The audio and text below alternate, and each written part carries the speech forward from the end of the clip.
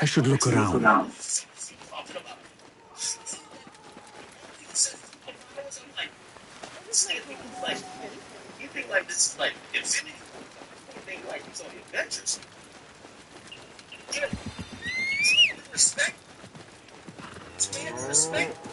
Yeah!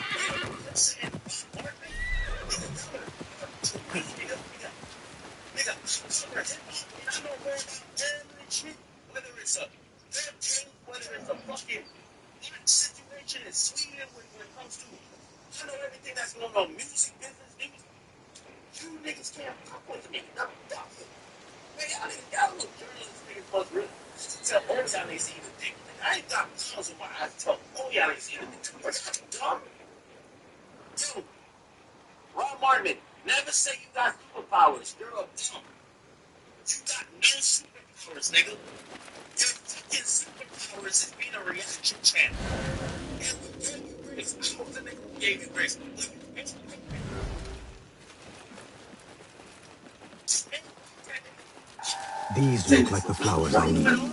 These are beautiful flowers. My friends would have approved.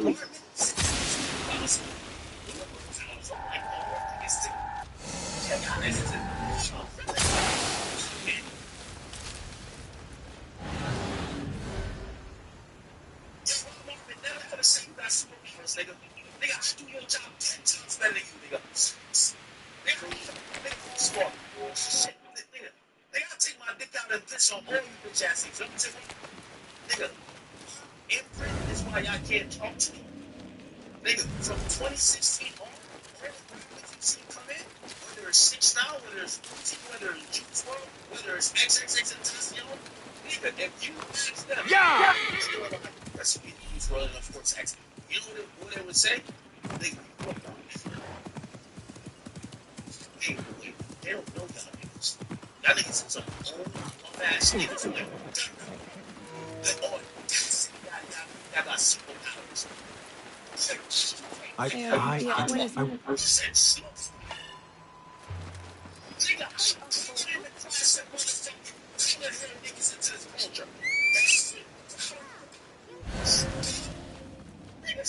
I could pick up her son's tracks around here.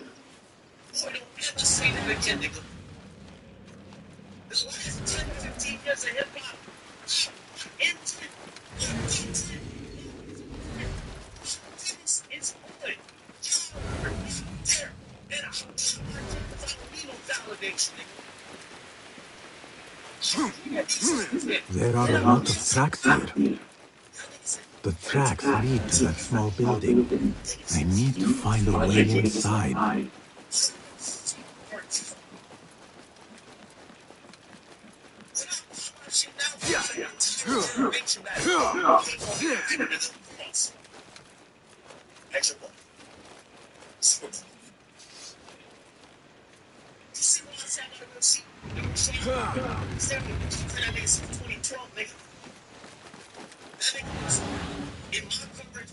The oil is low. He was working late.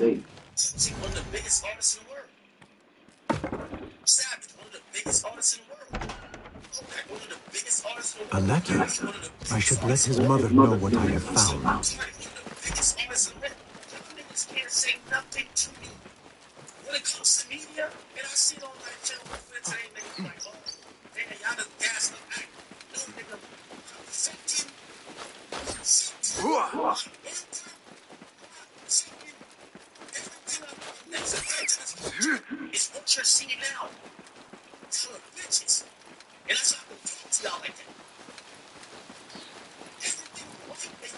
I found a... I must inform Ali. But first, I should look for the informant.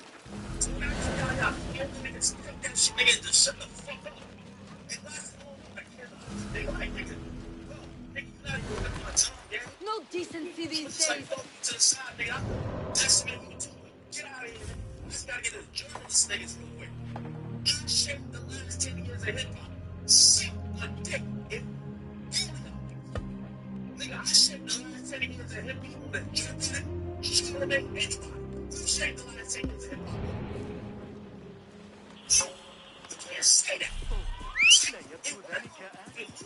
علي ما أضعف أن تكون لو كان للأمس قادمة وسأكون الوكيل.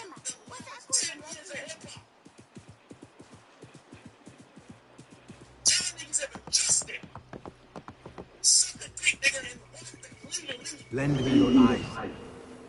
Thanks to GoGo Squeeze for sponsoring today's video. Okay, you all have to check out this Minecraft minigame I found. It's called the Slime Shack. And I am so good at this game. Check this out. All you have to do is memorize the patterns shown in game. And then it's my This is job the to hardest. read it just like this. The And the game keeps informant is moving, here these rounds get somewhere. harder and harder. But I'm so good, nothing can stop me. Now, just like the food challenge Cast your minigame, gaze. sweet slimes are amazing. They're sweet and sour and have a smooth new texture, making This them a could be the great treat while informant. gaming. Which, speaking of the Slime Shack again, I'm actually curious to see if any of you guys can beat me in it. I'm super good, as you can see. I don't think anyone's gonna get past this score of 1,357. If you want to give it a try, though, just head on over to 2000 Squiddy MC, link in the description down below, to play the Slime Shack minigame yourself. My name's Sue10.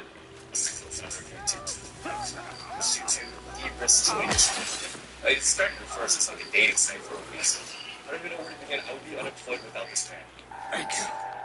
And it's not just watching videos on your computer or your phone has become such a normal way of life. It's like having running water or air conditioning. You don't really think about it. But not too long ago, you could just pull up, make a tutorial, food review, or even a video, just whatever you want. That is, Steve Chen, along with his co-founders, Chad Burley and Java Creed, created the website YouTube that's helping all of us to share our lives and conversation like modern civilization I've never seen before. In those cat videos, well, Steve was literally the first person ever posted on YouTube. Today, he's the fingerprint on every facet of the era of streaming services and media platforms that transform public they catalyze entire businesses and industries around an independent content creator economy. Eyeballs and productions. He democratized these services and designed to stage and business levels. So what is completely different to this convention this afternoon, in the heart of Silicon Valley, I got to meet Steve and reflect on the impact of his invention. It's such an honor to sit next to my boss, actually. I work for you. I'm still working for you, technically, like, with your platform. She's see the content that I try to create. I can't do what you do. Let's start back at the beginning. You know, you were born in Taiwan. Hey, that's based on the poster. I can only imagine being a kid in the West of the US. I mean, I think that during that whole process, starting, finishing second grade in Taiwan, and so that was sort of in between years, and then starting third grade in the suburbs of Chicago, the entire family, they the West, so we were all trying to figure it out. We're the only Asian family in that entire area to realize, oh, I thought to be Asian. And I'm different from the Americans. Your actions taken, or you're some kind of like excluded from the rest of the group. And in some ways, I think that the defense mechanism is to actually fit in, is to actually downplay almost camouflaging the Asian aspect of you, so you can be like the other kids. And I feel like there's a common thing I hear from Asians that grew up in the 80s before, where it's like, it's sort of like, right, you either adjust and become part of this group, or you're going to always be an outsider. And I think, like, every day you wake up, like, the best thing that could happen by the end of the day is that you get a little bit more accepted into the social circles. Yeah. I came out here in 1999 to join PayPal, right? And it was through that process of 5-6 years of eventually taking PayPal public, going through like an acquisition with eBay, seeing all that upfront, I think also gave me the courage eventually to then go create my own startup. Because yeah, that was after you guys launched, right? And what was the full like timeline, or how much time passed from when you first got together with your co-founders to... I am too close to the harbor. So, like, I should leave and return later. In February, He is not here. 2005, and then Ali said he came in the first morning. beta of the service in like April of 2005. It happened that fast. It started first as like a dating site for a week, so I think in April I need your 2000 help, it my was friend. supposed to be a video-focused but dating-oriented website. What made you finally abandon that? He is not here. Ali said he came in the morning. I should wait until then. They can't fool me.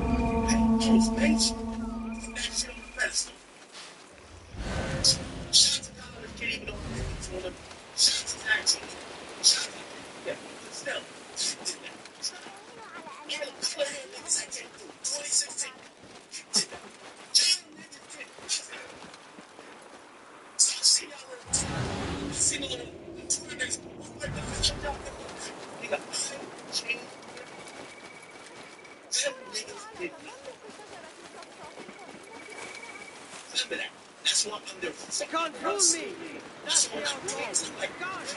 Guys, get over here. You don't show your face. You will be Call out for the shotgun.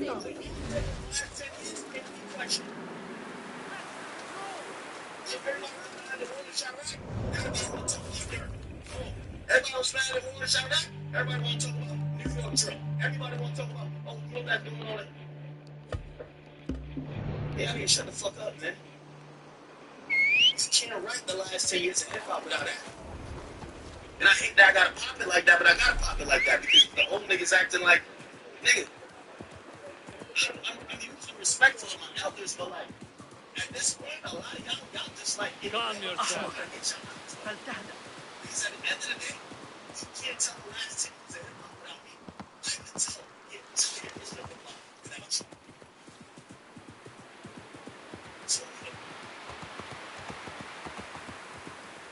know, you can't tell the last 10 years of hip hop. 16 from 2012. But it's okay. That's like 2015, 2016. Tell that. Tell all the others that came through afterwards that became big as ever. Tell that story without them. Watch me tell the entire hip hop history without you. Fucking niggas are not telling it better. Niggas just stay like, yo, nigga, I don't know what you think about it. Tell y'all what y'all need to learn. Oh, It's 10 p.m. Do you know where your niggas headed to? Some things are worth protecting. Your devices are learn more at that website, thekiho.hotel/NPN. Y'all got no impact, nigga. I'm pushing for the impact straight up. You don't want to worry about still doing the war shot right there. Nigga, I'm afraid of some dumb man. Hey, what? Out there. You. Nigga, I told Looking yourself yet?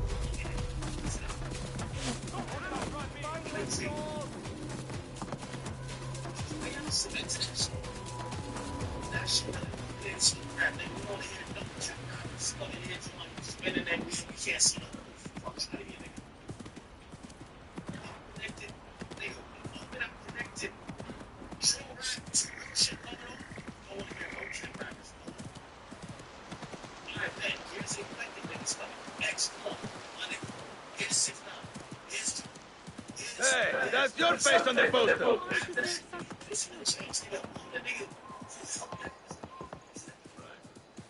Shout to artists, because I can't talk shit to the artists. When we talk about Asian, يريد الذهاب معي لجلب بعض الأرقام. one ass nigga up here used to be friends with. In the last 10 years, nigga, it's no even sticking with this nigga.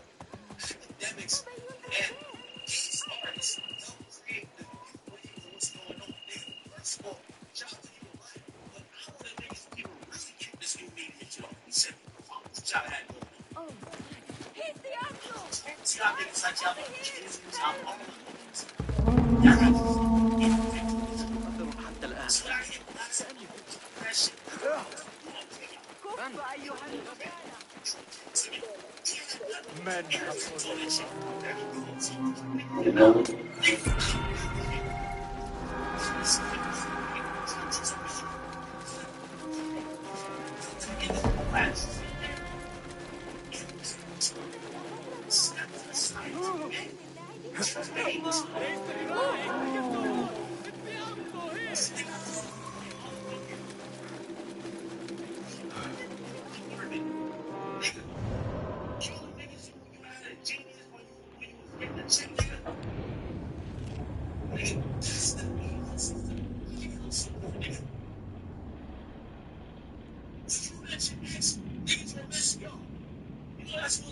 best friends?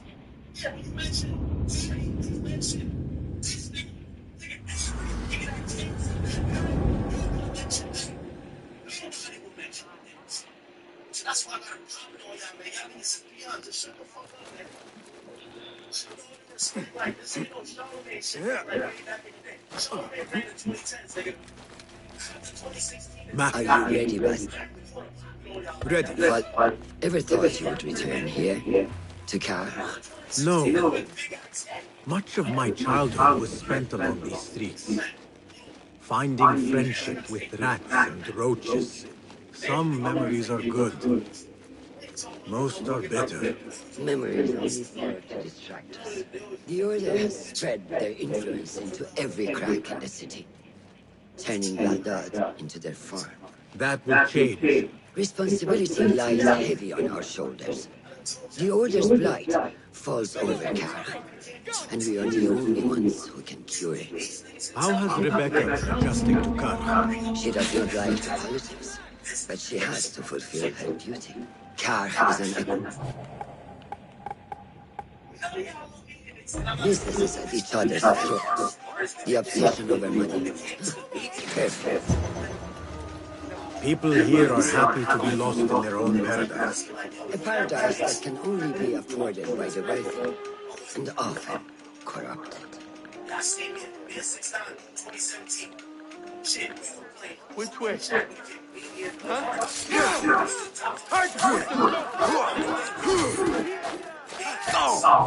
Makes sense. Bro, I'm not even fucking with complex, my nigga. Where's the boat raising road now? I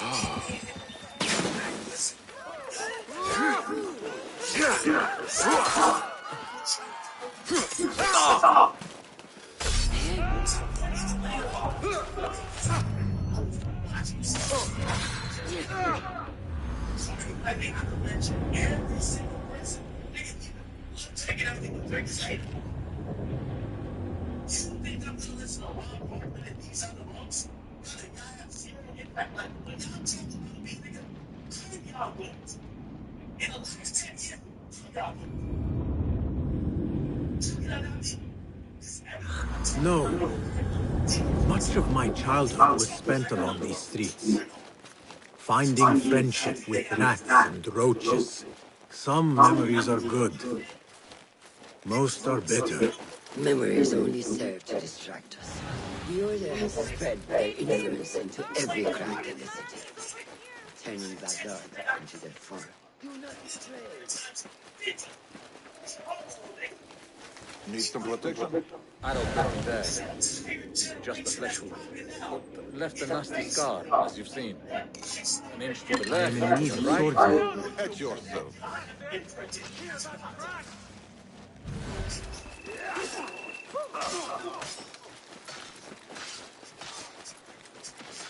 Keep to as I was saying. That will change. Responsibility lies heavy on our shoulders. The Order's blight falls over Car, and we are the only ones who can cure it. How has Rebecca been adjusting to Karl? She does not like the politics, but she has to fulfill her duty. Car is an acquired taste. Businesses at each other's throats. The obsession over money. Perfect.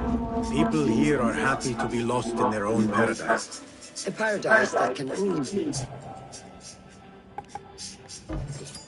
And often.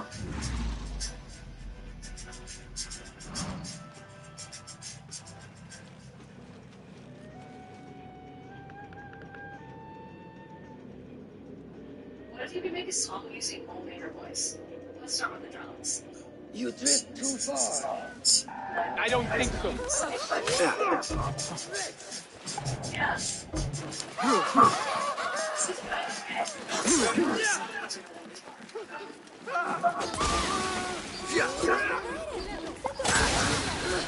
Changing it to guitar.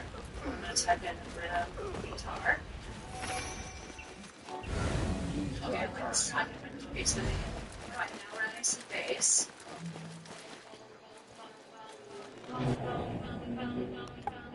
Okay, let's click on bass, and I'm gonna just click cover. Yeah, I like this. Okay, good. All right, now you stand for the chorus.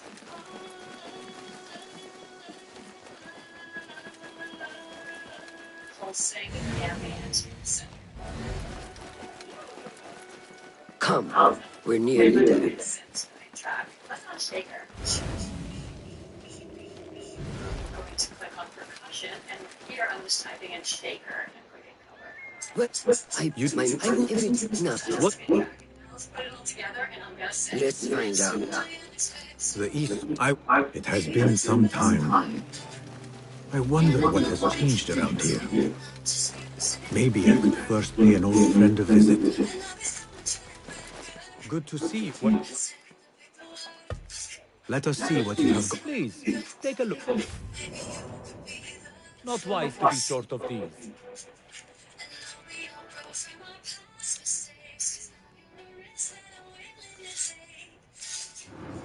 Very good. Your gear needs some work. Very handy.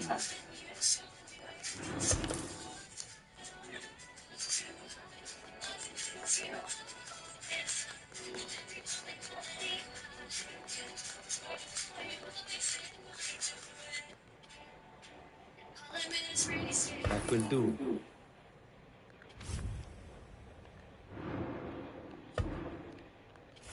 Ever useful tools. Have some gear to mend? Really trying to send some smugness that you would. I was giving all the journalists hell, so your name got the next. I really wasn't trying to like sound like a pound with you like that. Very handy. I just have to let people know the journalists and hip hop reporter. I gotta call them. It is agreed. Will that be all? Listen, I love when y'all be calling me naive. I'm being. Because in reality, لدي المزيد من كل ما يحتاج إليه أي شغل. I done created the scene that you gotta talk about already. على الإطلاق أكثر من هذا لا يبشر ذلك بخير. أي Josh, you did too honestly, but like, did he tell me Trust me, my rope. Time to vanish. The matrix of me saying, hip-hop journalists don't do it. I don't know if it's serious hip-hop journalists. It applies to you. So there's no taking it back. But if you don't consider yourself hip-hop journalists, honestly, I feel like Joe just invited Roach Wynn to be the smartest friend in a friend group. Like, it's like Joe was in a text thread and he was like, these things, I'm that smart. I need to get like a smart guy. You know, because people be like, oh, you want to get smart in the room. That's why you got to be like, Hey, kill him! He just killed someone! let me say a lot of journals. Not again. You want academic straight? I do a lot of shit. That's why statistics out. She's done for. She should have paid them off the first time they threatened her. Do you blame That's her? what this I joking. find myself great. That's what like breaking down this. Business is not easy. And you might find some shit Broken. that are just Completely destroyed. Those guards, they know no mercy. This is nothing. Do you know what they are doing to the perfumers? that's now giving us understanding that shit. People might take that research like, oh, I don't know. But everybody knows it. This is why I had to show y'all journalists. Because these days, y'all journalists are so cool. You have wasted enough hours. How this is taking too long. I have somewhere to be. Hey! So much for staying Thank hidden. you. And thank you. Thank you, Saeed. Here's the thing. I've been talking about this whole thing with nation. What I didn't are your know. not Both I have questions. the road beyond the south of Baghdad? I should see if I can find those stranded merchants.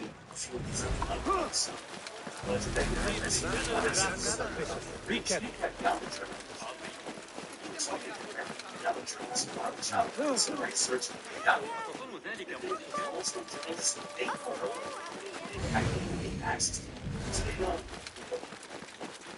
Senior Vice President of A&R. This see it. They know this. They know the executives of these companies never even put the big in the line because it's a lazy price. So here's my opinion. That's why I had to disrespect all the others again. What is something about journalists? I would like to see Shorty trying to get towards that.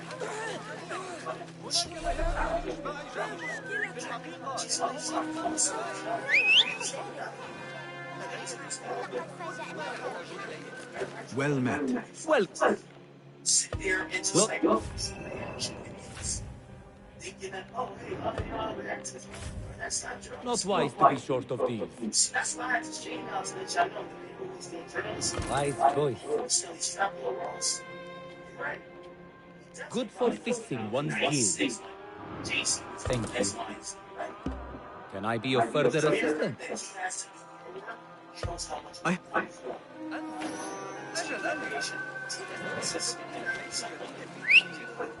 Trust me, I draw AI. I'm familiar with over 30 different AI models. AI provides the optimal solution for any query. Just enter a few simple prompts, and the AI will handle everything for you. Plus, get unlimited access to AI display for all your visual needs. One agent, every model. Give it a try.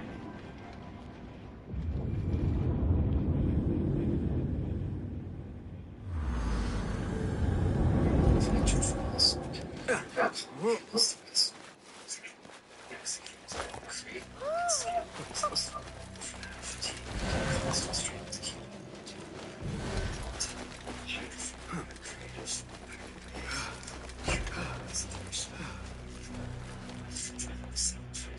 Well, I would like to take...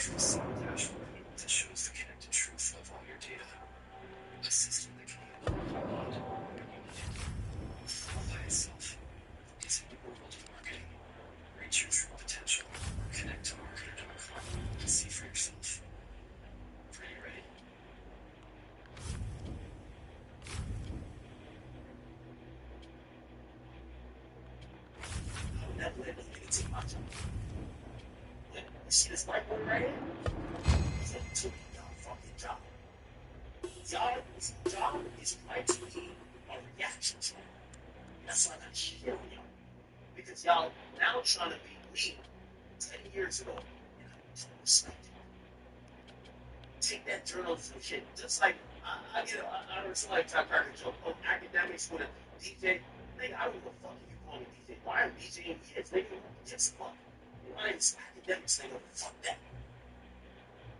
Nigga, that's what I told that bitch ass nigga J. Cole when he was talking about drugs. Shut up, J. Cole. Shut the fuck up. So J. Cole nigga like, hey, I want that nigga retired.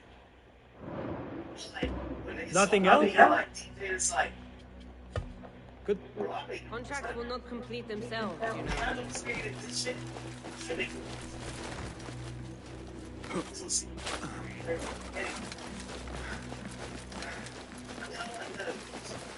So look at that. I'm like, none of this.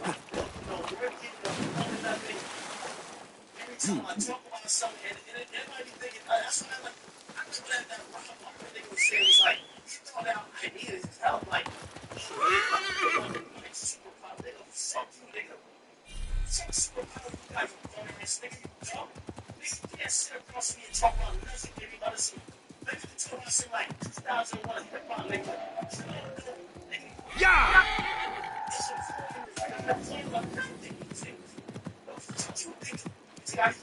You will not deserve. Yes, you will.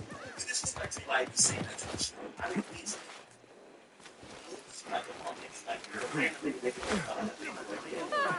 say it's the government they're talking about, not the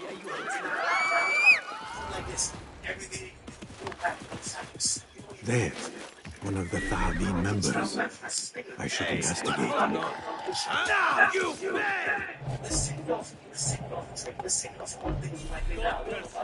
No respect for authority. I guarantee I'm going for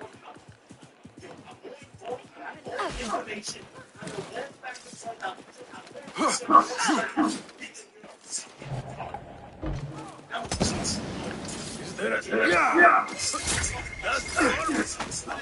Another shard. see that for tonight. You know, Jim on out there. Oh, I see that one ass. Well, I got it. I see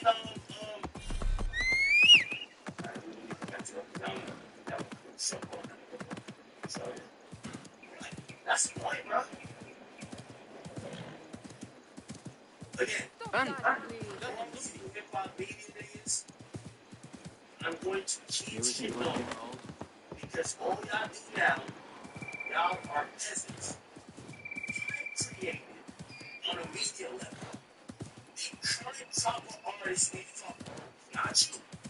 Because y'all be listening to some other niggas and wild shit. Oh, you listen to the Stone God of my life. I don't know what that is. I'm like, if that's what y'all into, like, make it poppin'. Nothing to talk about because y'all are bums. You know anything I'm into, that's what makes me. You ever talk about it? Look at yourself, bro. You ever think that it's intonation shit or anything he's into becomes nation? Like right now, for the next few weeks, it's on there. Nigga, fuck what y'all got going on. That's what I'm into. Y'all have nothing going on. Y'all don't have no type of, y'all want to highlight this. Just a bunch of bumps. Literally. So I wanted to, you know, and I guess I was unfair for me to go. The merchants should be down this road, perhaps near a ridge for shelter. Niggas in there to tell y'all collectively to something. What see you, my friend? Because I really don't respect what none of y'all do because y'all do nothing. That camp must be where the merchants are. I think that's good. Alright. Back to my man Chop the Walls. Do you know just how expensive it is to feed a household of Halt! Who goes? A the culprit must have left a clue. Footprints. And a blood trail. The horse's head was carried to the center of the camp. The My head horse, is my cut sweet clean. legume. Must have been a Who would do sharp such a terrible blade. deed? Do not cast your eyes on me. I did no such evil.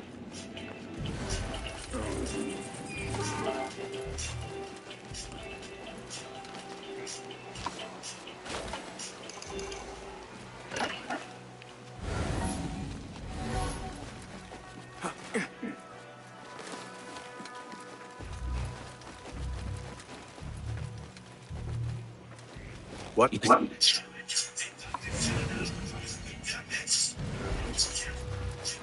gonna be honest with you, like, Was Not all. I think I know what happened. that's how Dirk got a chance. Because in Dirk's case, you know, like you say, the feds are undefeatable. This is a world where you do have a great success rate, but a lot of people don't go to trial with it. Come, we should leave this place quickly. We saw young boys. Should have stayed home. Where is home? I come from a place called Greece, west from here across the water. With my horse Legume, we carry troops to and from Baghdad. All the cities we visited. Good, Basra, and even Samarra.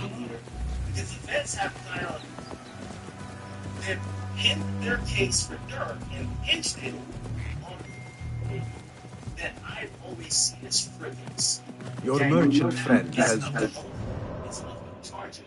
I've always said it's not, maybe not enough to convict him. By the way, I'm also the same person that thinks that Pooh Shiesty might actually even have a case to be his situation. So those are two different cases that people usually say, oh, it's cooked.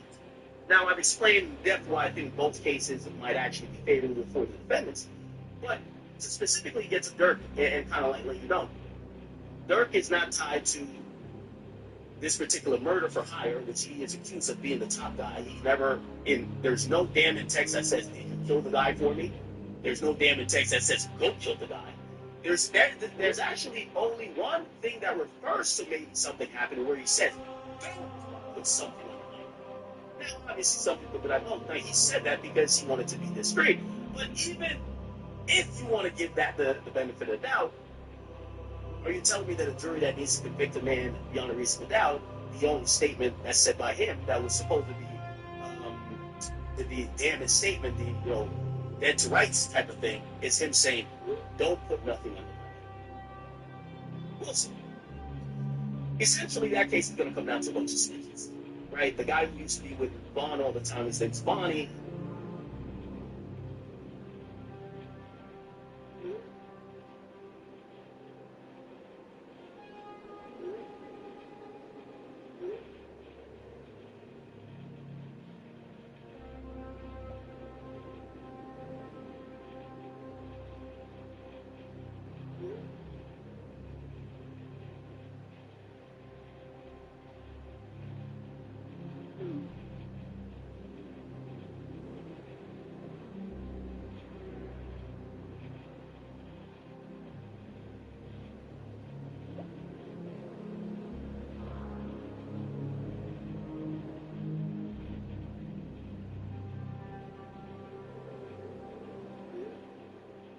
He's going to have to take the stand.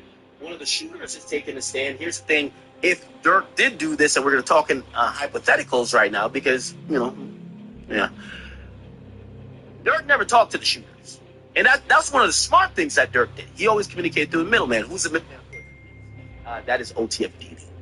So he talked to Didi, never talked to the shooter. So there is a shooter who's actually snitching. His co-conspirator, too. And he's one of the snitches.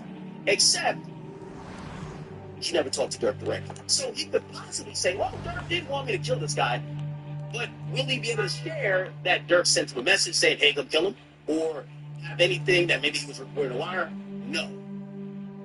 So how do they plan to prove this case against Dirk? Well, they plan to prove this case against Dirk because they're saying, well, Dirk, used his right-hand man at the time, which would be Bonnie. They boarded a plane, a private jet, via Florida after they heard that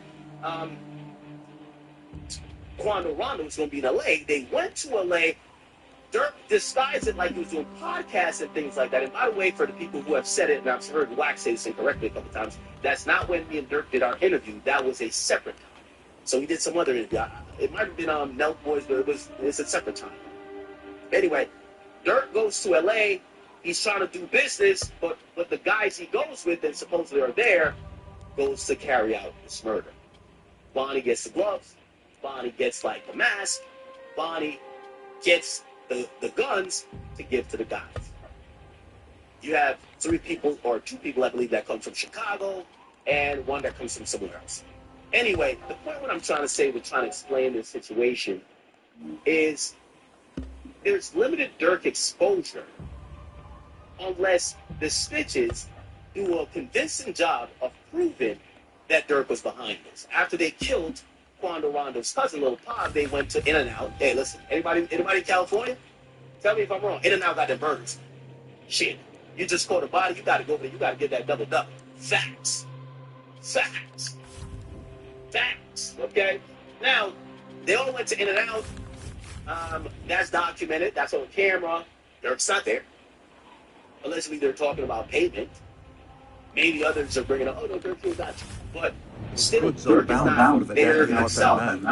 They don't really have much really saying that Dirk did anything, except they have the people who are connected to it. So you are attending. We believe that are going to point that out. So who are the people? So the shooter is going to say, well, Didi told us Dirk wanted the guy dead. Bonnie set this up, told us Dirk was going to pay us. There is supposedly OTF Dam who's going to say, well, Dirk always had like a bounty to get some money. So they're kind of, it's like everybody around you say, no, it's that guy. But because there is no audio recording of Dirk ever saying go kill someone, and I do want to remind you of what happened in the Dog. Now, granted, this is a state case coming out of Tennessee because that happened in Memphis, but in the Dog case, the reason why Big Jook was never charged, and he actually got murdered. He got charged with the death of Young Dog. It's literally because there was, even though they had the killer who was willing to stitch, they literally felt they needed more to actually put Jook in the crosshairs of doing a murder for hire. So before they arrested him, they didn't investigate him. He got killed. If you don't know that story, Big Jook, who was the brother of the guy, supposedly puts a bag on the young girl's head. He gets 2 guys to do it. Those guys go and do it, and essentially they get caught. One of them starts telling, the other one straight drop. Justin Johnson, if he goes down, he doesn't tell. But before Big Duke could get arrested, he gets murdered at the funeral of his father or grandfather. Did they to kill us? Likely. Gotti also This is attended. not Gotti was surprising. not shot. Gotti came in a bulletproof vehicle and We've been showed vocal no against the security. Khilafah and unfair taxes. So, It can cost us our I'm going to heads. give you the The parallels. silent sheep is an ally to It's corruption. not that They do easy. not I like believe this opposition. that I would not be surprised Also, I if know they some made an people say, well, example they're out of snitching on others who might try the same. But here's the thing, and this might cause with Pooh Shiesty too. So in the Pooh Shiesty situation, who are the people who are going to be the who's going to give testimony? Some of y'all, I know y'all want to say, oh, the off-duty cop, because there was one of them and there was a security guard. Well, the off-duty cop wasn't in the room. The jury's going to have to hear eyewitness testimony from a few people. There's a white cameraman, okay, he has a clean record. But you have Gucci Man, who's a basically decorated felon. Baghdad, you are safer now. Again, if I'm a prosecutor or a defense attorney, I'm going to say this guy's from a defense attorney. Here we are. He's a decorated liar. He's not trustworthy at all. We could point back to his lyrics and how he's lived and what's happening now. How could you trust his words? So I would do a bang-up job of getting Gucci to be seen as a flat-out liar if he does take a stand. Some people feel like he looks behind him. Then we have Gucci's friend, and I would imagine birds of a feather flock together. Gucci's friend probably is not a clean citizen. So that's the point.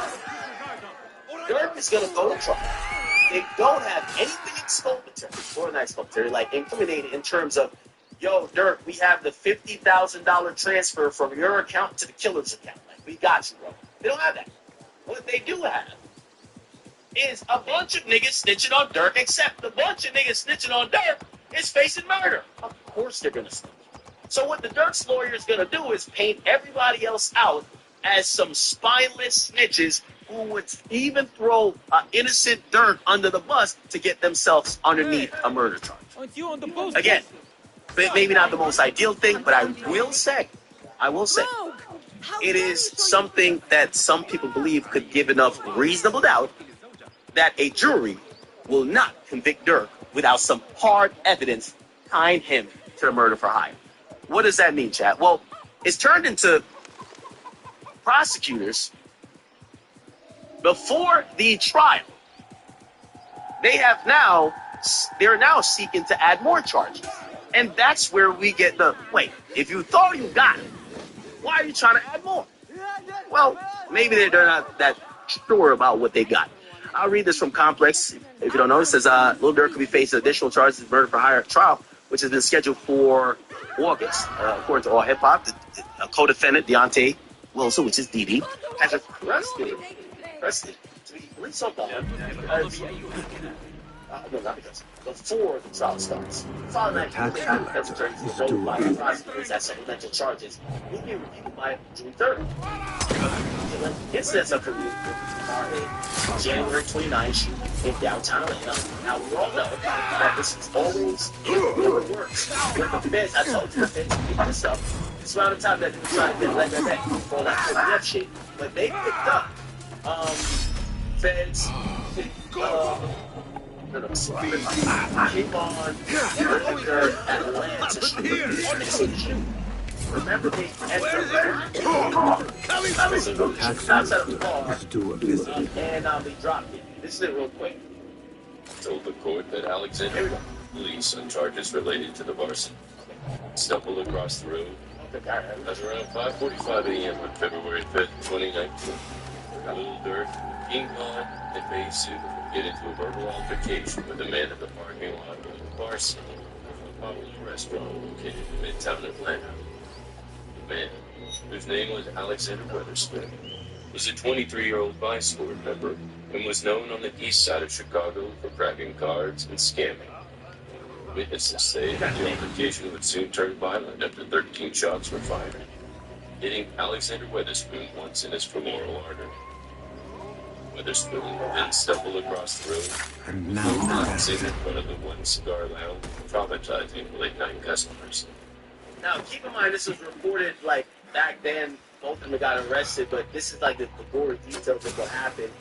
And, a lot of people always said, I'm not too sure if y'all believe it. Y'all tell me in the chat if y'all believe it. They said, it's not that Dirk pussy or nothing like that, but they were like, when Dirk was around King Von, it's like he would basically just be a little bit more demonic because King Von was on that type of time. You know what I mean? It's like, when you hanging out with your tough friends, you gotta be a little bit tougher, right? You know what I mean? Like, you hang out with your bitch ass friends, you can give a nigga a pass. You hang out with your tough friends, you got to spank that nigga backs. Witnesses within skirmish the call 911 while the SUV with 300 blasted on the side could be seen leaving the scene simultaneously. Emergency services and law enforcement would quickly arrive at the chaotic scene and immediately transport Alexander Weatherspoon to the Atlanta Medical Center for emergency surgery, while detectives would begin to investigate the crime scene and speak to any possible witnesses. The on-scene investigation would reveal that 13 shell casings were found at the scene, coming from both a pistol and a rifle. A 9mm handgun was also found nearby. This case would then go cold for about 3 months. But on May 4, 2019, King Von would be tackled and arrested by the Chicago police on charges related to the varsity shooting back in February 2019. 9 days later, Reyes would also be arrested by the Chicago police with the charge being fugitive from justice, out of state warrant. Then on May 29, 2019, the Atlanta police would issue an arrest warrant for the final suspect in the case, Lil Durk.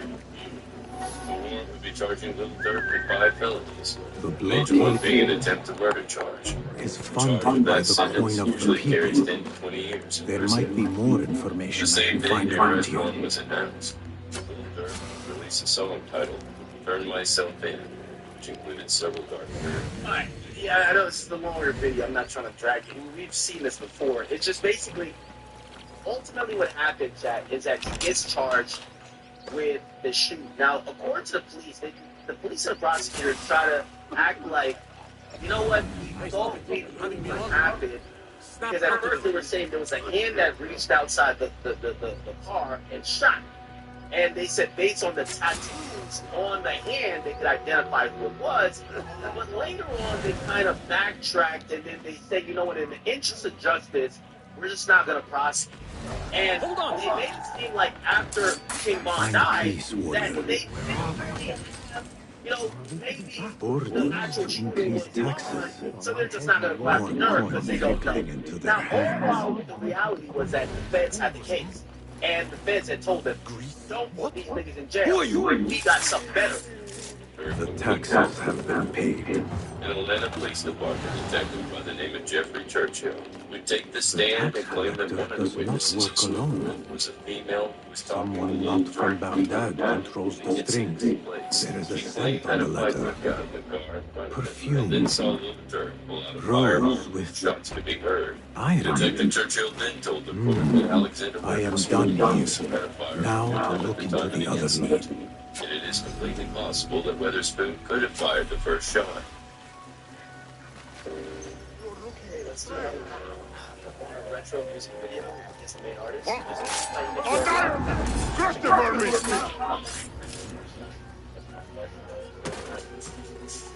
I love the direction you're taking with it. Tell people what to do. Honestly, I'll teach it's you how to always feel like frames from an actual music video. Let's start with a wide establishing shot and make it a retro music video. Another interesting piece of evidence brought up in court was the fact that there was allegedly surveillance footage that would show an arm of an individual rumored to be Lil Durk's hanging out the window of a gray little track car.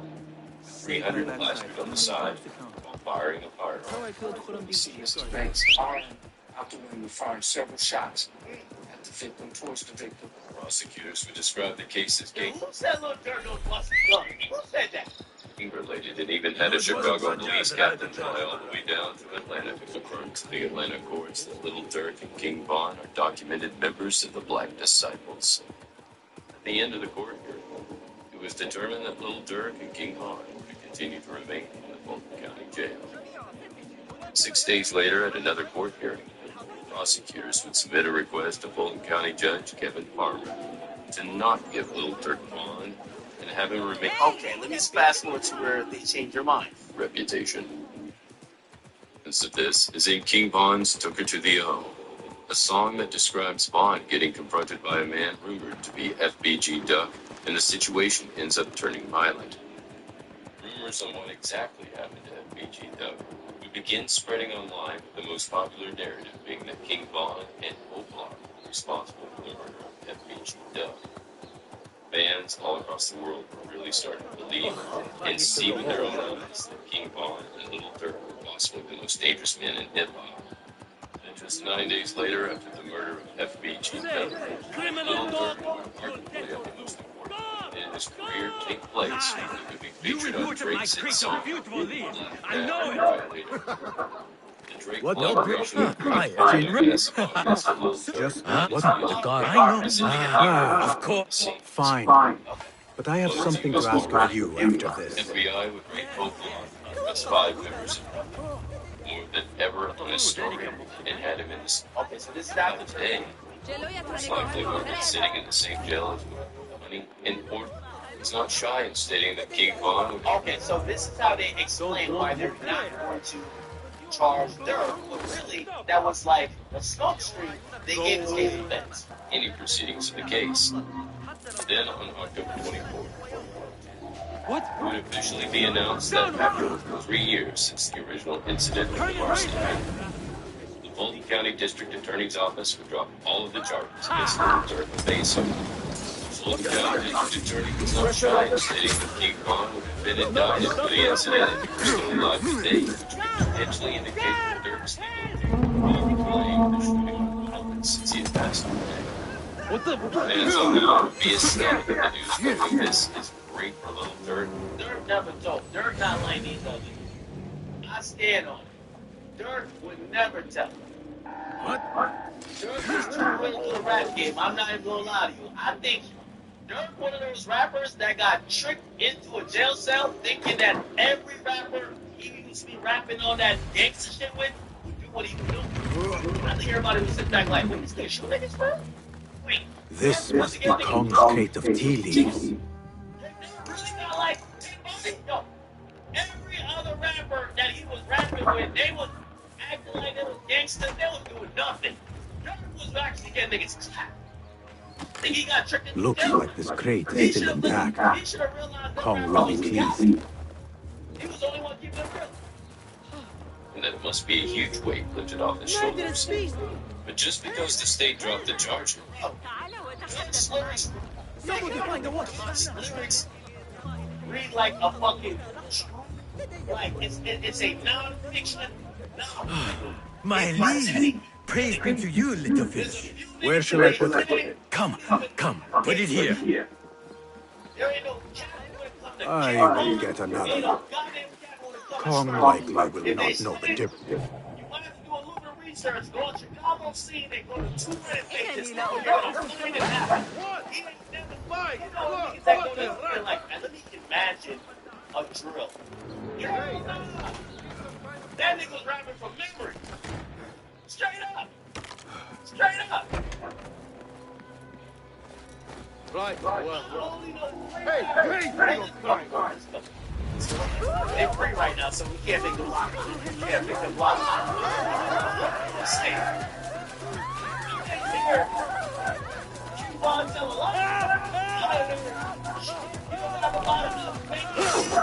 and I hear Pooch Tyson say he did shit. He didn't.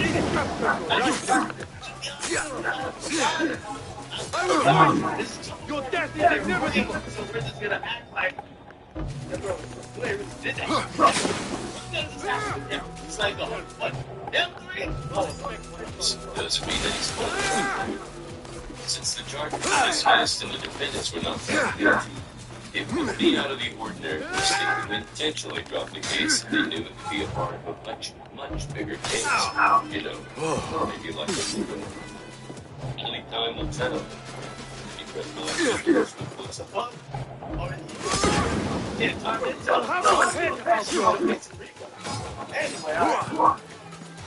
so the killer terrified unit that they dropped more on a state level, right? And also, what are you doing? Pick it up. I will get another. Kong likely will not know the difference. And yes, double jeopardy would also apply to a federal case. So, for example, if you get charged for state murder and they try to do that murder in a federal case, your double jeopardy could be worked there too. So, beating the state case, that's anything that's like But Where No, basically saying if we want to later down the line, we can bring it. That's why. What can I do? Go a case and not get conviction and they never bring to start again. In 29, okay, so that got 2022, but they want to get back to 26. That's supposed to be. All right. Then there's another one. The other incident, other than that is an incident that relates to another case that we looked into extensively, where it said that this person charged with also the incident is the 2019 shooting downtown and also a 2022 Stephon Mack in Chicago. Right? Remember when they used to call the Dirk passed away? It was supposed to get that for his murder and get that for the death of Stephon Mack. The prosecutor truly thinks that Dirk was behind that, and even the people who were arrested as the killers were actually caught saying one of Dirk was taken. Like, why are the killers of course on text? Well, these guys were the first killers ever. Here's what's coming. After they killed the guy, they ran separate directions. They forgot all about surveillance cameras. They had masks on, or someone face covered. They started shouting out each other's names. Some gift to men? They started actually shouting out each other's names. Good job. White face covered. Okay, this guy's one of the smartest guys, but I don't think you get people to sign up for the job of murder for hire if they're high IQ. Anyway. So those guys were also caught a text message, and they were saying to each other, when Smirky was on paper was killed. The place will actually discuss when the murder for hire will get paid out. That's this shit. You know, they sent him vanished. That's this Savage say something like that. So when the Savage got a line, he said this shit vanished from him. I'm like, I know he don't do that shit because he ain't that stupid, but I don't know if those niggas actually started doing that shit. Which niggas are doing their crimes in vanish mode? Ain't no fucking way. Ain't vanish mode for your side chicks, ain't for no crimes. What? Show me the path ahead. Alright. Okay. And so, in March, Dirk shared an audio lead to his Instagram following a mental state, and he was saying he's including his patients. You guys will remember this audio. We will play it again.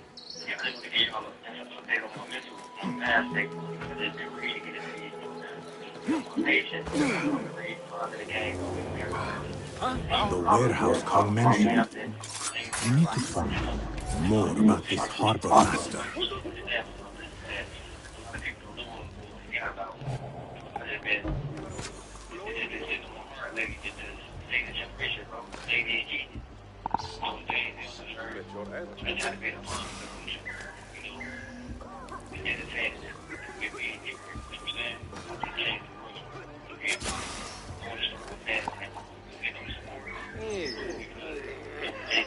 It's gone if you're feeling well. Even if I care, you know what I'm saying?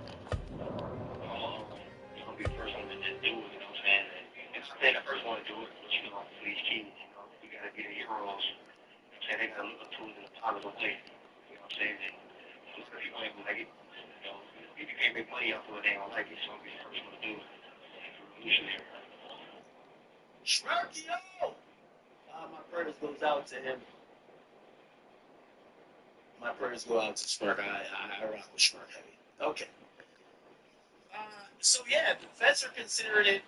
This could go either way. I don't think they're going to bring these charges on Smirk. If I had to give my opinion on this, I think if they're having a hard time proving the case where Dirk actually did travel with one of the people who was involved in the murder and who was probably telling. And if they're having a hard time proving that, to prove that these other guys who killed Stephon Mack, or even that Dirk was the person who shot this guy, who we don't even know if he's still a cooperating witness at this point.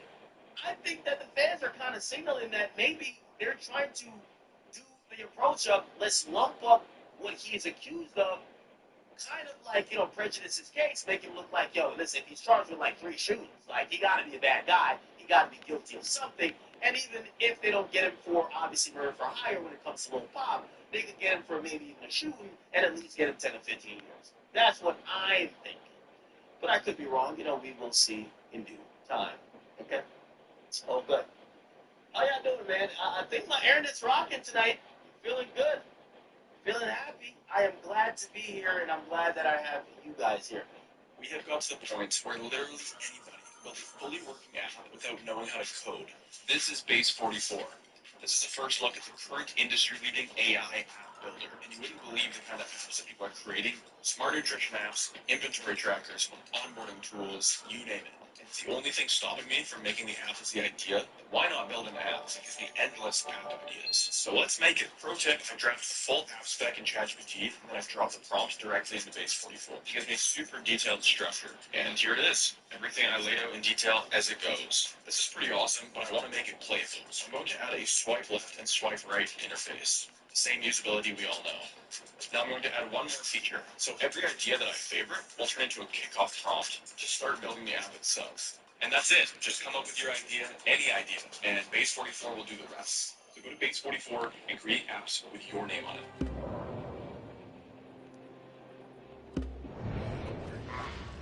It's official. End of the era. Self-secure movements. With Akito's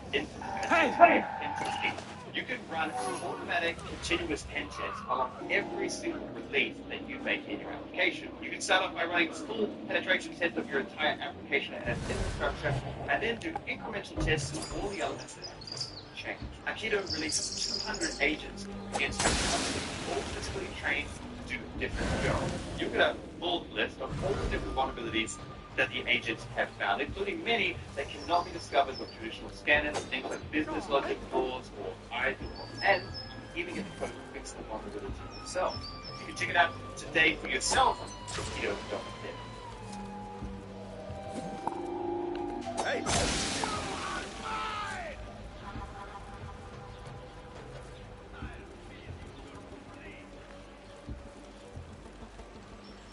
Jacksonville, Theo dead.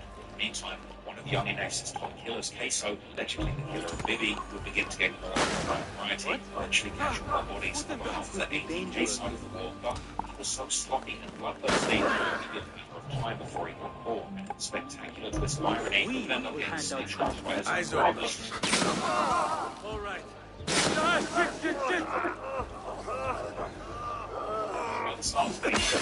Shooting directly tied to the gang. NHG would no hospital gang to the ongoing war. Then 1200 was still one of the main names fighting the out east side, and they were closely allied with the Young and Aces at ATK, while 45th Street was tied to Fulio's 6 block, as well as AB and the Younger Next around them. At the same time, another gang was beginning to appear more often around the Young and Aces side. That crew was the NHG, also known as No Hospital Gang, based around Factory on Creed on Jacksonville's north side. After 23 was killed, Queso was filmed at 23 Great Site ramping and dissing their odds.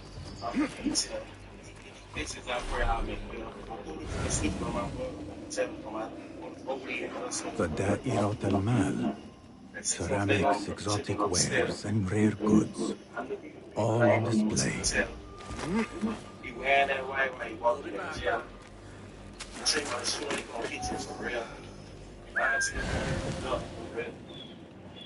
Don't we smoke Dan? Some 2 drink 2 times, both no more. Would be real dumb. Got you! Hey, you're a kid! Got been on the run tonight after a mass shooting in Spring Park leaves one person dead. 25-year-old Billy Anderson, better known as Queso's half-brother, performed at the Paradise gentleman's club at Bay Meadows Road. Soon after the performance, Bob Scoot and the other people inside the club got into a Chevrolet Tahoe driving along Emerson Street near Spring Park Road. According to Abdul Robinson Sr., Queso and Bob Scoot's father, known as Strings of Blue, there was one driving the Tahoe while Bob Scoot was in the front passenger seat. Also inside the car was Blue's son, Abdul Robinson Jr., better known as Crazy K, who went to Blue's mother as well. Damn you! So that meant that another vehicle pulled up beside the Tahoe and side opened fire. By the time the Tahoe reached the Memorial Hospital, Bob Scoot was fatally shot. 5 other people were also being wounded. Blue's cousin, Sam Cooper, was left wheelchair bound from the accident. At the time, the local reporter described the shooting as gang-related, although Bob Scoot's sister publicly pushed back. So he was a rapper, not a gang member, but still, investigators believe that the victims inside the Tahoe were targeted. Wait, what?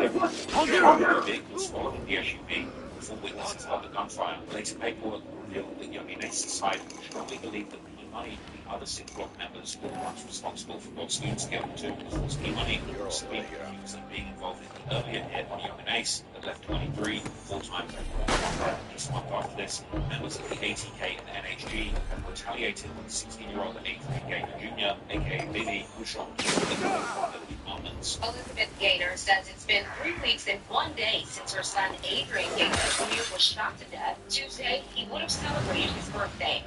We'll keep him safe alive. But instead of his family celebrating his life, they are mourning the loss of it. I can't close my eyes when I see my baby going down. His family decided to hold a rally near where he was killed with the message for violence. So that no family had to experience what they did. Police have not people at Snapchat ad accounts, if you have them, it's not about having the most technical team or the largest marketing team available. It's about doing the right thing.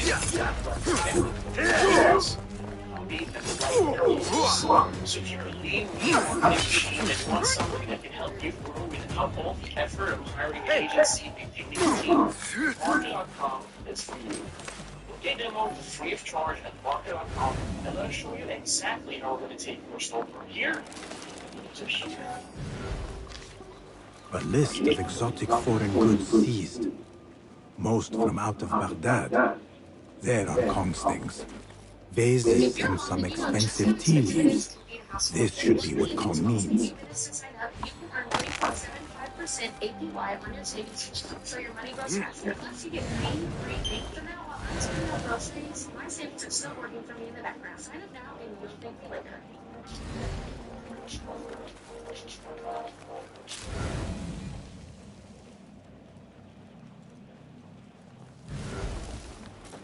Yet arrested anyone for the murder. And Gator says the Moncrief neighborhood is known for its dangerous atmosphere, which is why they are pleading for a change. So in the aftermath of Bibby's murder, Queso did a whole lot of self-snitching, Ramblon's not hospitalized, and don't get caught Bibby now with your bout on the track. Queso, you mentioned Bibby on numerous lines, starting off the track rapping, and you know we spoke about Bibby, and continuing on in the chorus, saying, listen, Bibby down, hit, and shots a little. Bibby down, having that Bibby had a closed casket, I wasn't surprised. Then it is kind of steady banging, and smoking on Bibby, I heard that level 60. Now, if you watched the last video that I did on the Jacksonville Gang War, there's so much more to it. Queso told on himself at every opportunity. He was known for wearing a Memphis Grizzlies jersey with Bibby on the back, and he put a whole bunch of very incriminating, disrespectful posts on social media about Bibby, even mocking his own mother, marching for justice for her dead son.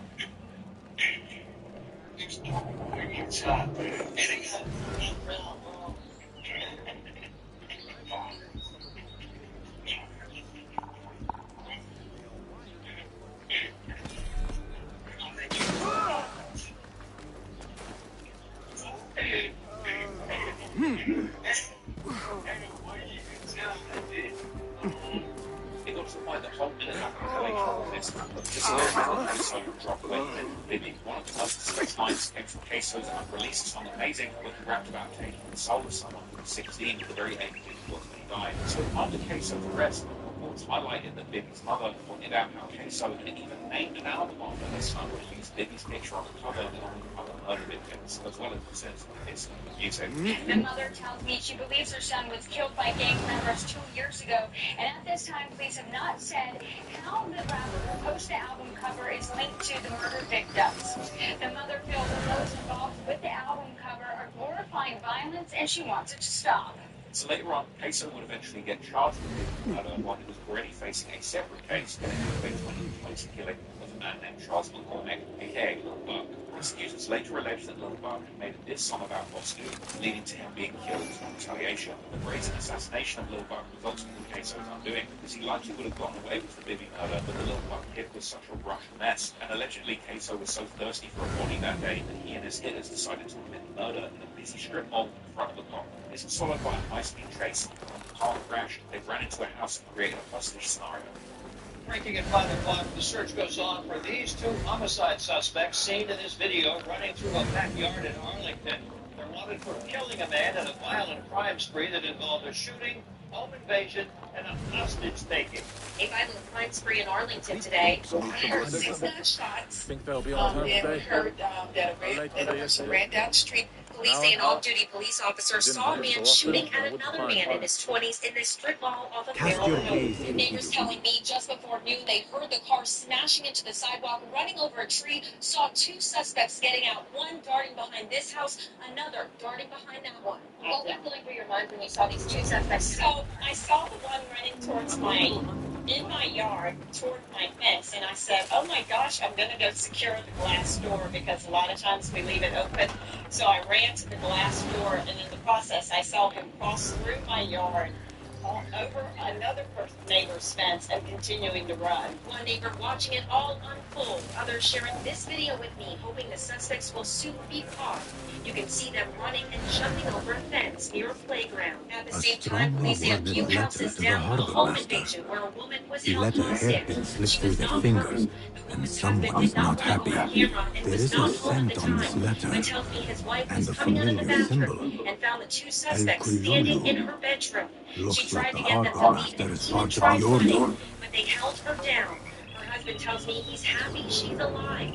Jacksonville police says the suspects were picked up in either a red or orange Dodge Challenger. Now, eventually, Queso's father, Abdul, aka Blue, arrived at the scene to help his, but this too turned out to be a fatal mistake after he was also arrested and charged with accessory to murder. Before the trial, Young and Ace would post publicly that he felt personally guilty over what happened, with Queso getting locked up, and the case did eventually go to trial. Astonishingly, despite being a hard-as Jacksonville gangster himself, Queso's father Blue told the stand and identified and snitched on his own son about what did it.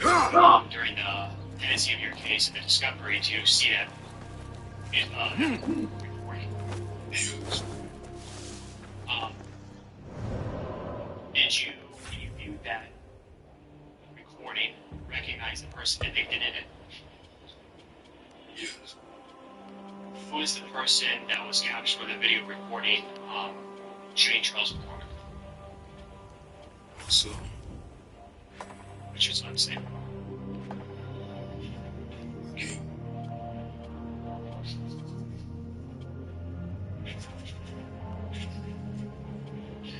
Surveillance footage from the courtroom would show the moment that can be described everything.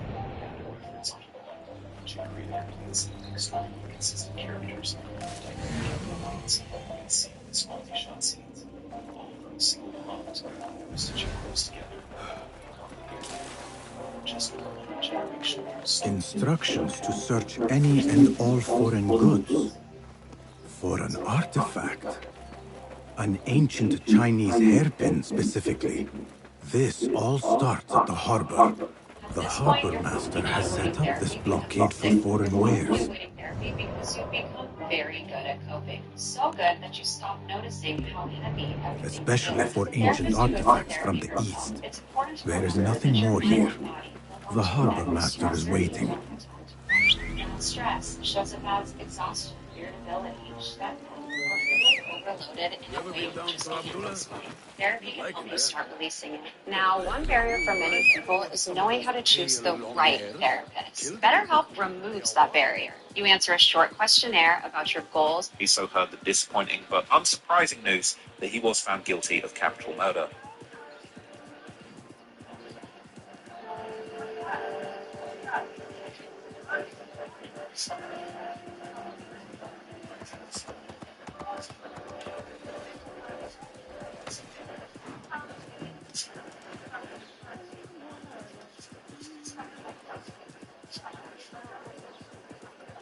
The judge would sentence him to the only sentence possible for this crime, life in prison, without the possibility of parole. Mr. Robinson, again, on July 31 of 2025, the jury found you guilty as charged in count 1 to murder in the first degree by unanimous verdict. And at this time, this court will then adjudicate you guilty of that offense and sentence you to the only lawful sentence that this court can impose, and that is mandatory life in prison without the eligibility for parole. You will have credit for 1,666 days of time already served. I'll impose mandatory felony court costs of $518. I'll enter a restitution order payable to the Victims' Crimes Compensation Trust Fund, which will be joint and several with your co-defendant, in the amount of $7,500. Do you understand your sentence? As his father, Bill Robinson, appeared in court for sentencing, opening by apologizing for the grief he caused and telling the judge that he would never give anyone a ride again, elaborating on his failures as a father and explaining why he chose to snitch.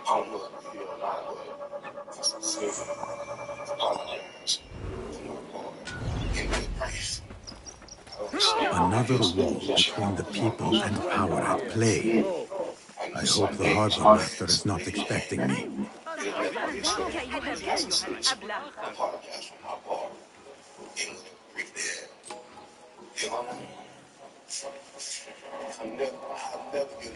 have no business here. You can't make us a lost time. You try to make us a lost time. It makes you feel better in character. That's all the stuff. What's going on? I didn't really know before I saw that his own family had disowned him after he testified. I'm not standing here pretending that I don't love her king. I still love him. I never stopped loving him. And I know he hates me. Sometimes I wish I could tell him, but he accepted it or not. Even if he spit in my face, I still would love him. I'm not understanding for myself. I have 3 babies. Children, my son, my sister. I don't want to lose them. What I thought was just simple, innocent phone call. Was the worst phone call. You can't hide from us! If I had a southern king that would burn my hair out, What was that? it's my head to get so weird. It's not when nobody made me go get him right. Feed the worm. I've heard it all before. Female's house, and their parents came home. When we came to the house, I would have never thought that there was a victim in the house of those wounds. I did not know what happened before I picked him up. I had been in trouble in over 10 years. I lost everything on doing what I thought was right. Sisters. That's almost a punishment. What trickery is this? They lose 99%. Enkidu can explore safely. I don't want to be in this situation. I have to be an animal to survive. So that's what it'll be. Pathetic. Guys that come back and I'm going to sleep on streets. Stay back. Boy, they wait on you. They wait on you.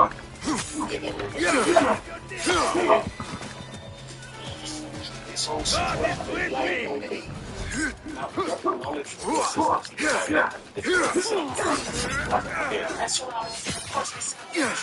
You testified, and I'm fully aware of the assistance and cooperation that you've provided in the prosecutions of not only your son, but of the other descendants who have cases before me, Leroy Whitaker, Mr. Hudson, Mr. Brown, and the rest of the gang, if you will. And Now so that it is they not lost the lost on me artifact, they have to the beg hard for it at decision the that you auction. needed to make, and what you have done to assist in these investigations and prosecutions. Which reminded him of the role he played and never did play in the case and warned him to convict a felon That person looks suspicious. of firearms ever again. In I should addition, under investigate. 2B, I believe it is, I also acknowledge that in these horrific crimes that resulted in the death of people in our community, that you were not a shooter, you did not Another play shot. a major role in crimes. You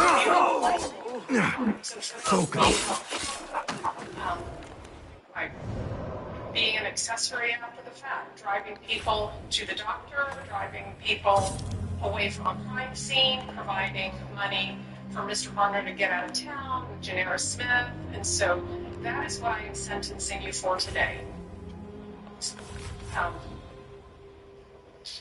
am also fully aware that you are, within your family and in your community, persona non grata. You have a bullseye on you. So you are going to have to lawfully protect yourself. But understand this, you are a convicted felon. I know that I've previously adjudicated you guilty of aggravated fleeing from a law enforcement officer, so you are not allowed to possess firearms. Do you understand that?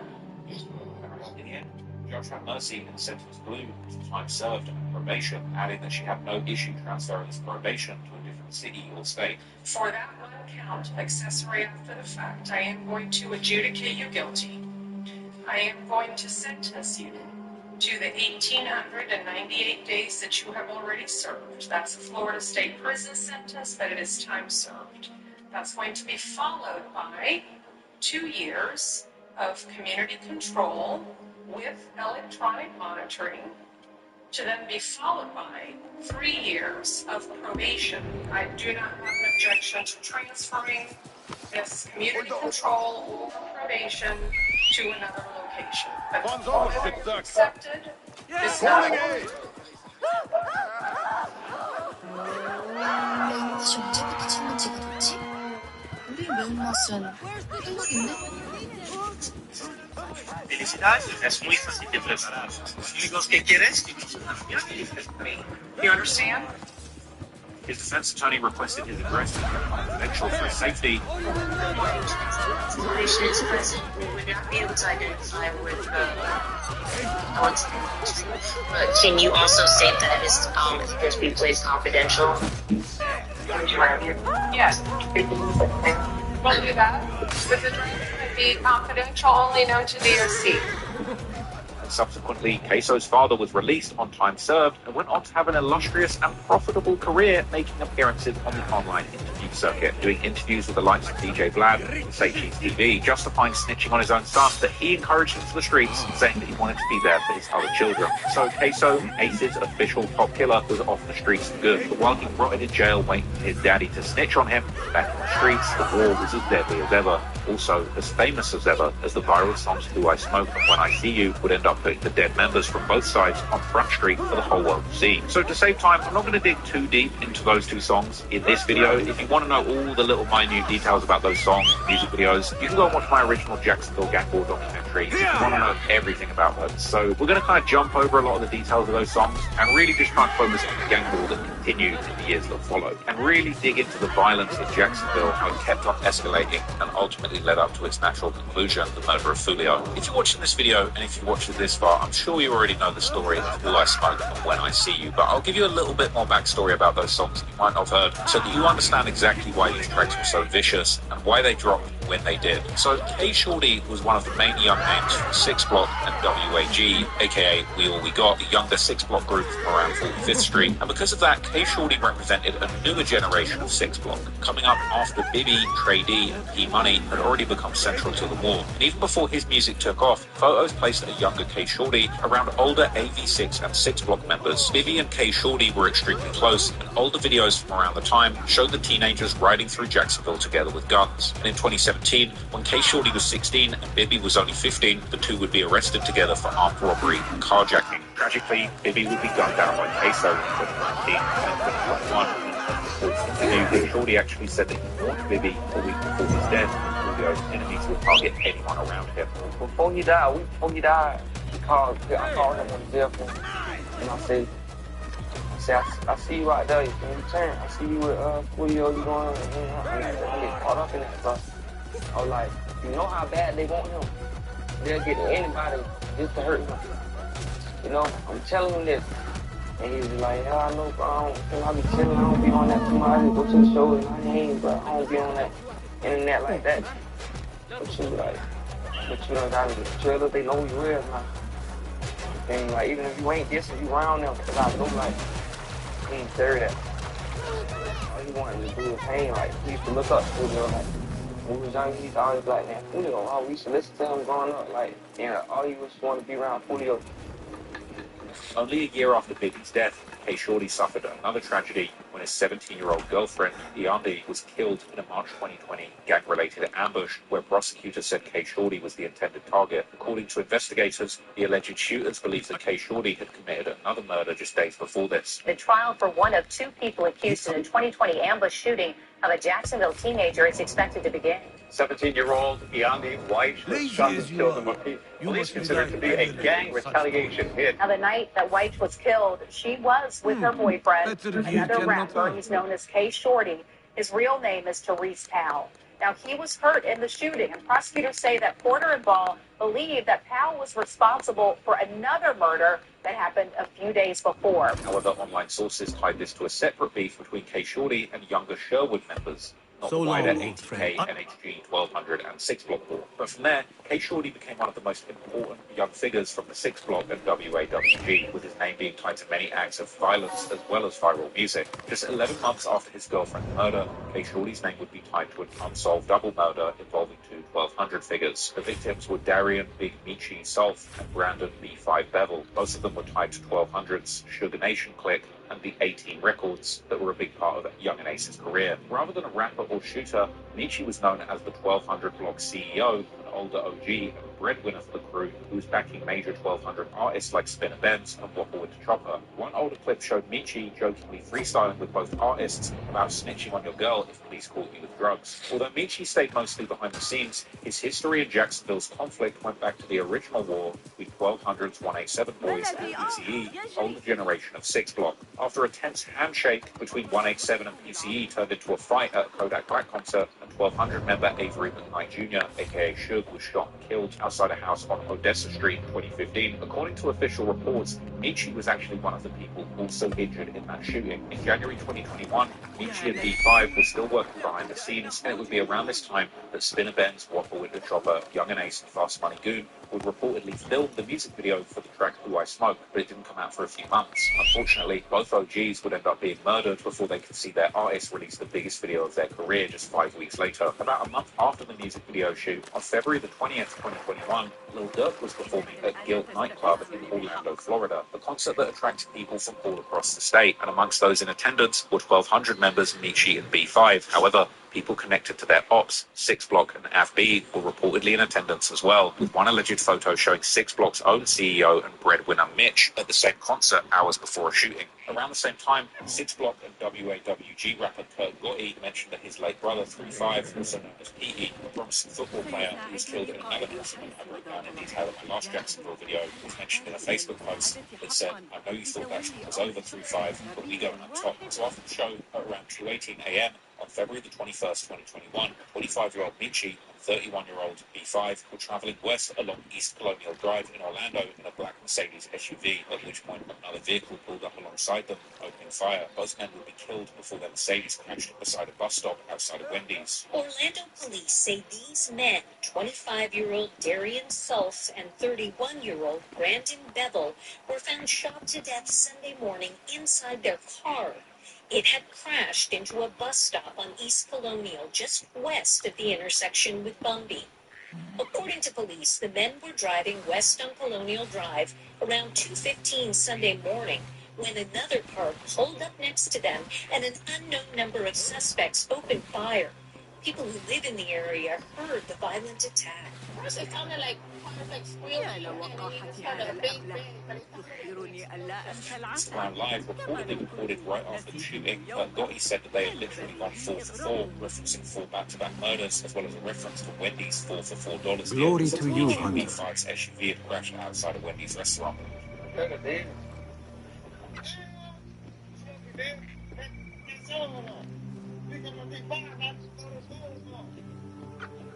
إذا كان يظن ذلك الأحمق ذو رأس الظهر أني سأدعه Hey, Shorty's comments that attracted even more attention. In 2021, he'd become one of the 6 blocks most talked about rappers and released songs like Tired of Shooting, Konya, and Dead Edwards, several of which gained millions of views. After Michi and B5 were killed, Instagram story posted by Hey Shorty showed the body of Double XL Blunt. Meanwhile, another Instagram post referenced Michi's body size with the caption, Hey Shorty, the reason why you don't ask it. Then, on the track Hits, Hey Shorty referencing someone shooting 2 people while driving. However, his clearest reference came in a snippet where he rapped 2 hops got smashed in the O about the bag, which people linked to the enemies being killed in Orlando and the money being paid for the hit. Then, in the months following the deaths of Michi and B5, a series of exchanges between Hey Shorty and Spinner Benz would lead to more self-snitching and become connected to another murder. After Spinner Benz compared Playboy Carti dancing to an embarrassing clip of Hey Shorty dancing when he was younger, with one ready to write that Hey Shorty had went from popping pistols. In response to Spinner Benz, wishes you a speedy trip to hell. It's easier. Do you know what developers have installed? Some things are worth protecting. Your devices are one of them. Learn more at internet website aikido.dev/10pm.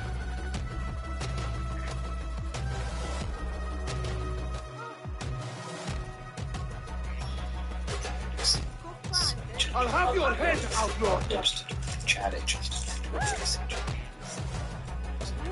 I need to reschedule my delivery. Can you move it to Thursday? I've moved it to Thursday between 2 and 4 p.m. You'll get a confirmation text shortly. Speech engine combines all of these fields work best together. It connects directly to your existing agent, your traffic, administration. It's expressive. The Lord demands your execution! Natural turn-taking, secure, enterprise-grade compliance. Speech engine is available now. Add voice to your agent today.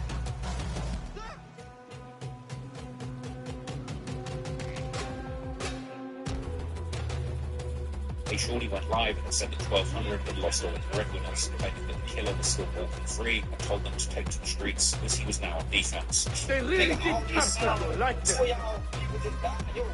Boss man just died. And quick. It's not any video that dead. You feel me? And the killer's still around here breathing along, and you out here making this songs and bad green. I ain't out there in the streets. You feel me? And me straight. I don't got to stop nobody. I'm on defense right now. You gotta go check that scope, bro, man. They tell me, turn up for these. You feel me? Stop playing, boy. You know. But nobody else don't know you know, boy. So all that trying to play with. You better stop playing on more. The Lord demands your execution! Oh, you see, feel me? Hey, boy. Just crying. You was just crying because you couldn't go to your homeboy's funeral, boy. Tell him about that. Bring it in and stop playing with me. However, that wouldn't last for long. That would sadly happen on the 28th of September in 2021, when Spinner Ben's real name Noah Williams, and his old friend BMG Zay, aka No Face, real name Xavier Mays, and the 1200 rapper named Greenlight, real name Deshaun Williams, were driving on Lennox Avenue on the west side of Jacksonville as they sat in a Dodge Challenger at a Raceway gas station when shots were suddenly fired at them from a black Range Rover. He decided to look to report as Spinner Ben's getting shot. It was Zay, aka No Face, the one who ended up getting hit, eventually passing away from his injuries. And what followed the shooting was a whole lot of self-snitching. In a post rumored to have been shared immediately after the hit, Hey Shorty posted a selfie taken through the car's side mirror, part of the vehicle visible, caption, "I'ma get the last laugh." Clearly, Hey Shorty was not feeling that Playboy Carti post that Spinner Benz had posted months earlier. Within 24 hours of the murder, Hey Shorty and fellow 6-block WAWG member Foe were seen on live saying that they had hit 2 M's in one day. They really did capture you like that. Hey, I'm just gonna get all of them. I just feel good, bro. Y'all know y'all really have to say, oh, hey, let me hit that. We can hit 2 M's in one day. Yeah, bro. 2 M's in a day, 1 day. And what? Day? What? See the hell? Later, prosecutors argued that the phrase was code for 2 murders, suggesting that at the time, K. Shorty believed that his side had killed 2 people. Next, K. Shorty was seen in J. Breezy's Instagram Live, and J. Breezy called him a serial killer. What's going on? The short part wishes you would beat Crip to hell. I can't say no gangster. I don't want to talk no gangster. You can have all gangster. Yeah, paint your image. Serial killer, paint your image. Go ahead. I ain't gonna say no gangster. Talk real life. Let's talk real life. Let's talk real life. Like so many other gang-related murders in Jacksonville, this murder would go unsolved.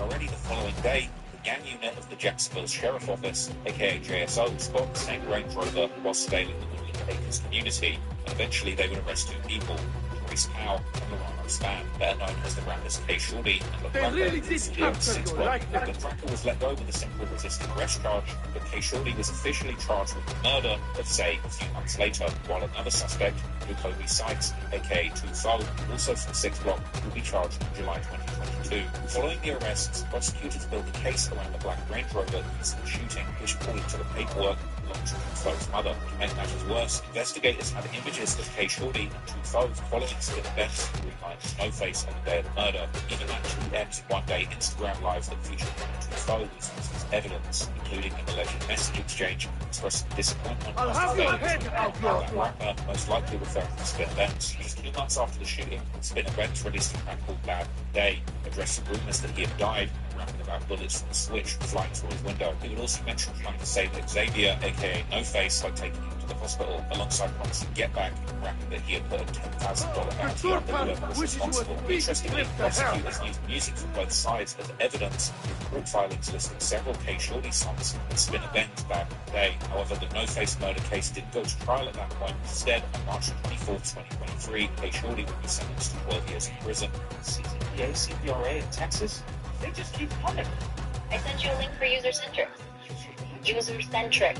You got cookie compliance set up in just a few clicks. It's that easy. Start for free.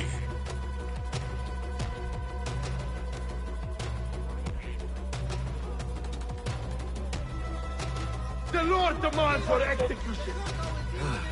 Empty words. Law doesn't plan your work. It does your work. Emails, research, reports, follow-ups across every tool you already use, all at once. You describe what you need in plain English. And when you close your laptop, it doesn't stop. You wake up to results, not reminders. And it learns. You correct one reply, it never writes that way again. You flag a task as They urgent. really did From now capture on, you like that. it knows. 134,000 developers started the tech behind it. Get your 24/7 personal AI agent today. myclaw.ai.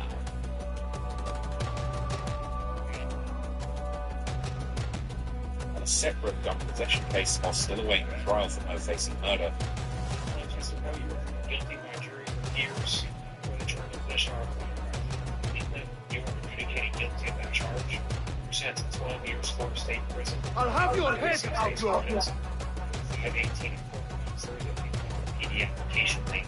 according to reports in 2020, a year before he allegedly targeted one of 1200's biggest rappers, Spin Events, Greenlight, and shooting and killed No Face. Police responded to a convenience store shooting, finding K. Shorty wounded in a nearby vacant lot. Their officers recovered an AR-15 shell casings and a hoodie with a rifle slung to it. At trial, prosecutors used lyrics from Mondo as evidence, and the jury convicted him after just over an hour of deliberations. On that track, K. Shorty rapped, "I'm shot, ain't nowhere to go. It's crazy, I was gonna better up my blick. It was blooded me. They still shoot him. Now I'm caught in the bushes." Followed by, "I got stick to the code. I started stripping. Had to get rid of that plastic away from that pole." But while the murder of No Face was making it rounds to the courtroom, beef normally reserved for the music and Instagram lives started shifting onto the clubhouse too. On the 12th of March 2021, the artist released his beatbox remix featuring fellow 6 Block rapper Kojak, a savage diss track that essentially dissed a whole list of dead and injured ops. For example, Julio rapped, "Prosper got shot, Tay got shot," referring to the two 1200 members shot by his uncle, OG of 6 Block, Big Gino in self-defense, the incident that started the war in 2014. Then Julio rapped, "Desi got dropped, Nate got popped, Leaky got shot," referring to the 1200 members Kim Desi Varner and Nathaniel Nate Maria Jr. and Malik Leaky Beals, who were all killed in separate shootings between 2015 and 2020. ceremony, but perhaps what angered Julio's eventual killers was Shark without no mercy. Most was his diss towards their cousin Spaz, 1200 member Corbin, whose deaths inspired the 1200 Get Back clip S4C, or Spaz from Corbin. Davion Murphy later brought up the diss during his interrogation after his arrest for Julio's murder, explaining the tragic effect it had on those close to Spaz and Corbin.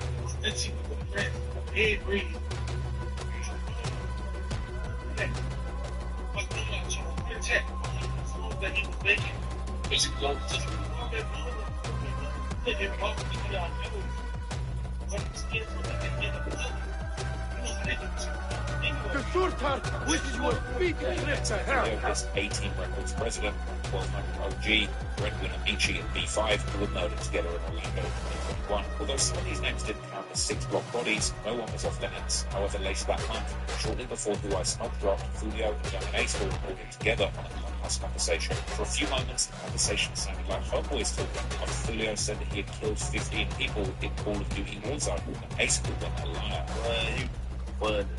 The Lord demands your execution. You gotta start yelling at me, boy. You just be sent up there. You gotta start yelling at me. I look at you, because I'm not, bro. I ain't gonna chop, I dropped this thing over there. That's how we ain't even gonna talk about it, but I ain't gonna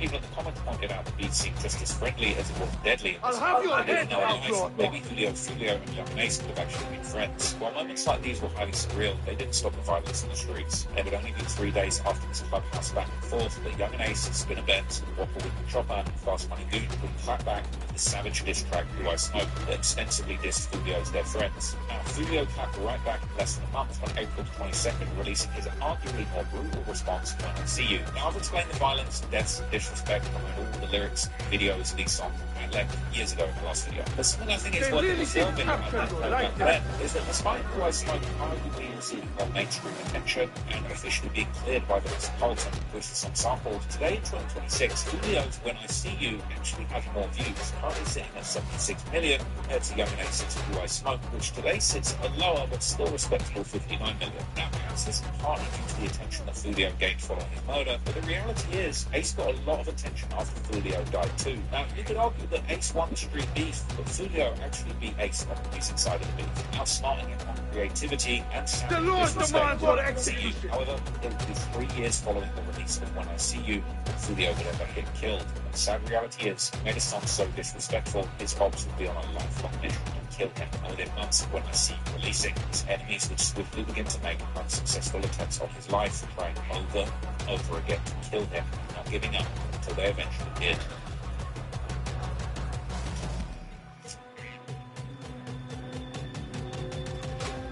Despite the success of When I See You, Julio would continue to be disrespectful with music. He also tried to use his notoriety from the murders of his songs to make commercial, radio-friendly tracks like We're Bum in June 2021. Ace seemingly did the same thing, releasing commercially friendly paint music like Back Like I Never Left in May, the Youngboy-esque paint song Giving Up in June, and Adopted Child in July, as well as legendary collabs, one with G Herbo called Choppers for My Enemies, and another with King God called Hard Away that same month. Another one of Julio's most offensive songs would end up debuting on October the 12th, 2021, with the insane title. I'll have your head, outlaw. There's more than 30 dead people in a single 3-minute song, and that's not even counting all of the alive people.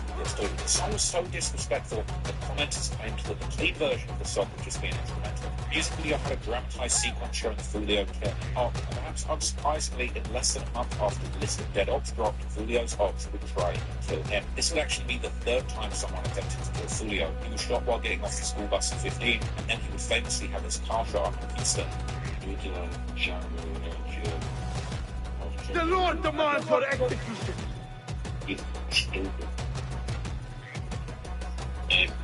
Still fight that again.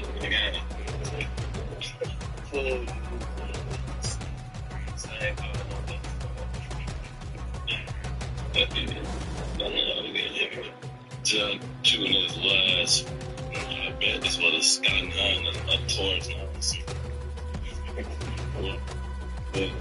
So, a few months after the murder of No Face, on the 8th of November 2021, Julio himself really back did in his capture home your in lifestyle. recording new music at a home studio, middle-class neighborhood of Riverside, when he would briefly step outside the home. At this point, a dark-colored SUV would pass by, and someone inside opened fire with a rifle, possibly an AR-15, letting off at least 20 shots, one of them grazing Julio in the leg, while the rest of the shots would hit everything from cars to houses, with at least one bullet entering a random woman's living room. Meanwhile, Julio was ready. He grabbed his 2 registered guns and opened fire back, causing the shooters to not only flee the scene, but also drop a rifle magazine on the street. Given that the shooting took place in an unusually wealthy area, news media I'll have your head, outlaw. casualties. What choice, man? Shooting has left many people living in a Riverside neighborhood on edge, even prompting one family to consider moving out. Here's video that shows bullet holes in cars and in the sides of homes on Goodwin and Ernest Streets. News4Jax talked to several neighbors who live just feet away from the shooting. I'm terrified. I'm terrified right now. We have been killed. My kids could have been killed. And it's not okay. Media's interest only grew when they found out that the shooter had been targeting Julio himself. According to the police report, Charles Jones was injured in the shooting. Jones is known as rapper Julio. He's known for his influence as a rapper, with details about murders in Jacksonville and his affiliation to the group KTA. The group is known as a violent crime organization, according to JSO. Almost immediately after the shooting, Julio posted a video with the caption, "Entree I got right in them slides," showing his gun and raised wound on his foot whilst wearing slides. Like, my whole chip on my dad, it's not playing. And I get hit, I got grazed in the bed, it's not playing. On Trey, my whole chip. Next, Julio went live on Instagram in front of thousands of viewers, claiming that he had fired back in self-defense. I'll have your head, outlaw. Listen, I turn it up. Listen. I'm gonna trade you my gun and run. I shot back a self-defense.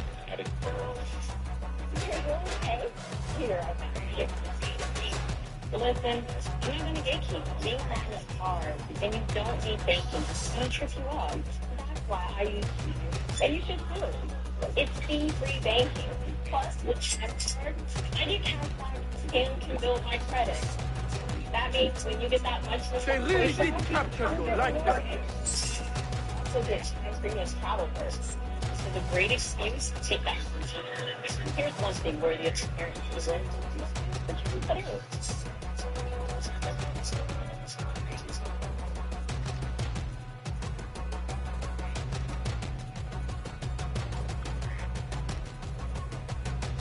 Have you ever seen a text like this, saying that your package got delayed, and click the link to figure out why? Odds are you probably know by now not to click it, but the first time you saw the text message, you probably clicked it or thought about it. It's a sign of the times. These guys are adapting, the scams are getting smarter, and so should your protection. So I have an app called Malwarebytes, and it's going to keep you protected in a few ways. First, they have Scam Guard. If you get a suspicious text or an email, just screenshot it and drop it into the app, and it'll advise you right away if it's a suspected or known scam. Easy. Second is Personal Data Remover. Malwarebytes scans over 100 data broker sites, and it'll actually submit removal requests on your behalf. Your phone number, your email, your address will all be gone from sites that you never even knew existed. And on top of that, there's a privacy VPN, a browser guard, and identity theft protection to keep you covered across the board. The VPN is nice while you're traveling, so try Malwarebytes today. And they even have free tools for you to try out before you commit. So stay safe out there.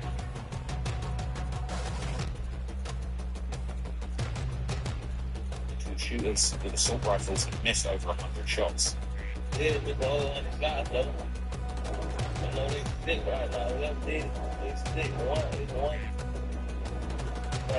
Top is 1 meat, going back. Trade they must thought I was liable for gold. The short part wishes you a speedy trip to hell.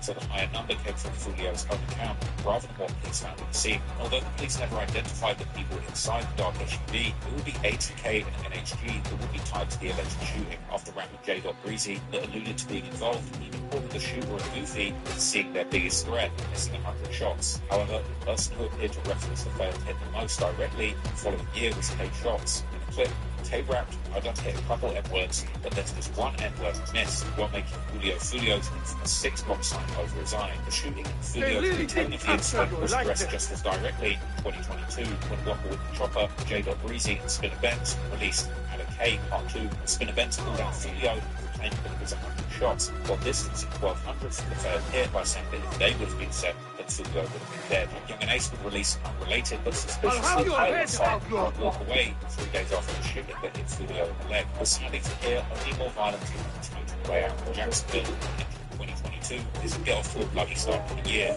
as 3 people affiliated with these 6 dogs or their homes lose their lives to the war in just a span of 1 month. First, on the 5th of January, men were outside a gas station and convenience store on the south side of Jacksonville when a white SUV pulled up with shooters hopping out and opening fire. One person would unfortunately die in this incident, 22-year-old named Jonathan Robinson, also known as Wicks or Wicks Creek.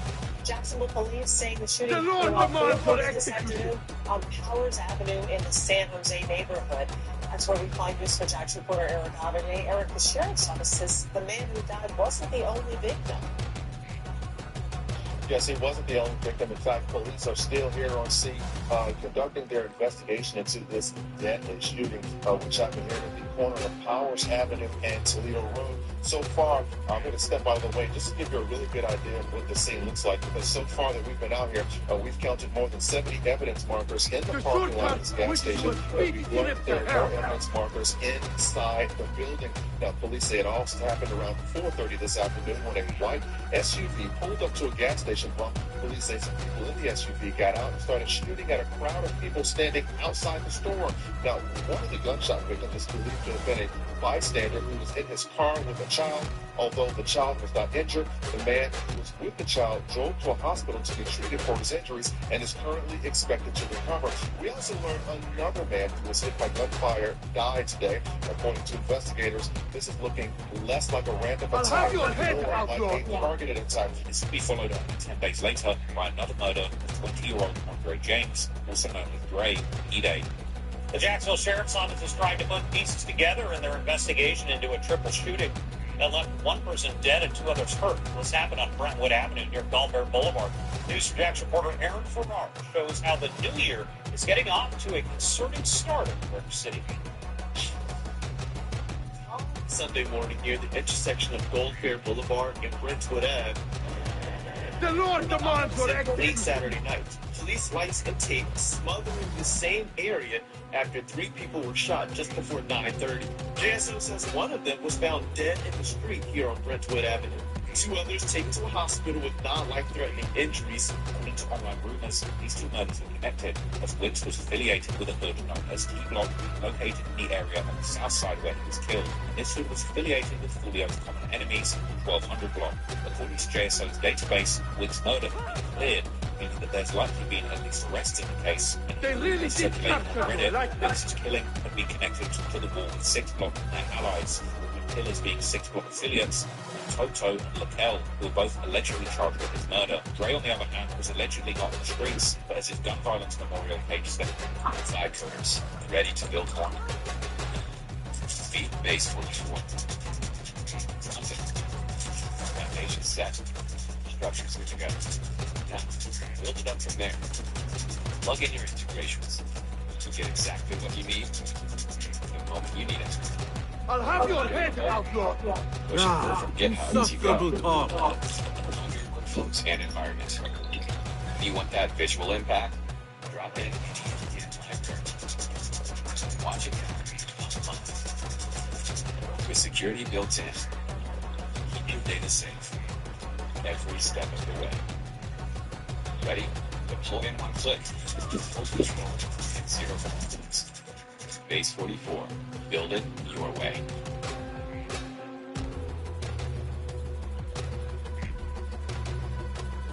I need to reschedule my schedule. Can you move it to Thursday? I've moved it to Thursday between 2 and 4 p.m. You'll get a confirmation text shortly. Speech engine combined. Single pipeline. All this built to work fast. Connects directly to your existing agent. Your drag and registration. Expensive. Transcription and dedicated notes for natural term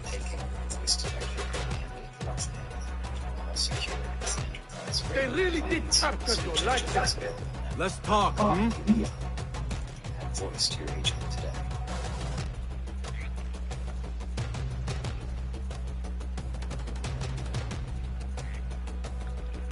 He actually worked for UPS. Unfortunately, Greg was unlucky enough to be friends with people who were in the streets, such as Rico Osama, a well-known rapper on the 6 Block side of the wall, known for repping their cliques like WAWG or We All We Got. According to Reddit, when Ray got shot, he was hanging out with other members of the clique. According to the most recent wishes you a speedy trip to hell. Osama's performance before going outside with Rico, Member Max, and Mike with 6 Blocks WAWG for a vehicle allegedly carrying Lokobi. Others tied to T-Block opened fire, killing Dre and wounding Max and Mike. Dre was killed while Max and Mike were reportedly wounded, making him an unintended target in a shooting that some Reddit detectives consider to be a direct get-backs for Wicks. Within a week of Dre's murder, Rico Osama released an emotional tribute song titled Letter to Dre, in which he remembered his best friend, confirmed that he wasn't part of the life, and said that he was already sliding to get back. Likewise, Rico Osama began like that Dre way next to his WAWG affiliation. After Dre's death, several rivals tied to the 1280K, including Waffle Chopper, J. Breezy, was celebrating and saying they were smoking Dre.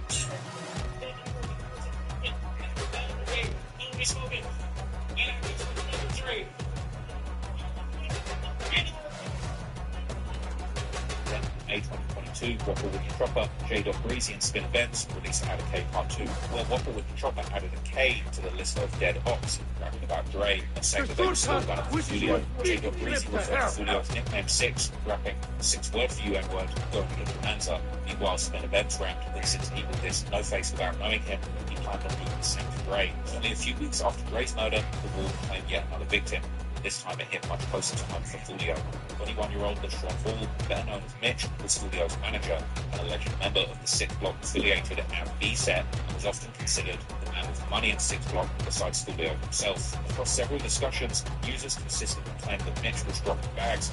I'll have your head out, the 6 Block and AV, comparing his role in 6 Block and AV6 to Mitch's alleged role in 1200, with both using money and connections to support their sites on the wall. Older photographs showed Mitch at school alongside AV, PCE, and 6 Block figures, including E-Money, the alleged shooter linked to the attack on Young and Ace, linked to a career of his closest people, as well as the murder of Queso's half-brother, Boss Dude. Videos from 2018 showed that Mitch had been in the same circle, appearing alongside Fulio, Diddy, Kojak, Stoney, Glizzy, and others. On January 28, 2022, at around 9 p.m., JSO officers responded to reports of gunfire at the Solar luxury apartments, where there's he would be rushed to hospital and later died from his injuries. Today, Mitch's murder remains unsolved. After finding out about Mitch's passing, Fulio would write an ominous tribute to him on Instagram, saying how it had taken 3 of the ops to be killed for them to get one get back, and how he was so numb to death at this point that he doesn't even cry, before going on to send a warning to the ops, by saying that every time they kill one from Fulio's side, they're going to kill someone bigger in response. Fulio also rapped the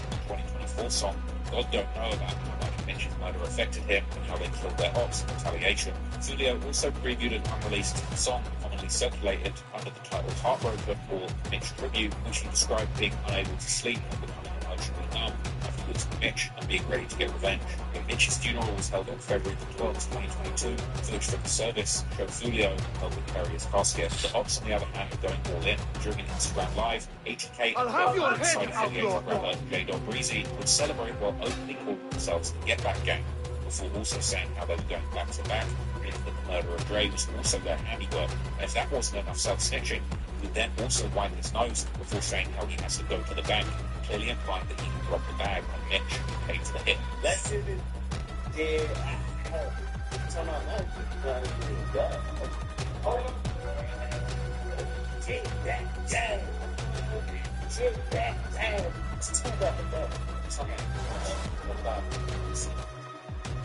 The Lord demands your execution.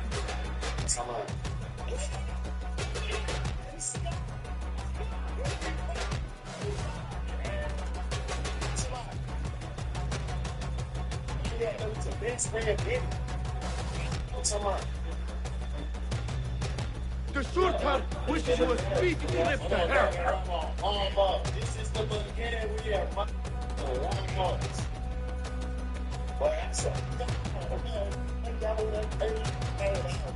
I'll drop a song.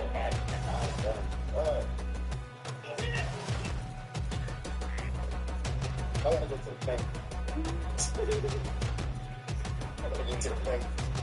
Following the alleged hit, J-Dot started adopting the term ring to discuss his alleged hits, like how the Chicago drillers use They really axe did capture your life. Redditors connected the dots after an argument on Twitter when J-Dot warned a woman that she could become another ring on the UK. J-Dot used the bag on the head language, rapping N-words getting hit, get that pain back, bag on his head for that bread, get your brain snatched. Next, he called for the freedom of his ops 6 block and WAWG's. K. Shorty rapped that Mitch had paid the price for something K. Shorty had done, most likely referring to the September 2021 ambush where K. Shorty and Tufo ambushed the vehicle carrying 1,200 members, including Spinnerbeck's Greenlight and No Face, and killed No Face, all in I'll have your head, outlaw! after which K. Shorty was arrested until the opposing side could allegedly retaliate against him directly. Then, on EST 2019, J-Dot said that Mitch got more before describing himself as a person who had purchased the biggest hand and shaken an entire block. Those lyrics were widely interpreted as being aimed towards Mitch, given his status within 6 block. J-Dot's habit of allegedly buying bodies and funding hits would be something that would come up a lot, including in Fulio's trial,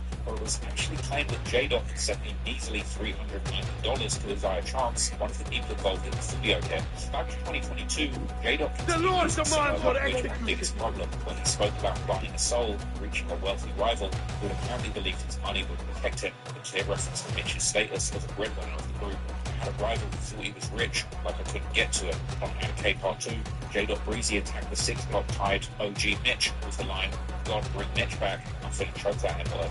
J. really wanted the whole world to know that he was involved in this, and his self-snitching went to the point that even people on Reddit have wondered what exactly Mitch had done to him to make him hate him so much. Now, when it comes to who actually did this, there's a lot of theories floating around, including guys like the rapper Greenlight, who was apparently spending his check on smooth steak after the hit, speculating that this was the alleged bounty money for carrying out the hit, or Ghost 187, better known as Rashad Murphy, who would later be one of the people arrested for killing Fulio. People would begin to take the rumors more seriously after users claimed that Saquon Bradford, aka Rondo, a former 187 and 1200 affiliate member, who later associated with the ECE 6 block, had named a man known as Lil Jewel as someone who was present when Mitch was killed. Lil Jewel was not a rapper or widely known member of 1200, but a low-profile figure identified as being from Flag Street and connected to the closely allied Pearl Street. The sad reality of these tit-for-tat killings was on full display during Mitch's funeral, where his blue Louis Vuitton decorated coffin was placed under the resting place of Young and Ace's friend 23, real name Royale Devon Smith Jr., whose birthday Ace and the others had been celebrating when they'd been ambushed, with that triple murder famously being one of the biggest escalations at the start of this gang war. But the violence didn't fully stop in the following months either, but fortunately, there would be less actual deaths. On May 17th, 19-year-old Cesar Torres, an alleged 1200 member who went by the name 30, was driving through Jacksonville's east side with several others around 9:30 p.m. when they arrived at the intersection of 8th Street and Walnut when somebody opened fire on their car. 30, with his friends attempting to save his life by driving him straight to the hospital, but sadly, they arrived a week too late and 30 would be pronounced dead. A family is now identifying the teenager killed on Jacksonville's east side last month as 19-year-old Cesar Torres. His mom says her son was very friendly and outgoing at a lively party. He was in the process of going back to school and studying to become a member of the Merchant Marine. The shooting happened on the night of May 17th. Investigators say he was in a car when that shooting happened. He was dropped off at the hospital. I'll have your head, outlaw! Murder 30 still remains unsolved over 4 years later. A few days after the shooting, the Clubhouse conversation had Fulio dissed 30, claiming that 1200 didn't care about him because they pushed him.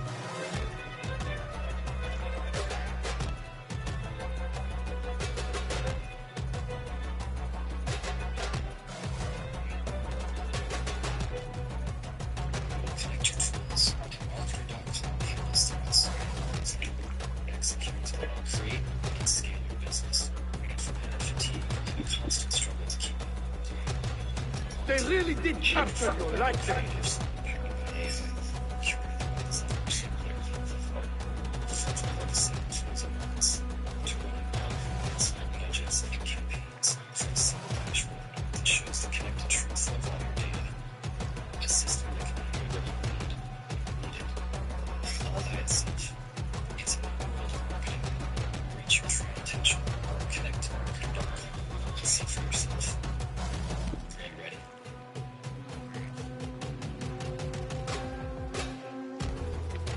The Sultan wishes you a speedy trip to hell.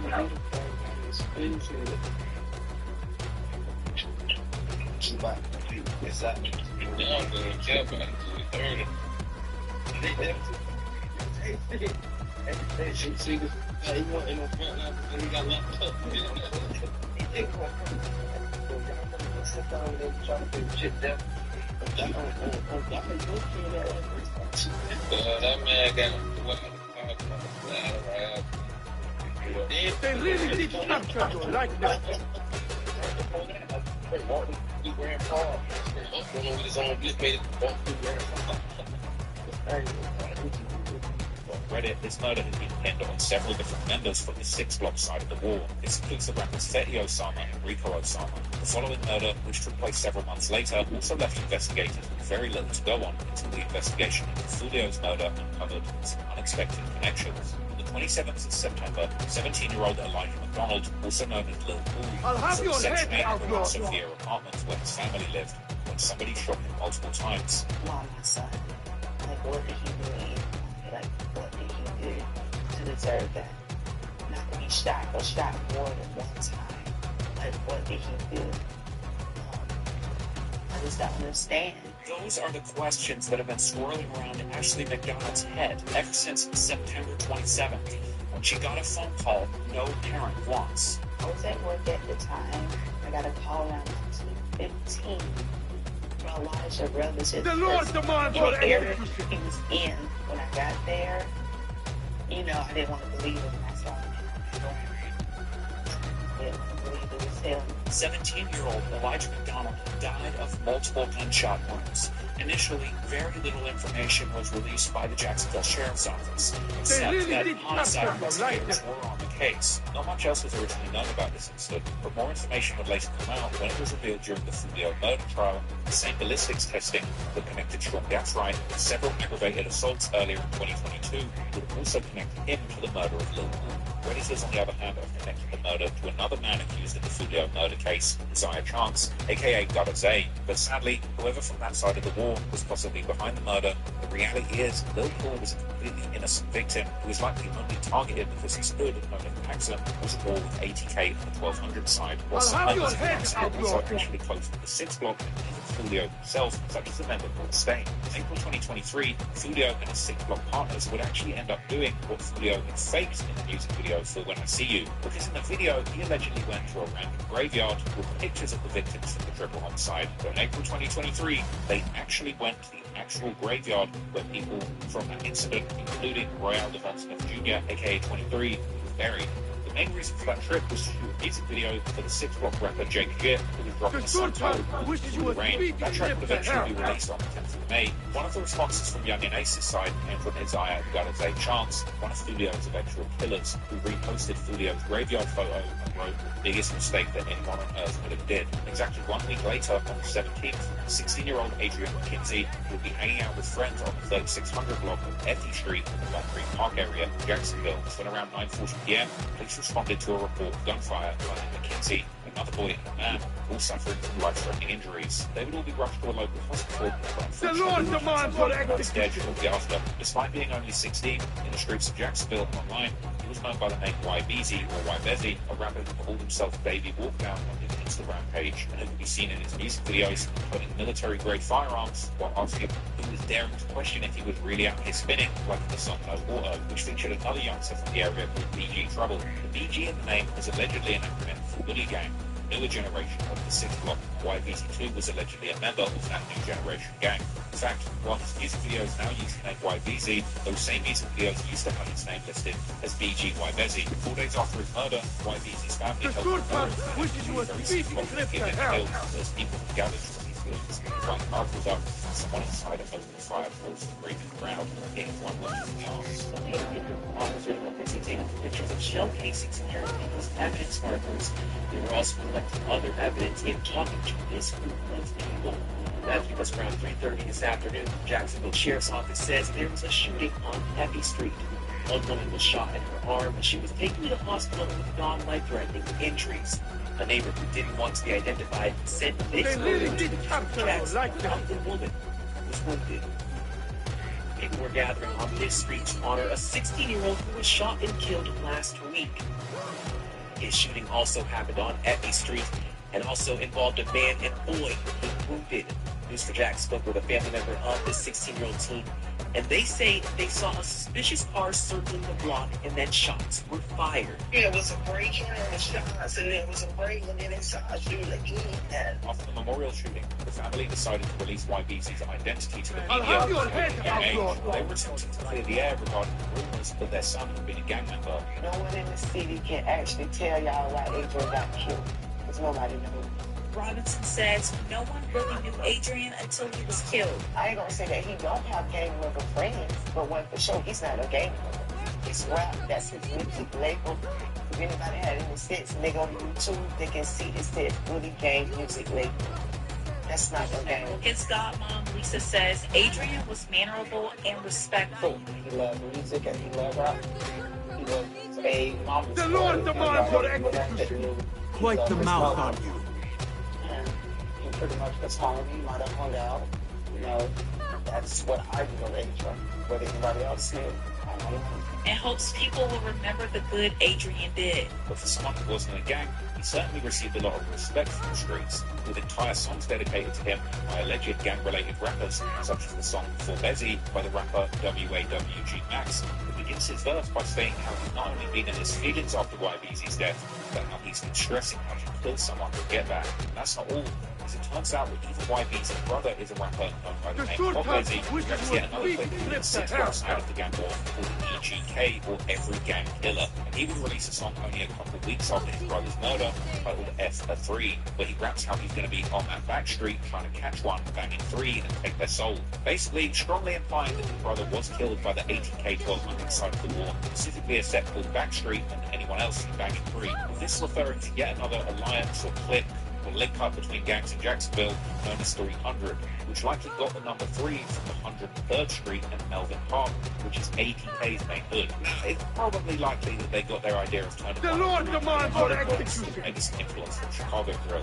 But anyway, what mattered most in these lyrics was that he apparently wanted to take a soul. And if some rumors are true, he really wasn't lying, because allegedly the night right after the memorial shooting, Bob Bezzy and other EGK members were in a shootout that was caught on a ring camera, where they would allegedly be targeting another gang, an XG or No Hospital gang, which falls under the 80K 1200 umbrella. However, according to a police report posted on Reddit, they actually ended up targeting innocent civilians, but fortunately no one was hurt. After this failed shootout, they would be spotted fleeing the area at high speed by a police officer who began to chase them before the car suddenly stopped and the 4 people bailed out. The officer would continue following the driver and eventually arrested Nighty Richardson, better known as another EGK member called LaBlanche. After the failed Get Back mission, there would be a brief period of peace at the start of summer 2023. They really lasted did until capture August, like when the war would pop off again. On the 16th of August, around 3:30 p.m., 19-year-old Jake Von Higgins, better known as the six-pop rapper Jake Jit, was driving along on Interstate 95 when someone from another car would open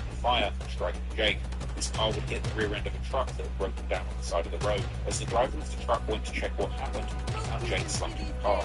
He was later pronounced dead on the scene, with the investigation into his death that followed ending up shutting the highway down for hours. Traffic was backed up along Edgewood Avenue for several hours. If you're a woman, you know just what it takes to feed a household kid. Hopefully, if you take just a few minutes to sign up, you can earn 3.75% APR for savings, so your money goes faster. Plus, you get fee-free bacon. While I'm spending on groceries, my savings are still working for me in the background. And that will help me feel it.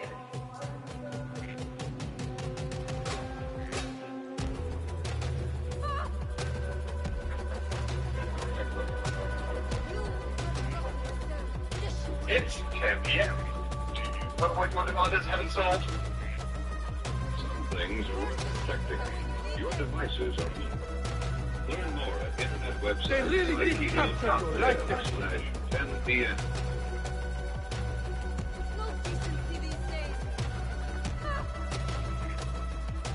Diverted traffic to Edgewood and the Turner from 95 and the Trout River Bridge today. I mean, it's weird. I'm like, something must have happened. I don't know what it is, but I was going to the Queenway. Police say the homicide unit was investigating a crash that happened near the Trout River Bridge after shots were fired in the area. Investigators say a vehicle crashed into a semi that was parked on the side of the road. The Lord demands your Witnesses in the area told police they heard gunshots around the time of the crash. A man driving the vehicle that crashed was found dead on scene. Zulia would later reveal in an interview interview with Say Cheese TV that Jake Jitt was his blood cousin, who he treated like a brother, explaining how much of a good person he was. I don't want to be a fan of Jake Jitt. Yeah, he recently, is that your blood brother?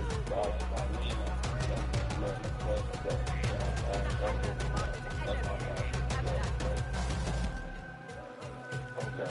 He recently passed away on the highway. I'll have your head, outlaw!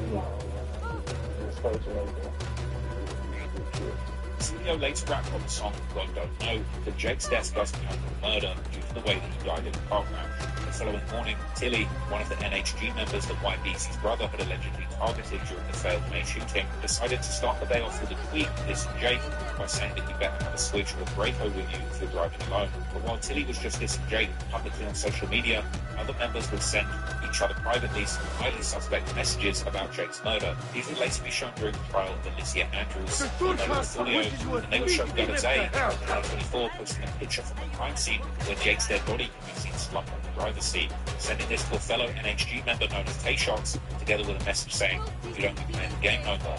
With this perhaps being like a tongue-in-cheek reference to the gang war being like a game, like Call of Duty Warzone, now that the victim was dead, they would be able to hop online and play no games no more. The following day after Jake's murder, 1200 member Jacoby Beals, aka Lacoby, would be on the north side of the city, 900 block Westwood Street around 7 p.m. when a youth football team that was practicing nearby suddenly heard gunshots. Personnel arrived to the scene. They found Lacoby with a gunshot wound in the chest, taking him to hospital in serious condition, but he would fortunately end up surviving. At the time, there was very little information about the incident, but during Julio's murder trials, JSO revealed that they had considered this to have been a get-back shoot for Jake. Back in the rap game, Julio would further twist the knife on his biggest cop when in August 2023, he publicly accused him of being a snitch, posting a clip of his interrogation video with the caption, "Young and Ace for rap." They really did capture you like that. I didn't even know what I'm saying there. I know. I just know it's all the situation. I'm saying, yeah, I know. It's good that she told me the scenario when it was like, then I didn't tell me good. I'll have your head, outlaw! It's they were like, it was like, Johnny, yeah, it was like, Johnny's like, dude, Johnny, your side, who's on your side?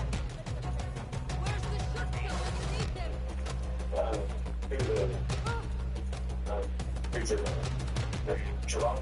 Yeah, okay. It was like, maybe.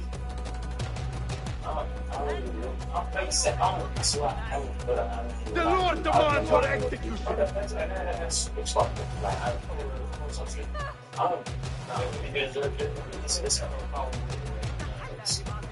See how Toronto's gonna be the fight? They put a place out. Okay. Jordan. Shots fired. They stopped shooting. They started shooting. The other one stopped shooting. Oh, yeah, free shot. That's weird. Weird when these shots coming from this game.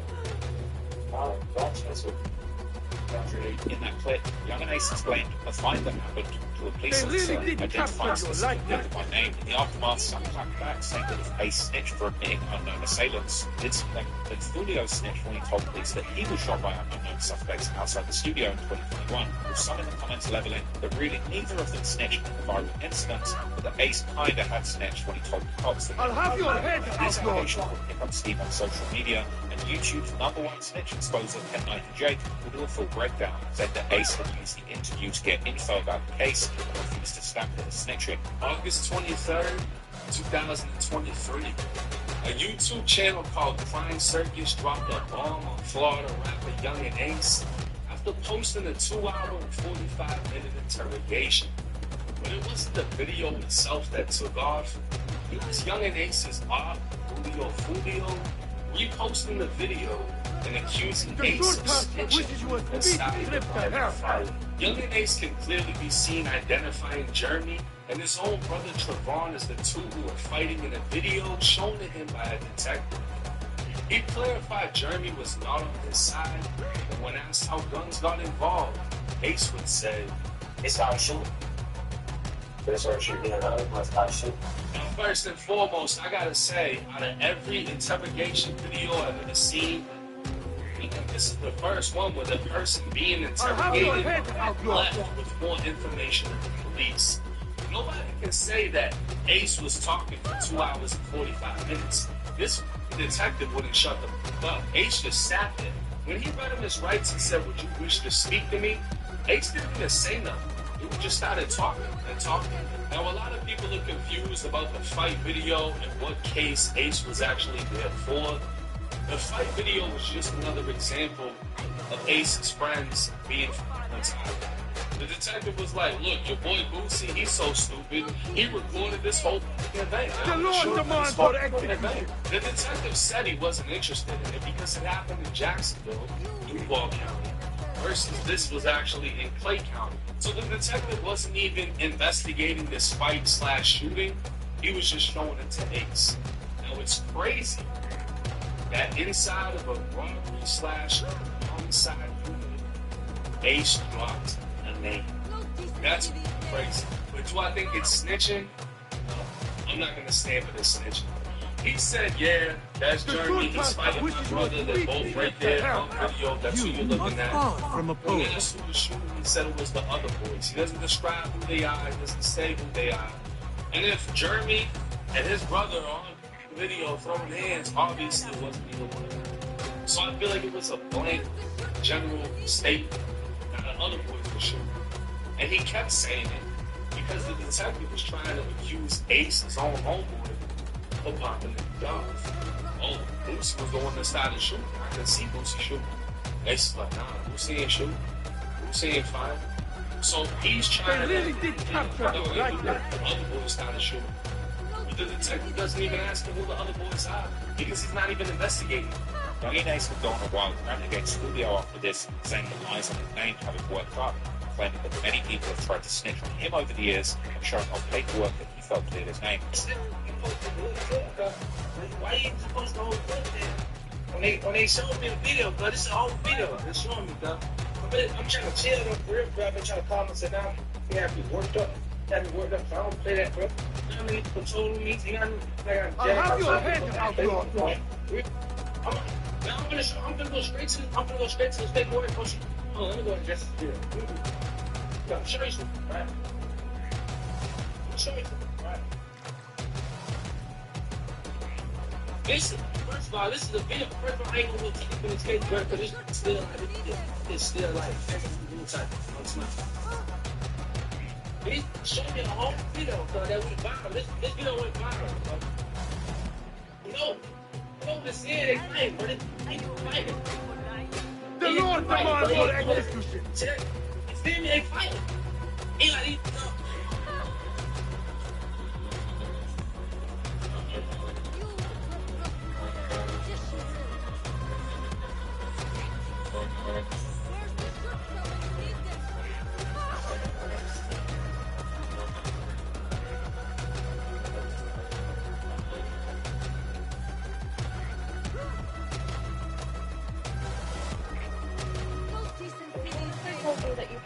They really did capture you like that. $150 a day.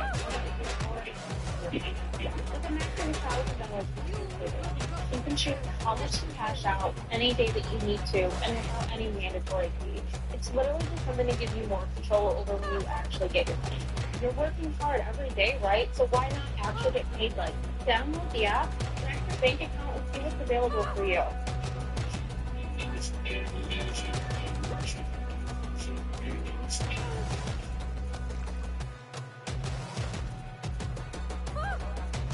The Sultan wishes you a speedy trip to hell. Hey, Ice, I'm gonna say he shot. And he fighting, bro. Come on, bro, stop playing with me, bro. Real shit, bro. Hold on, bro. This some real. This ass was some stuff. It's already. Hold on, this thing, bro. Hold on, let me get right. Show me a video. Show me a video that's already on. That's already been posted. Like everybody knows who's fighting. So that's it. Fighting. That's it. The Lord demands for execution. Already got it, right? Let me show you something, right? Let me show you something. This is real. There's no faking this, God. There's no faking this stuff. September would go by without incidents, but in October, things would heat up once again. On the 6th of October, the NAG member Tilly, full name Antonio Tilly Jr., was heading to a date with 23-year-old Diamond Harris, who he'd been chatting with on social media. That night, Tilly booked Uber, which arrived shortly before midnight, driven by a man named Brian Grubb. Tilly was supposed to meet Harris on the north side, which is not the best idea given the street affiliations. It's not like those people in the apartments are part of the ops. But around 11:45 p.m., Tilly's ride arrived at the supposed location on Highland Drive where he was supposed to meet Harris. But as the Uber driver pulled up to the spot, instead of seeing a woman, two shooters would suddenly bounce out and open fire, hitting not just Tilly, but also the driver, who had nothing to do with the gang war. Sadly, both of them would be found dead on the scene, still inside the car. Two people found dead inside of a vehicle on the north side overnight.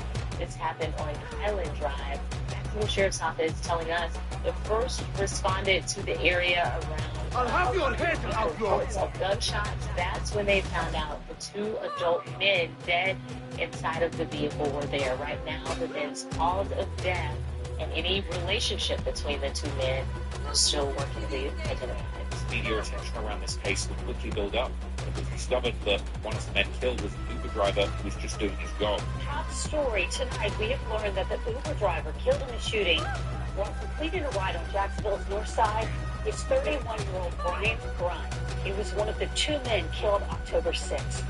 They really did capture your life tonight. Joining us live outside the Jacksonville Sheriff's Office. And Taylor, I know you spoke with Grubb's mom, and she says her family recently relocated to Jacksonville. That's right. She said they were temporarily staying here in Jacksonville before planning to relocate to Georgia. She said her son Brian temporarily worked for Uber until he could relocate to his new job. She said she did not get to say goodbye to him before he left for a shift with Uber earlier this month. This will also increase the resources of the detectives investigating the double murder, and already at the end of The October, Lord there's command more for suspects, execution. including the supposed date, Diamond Harris, and 22-year-old Jaquan Mills. So we're learning that 22-year-old Jaquan Mills is charged with 2 counts of second-degree murder, and 23-year-old Diamond Harris is charged with accessory after the fact. The report says that both Mills and Harris were dating, and police are looking for a third suspect. But the case soon became much more sensational when it was revealed that the police believed this to have been a contract killing, with someone offering $20,000 for the murder of Tilly. Detectives believe the victim I'll have your head was set out, up. Lord. A high-dollar hit. Jacksonville detectives believe this October 6th double murder in Moncrief was not random. Instead, it was a gang-related contract killing worth $20,000. We found this information in the arrest reports for 22-year-old Jaquan Mills and his girlfriend, 23-year-old Diamond Harris. Detectives believe Harris lured one of the victims, 19-year-old Antonio Tilly Jr., who thought he was meeting her for a date. Investigators accused Mills of killing Tilly instead, collecting half of the bounty on his head. Police soon upgraded Harris's charges to accessory after the fact to 2 counts of second-degree murder, and after even writing a sob story letter to the judge where she would deny having anything to do with the murders, eventually in June 2024, she ended up pleading guilty to the murders too. While the following month, a third suspect was arrested, the 23-year-old named Jimmy Robertson, who would be arrested with the help of the alleged shooter, Jaquan Mills, who would go from emptying clips to giving out statements, tips, turning into a full-blown snitch after backdooring his op. He would claim that Robertson was present during the killings, The provided good by man the rifles, wishes as you well would as having speak the and lift the getaway hell. driver. Police also admitted at the time that they already knew who the second shooter was, yet that person has still not been arrested. And surprisingly, based on publicly available information, it seems that that's still the case today. And for a long time, the same applied to the person who allegedly put $20,000 on Tilly's head. But later information provided by the police in the aftermath of Fulio's murder, the 20K bag was allegedly dropped. Because Tilly had been dissed quite easy. One detective would also testify during the Fulio murder trials that Jaquan Mills, the one of 2 shooters that they had seemingly been able to arrest, was I'll have your head out, Lord. the hit for the money, which the detective testified came from a man named Paul Anderson, aka Nut, who was in prison serving a 25-year sentence for drug trafficking. In that particular case, a man by the name of Jaquan Mills confessed to that murder, right? Yes, sir. And in fact, Jaquan Mills is not a gang member, is he? Not to my knowledge. The truth is that this was a contract killing for $20,000, Florida by a guy by the name of Paul. They really did capture your likeness. And Mr. Anderson is in prison for 25 years as a drug trafficker, right? Yes, sir. Neil, a.k.a. Paul Allen Anderson, was indeed hit with Fed charges and eventually sentenced to more than 20 years for running a drug trafficking organization. Interestingly, the Feds took that operation down the very same month that Tilly was killed. The first two suspects were arrested. However, Mills' operation had already been dismantled before these arrests, so there doesn't seem to be any sign that Mills was helping the police on this case too. But with Mills' whole operation getting shut down just a couple of weeks after Tilly's murder, Mills might have had a hard time ever collecting that alleged $20,000 bounty. Meanwhile, on Reddit, there were some alternative theories about why the $20,000 bag was put on Tilly's head, with one Redditor pointing out that Tilly had allegedly been close with Mills' sister. One Redditor would respond to this post by putting up a screenshot of the post by a local blogger, Sheldon Mann, that was about the murder of Jake Jett, where someone says that Nuck and Julio teamed up while calling Jake their shooter. It seems this post was later deleted, so it's hard to look into it further, but what it definitely seems to imply is that Nuck was someone whose name held weight in Jacksonville streets, and if he was indeed teaming up with Julio, there seems to be a possibility that the murder of Tilly was actually very directly connected to the war between six The Lord demands for execution. For the hit, but despite being in the kingdom position and able to have people taken out at will in the streets of Jacksonville, that didn't stop the Ops from continuing their attempts to kill Julio.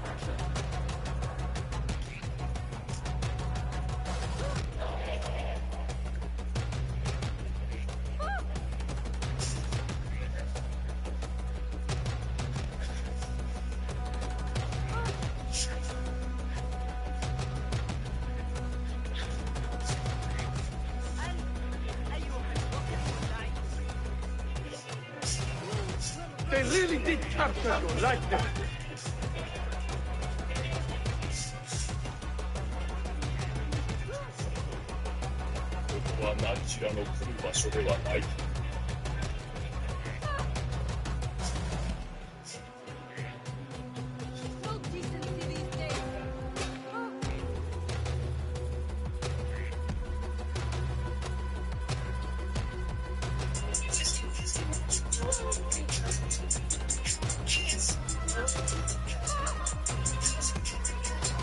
The Lord demands your execution.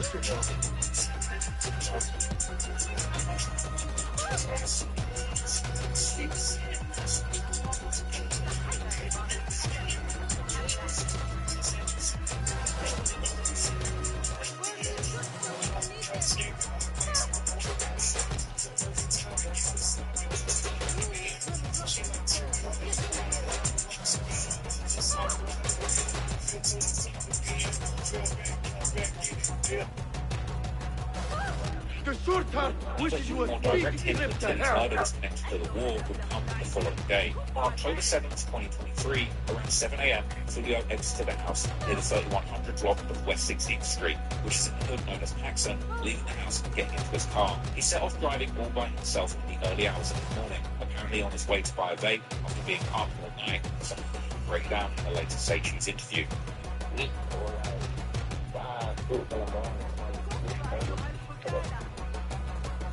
So people else we are gone. I'll have your head, outlaw. Sleep that night.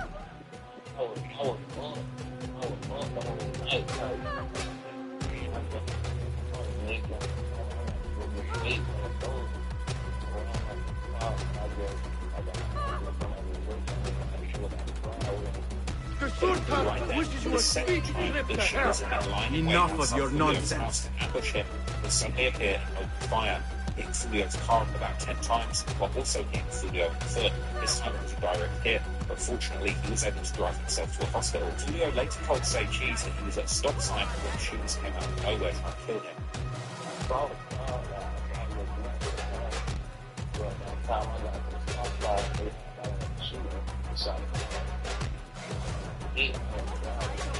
After being hit, he took off in the car and escaped the shooters. They really did capture your likeness. Find help at a nearby house, but nobody answered. So he jumped back in the car and sped off to the hospital at 120 miles an hour.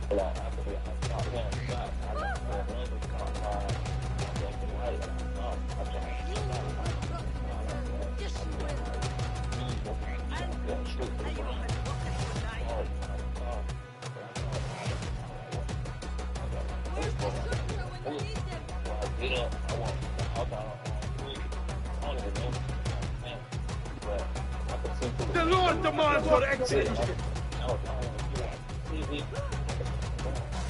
Banging on the door like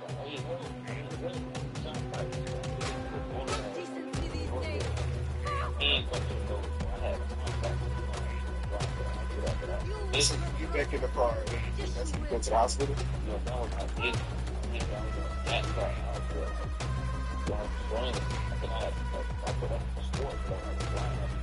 After the shooting, video mother posted to his social media asking people to pray for him. Fortunately, he survived, but later, a gruesome picture I'll have your head, outlaw! Even now, after having several serious attempts on his life, Julio didn't seem that concerned. Posting Instagram stories from the hospital, showing his wrapped up foot, while still trolling his pops by including a song from the infamous rapper and shooter from the Oxide, Queso. Now, Queso was the man who was allegedly responsible for killing one of his best friends, Bibi, as mentioned in my earlier reporting. But later on, during his murder trials, it would be revealed that this shooting was allegedly connected to Sean Gaffrey, who would be part of the hit squad that did eventually kill Julio. As investigators would go on to find bullets from his residence directly matched those from the shot in Julio's car. On social media, other members of that hit squad were heavily implying they had been involved in this attempt too. During the Twitter chat room discussion between Julio and his ops in June 2024, they could be heard laughing about the incident, with Garadze trolling Julio, asking if he knows what he got hit with. Hey, they know what you got hit with. I ain't gonna cap. Then you gotta think about it. I had a ride. Take that back. January. That hell up. And they put this food on my. Hey, gotta say, you know what you got hit with? The short part wishes you a speedy trip to You know what I got hit with?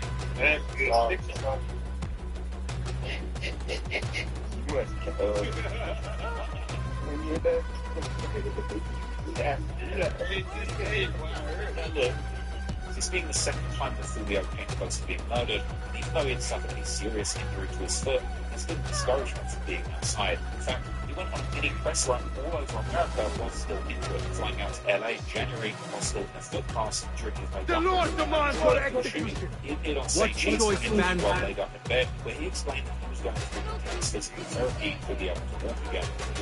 And, I mean, you definitely know how to walk again. Yeah,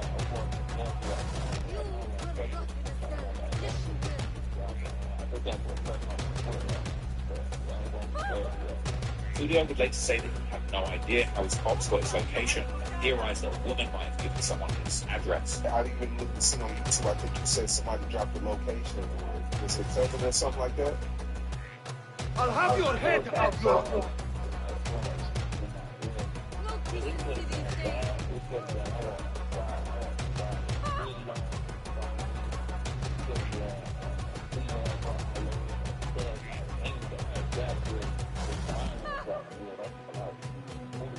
They really did capture your likeness.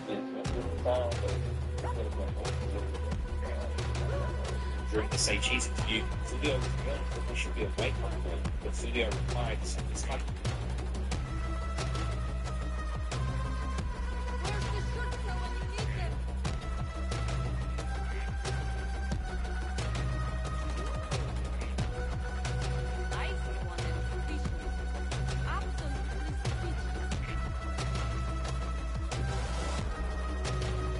I'll have your head, outlaw!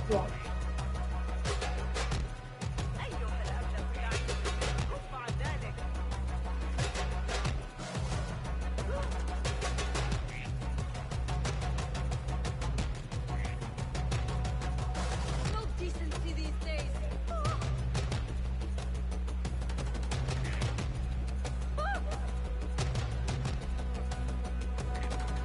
Where's the shooter when you need them?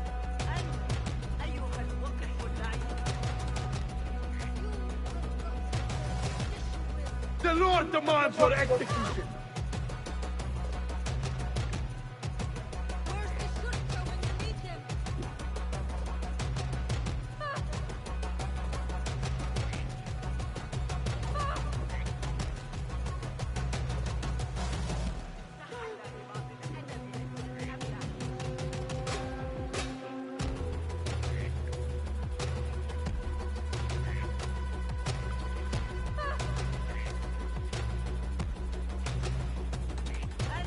The Sultan wishes you a speedy trip to hell.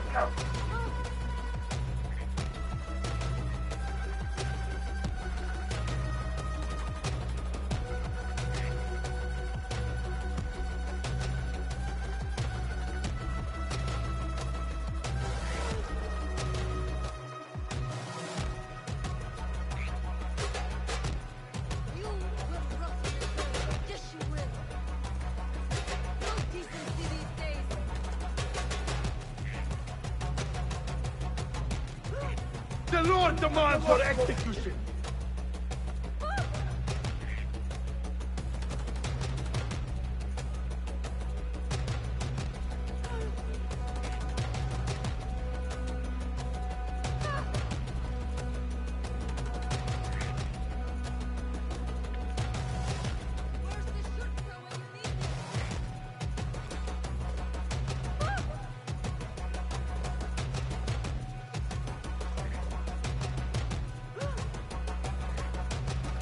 The Sultan wishes you a speedy trip to hell.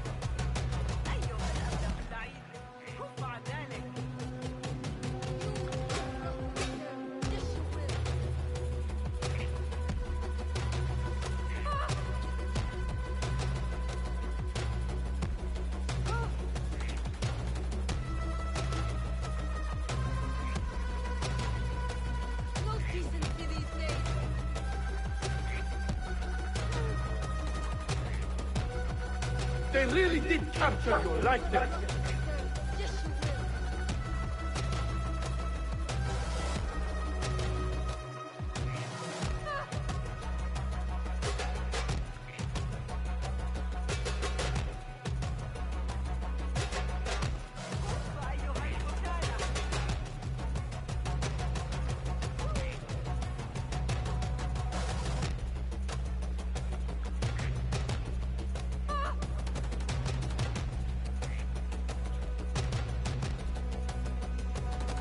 I'll have your head out your...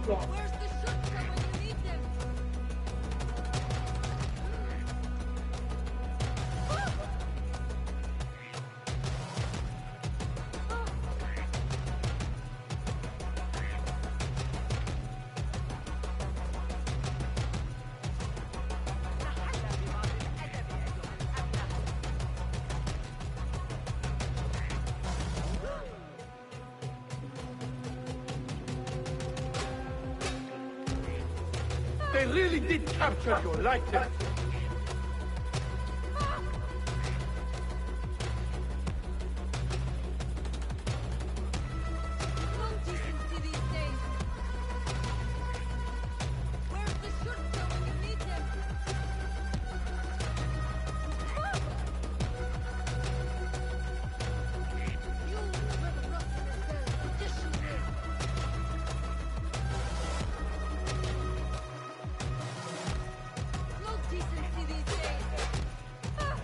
The Lord demands your execution.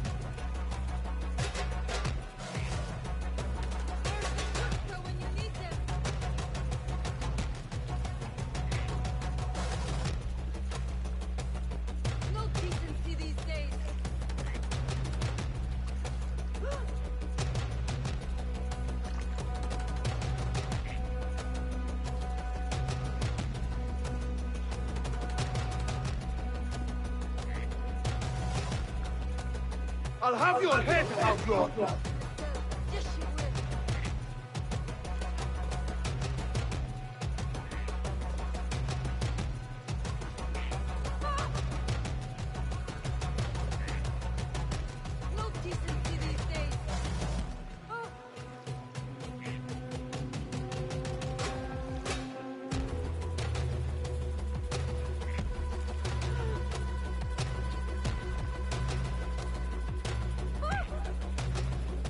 The Sultan wishes you a speedy trip to hell. Let's talk, hmm?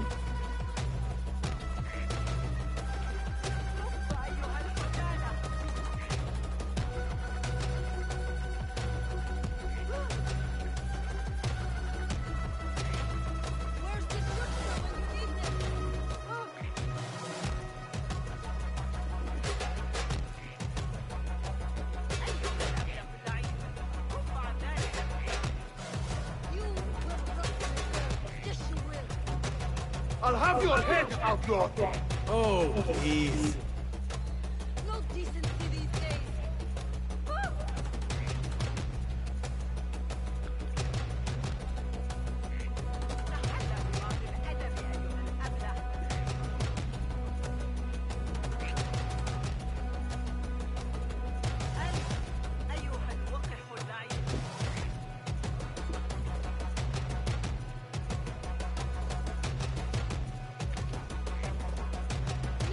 The Lord demands your execution.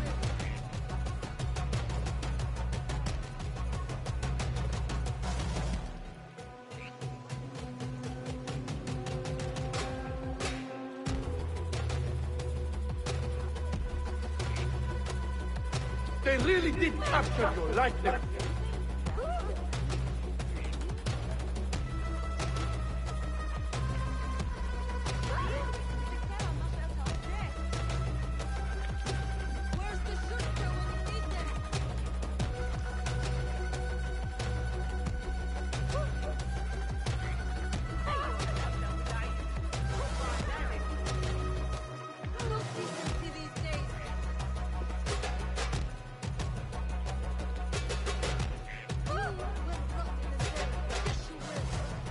The Sultan wishes you a speedy trip to hell.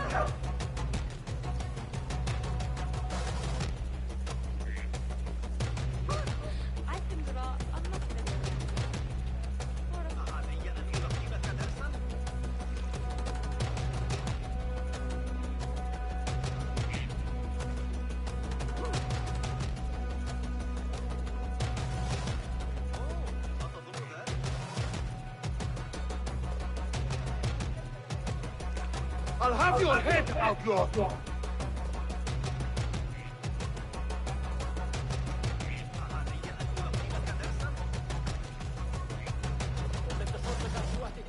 Go, quickly!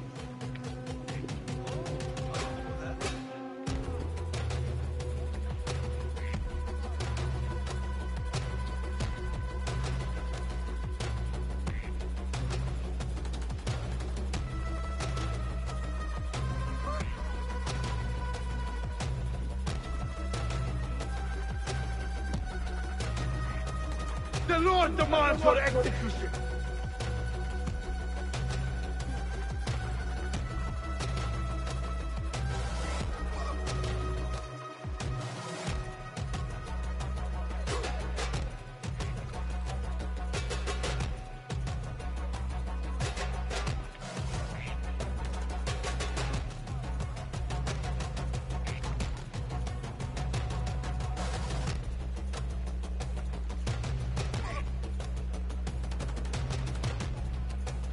They really did capture your likeness.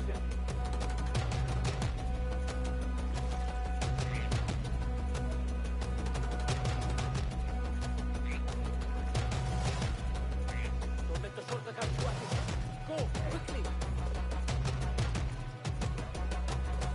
Men have forgotten how to war God's righteous arm. Ugh, I for the war.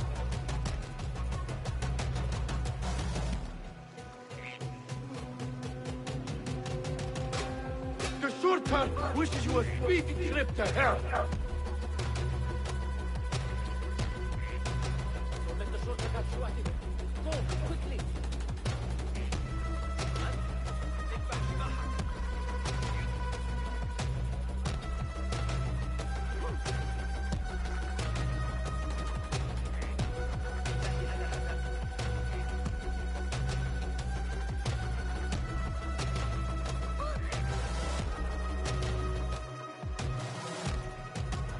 They really did capture your likeness.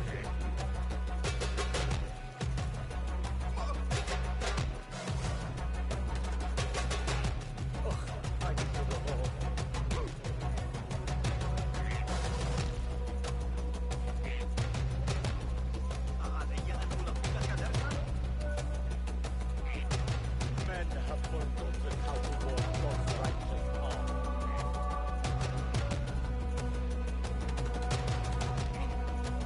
The Sultan wishes you a speedy trip to hell.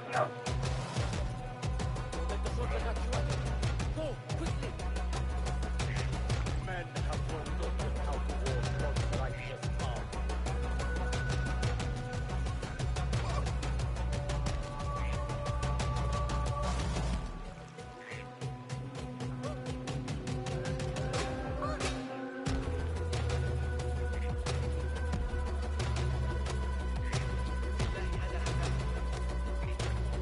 The Lord demands your execution.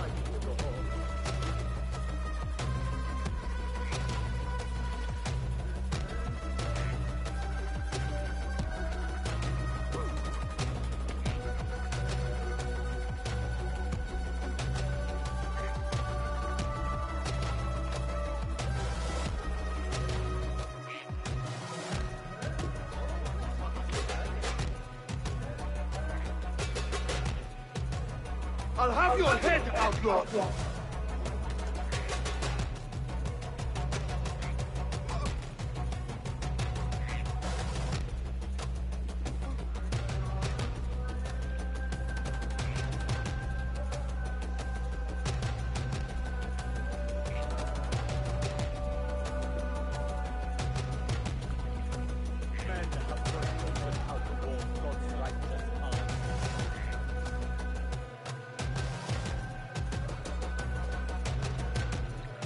The Lord demands your execution!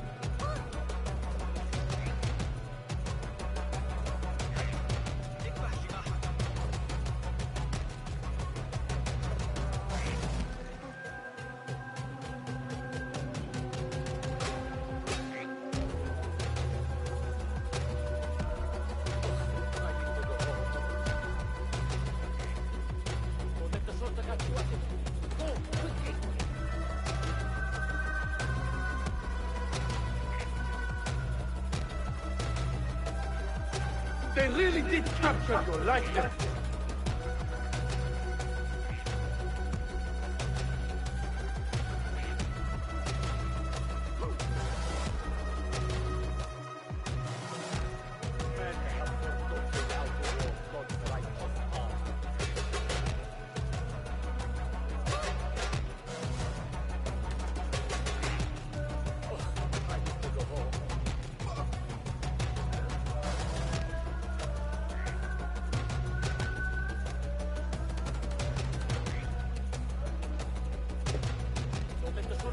I'll have your head, outlaw!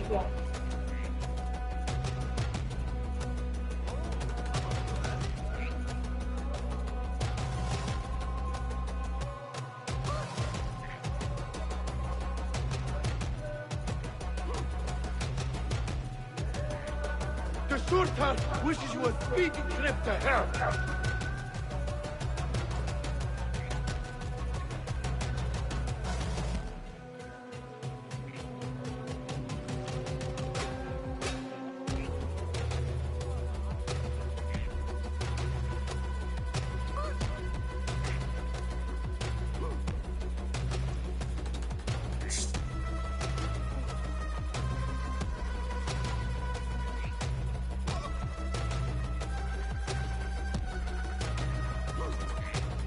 The Lord demands your execution!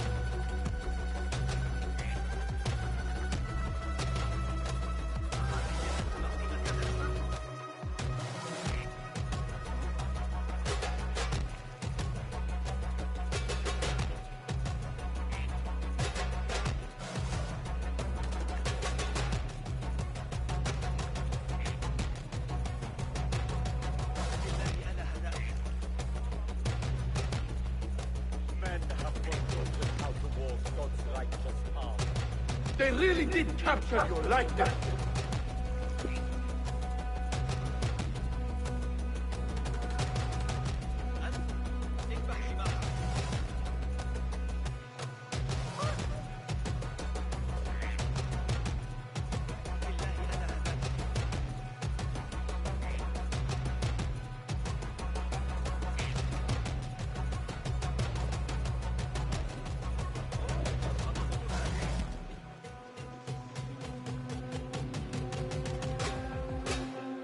I'll have your head, outlaw!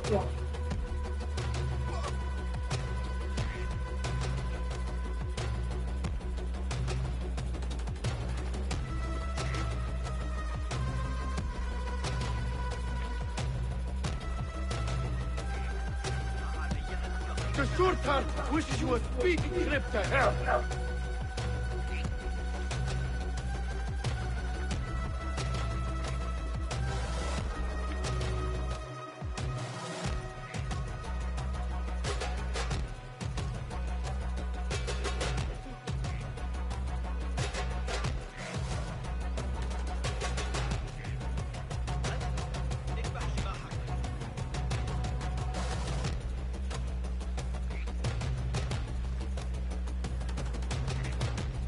I'll have your head, outlaw! Go, quickly!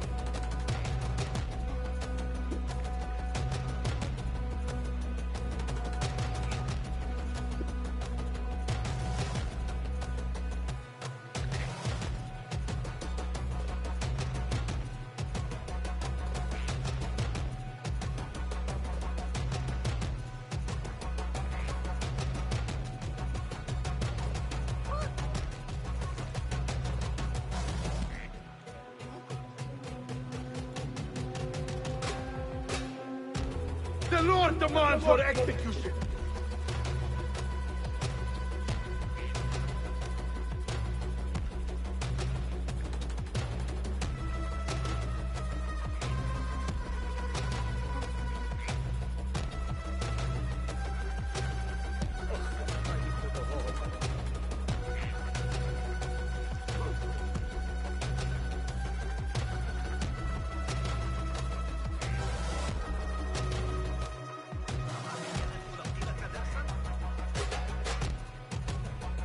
The Sultan wishes you a speedy trip to hell.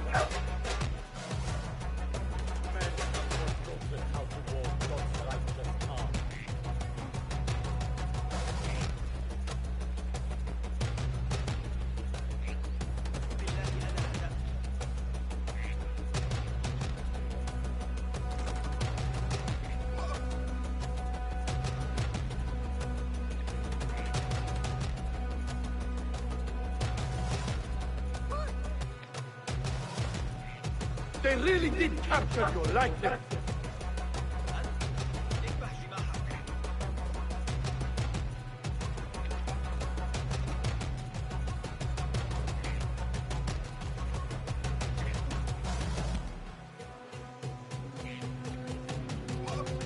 The Sultan wishes you a speedy trip to hell.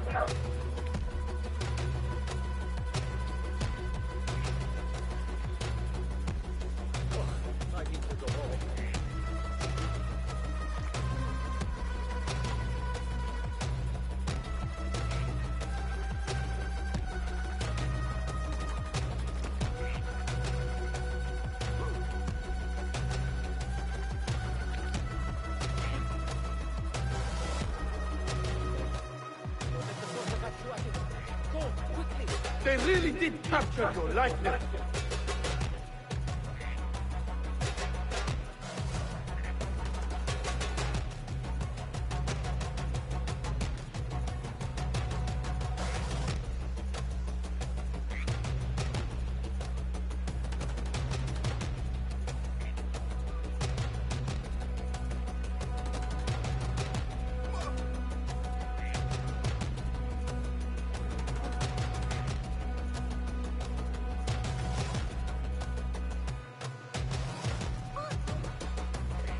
The Lord demands your execution.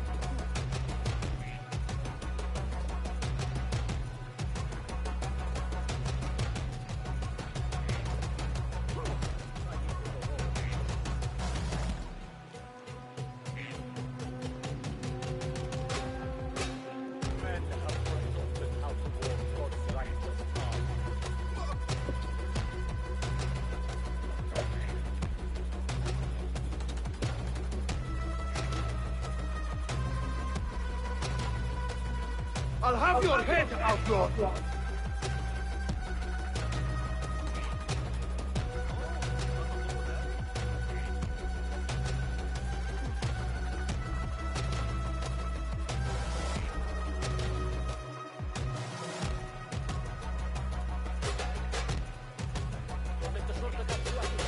Go, quickly!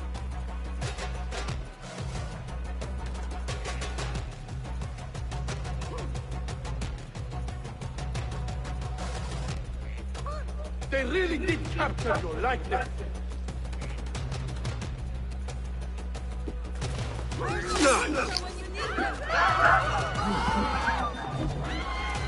Bring him down! Ruthless killer! Terrified unit!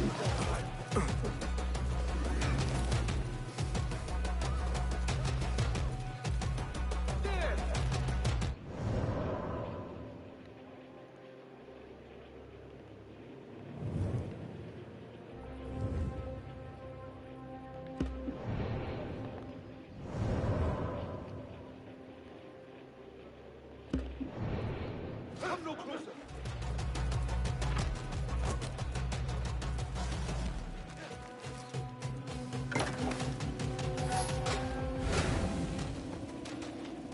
Stay back!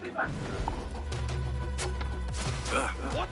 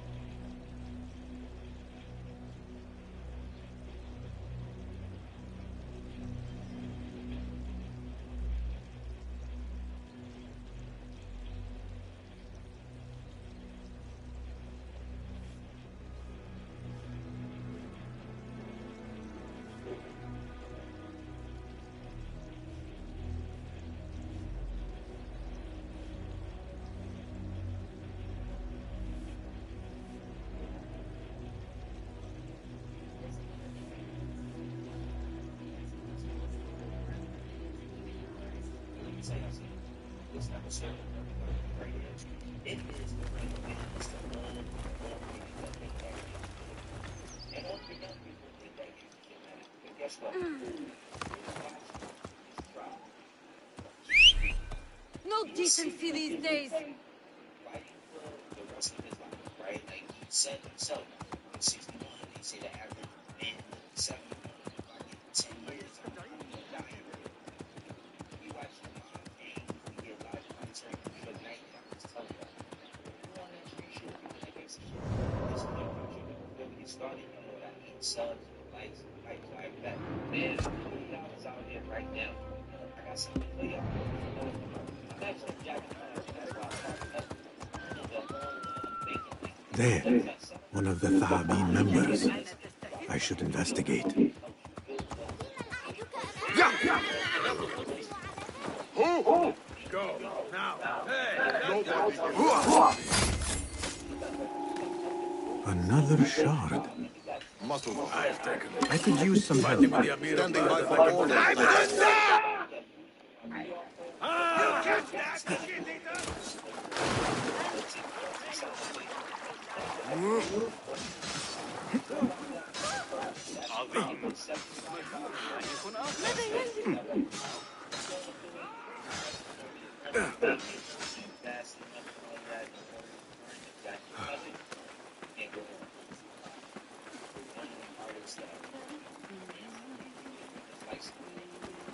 Hey, aren't you on the posters? Stop! He wanted to kill niggas and he wanted to save them. He wanted to chill with the hoes and he wanted to uplift women. I better not use my weapons here. Personality. And I think because he has such a conflicting personality, Tupac embodied contradiction, which a lot of people are. A lot of us contradict ourselves. 1 minute we on this type of time, next minute we on the next. Now he was a little bit extreme with this shit. He lost his life at 25 years old. Still to this day, I am 43. I was 13 when Tupac passed, and I still feel like he's older than me now because of his intellect and the work that he put in. Think about above the rim, nothing but trouble, poetic justice, all that albums from All Eyes on Me, Tupac Lives Now. You know what I mean? The thug life movement, everything. We love Tupac. But now we see in this trial, and when I tell y'all, for black men, this is some of the most humiliating shit. Aside from the criminal aspect of it, right? Like, you got the criminal aspect of it. Pay for your sins. They might kill Tupac, they might set him up. They bringing up Diddy's name, go through the clips. But it's just embarrassing. It's embarrassing. And not to me, but I'm just saying, generally speaking, to see men in their 60s have to talk about the gangster shit they do, or what they would have did had certain things happen, how they defended themselves. It's just a lot of shit going on. Let's watch one of these clips, because Mob James, he's up there talking, and we're going to play a couple of phone calls from Suge Knight where he kind of debunks the shit that Mob James is saying. But listen to Mob James as he explains, and if y'all don't know who Mob James is, he's somebody who was on death row back in the days. He's on out of Compton, I believe. And, you know, he's done a lot of podcasts. Sometimes it doesn't seem like you're doing fine, and other times it's like you're still on that shit. But here, he speaks regarding not wanting to explain or show the person he once was, because now he's taking care of his grandchildren and he's trying to get them to understand, don't ever be like that. I'm innocent in prison. Sure. Even though we don't like each other. Sure. I'm innocent in prison. So that's why I'm here where I'm at and where I am, because I've changed my life. I'm raising my grandkids. I'm teaching them to be like their papa. And here I am, explaining to people what I used to be. And I'm not proud of that. I'm not proud of that at all. And you ask me questions, they get hurt here. Hey! Hold on! Hey, step!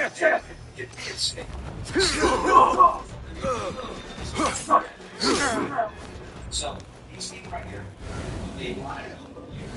Listen, for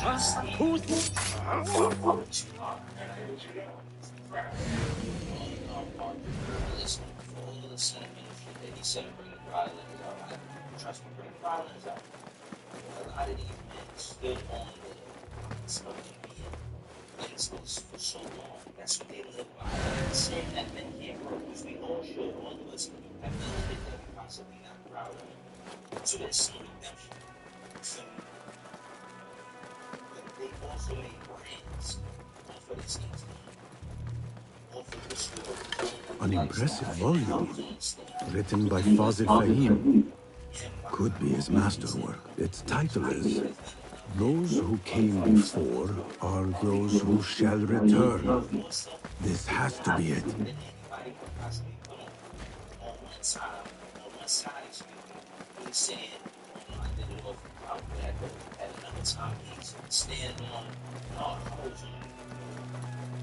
I was there, like, they almost be shot and some shit. Huh? What? Please!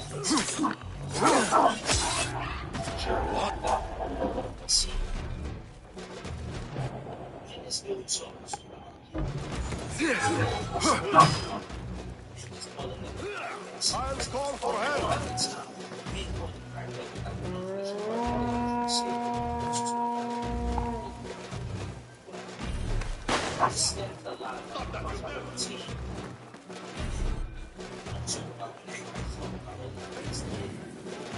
Got you! You're out.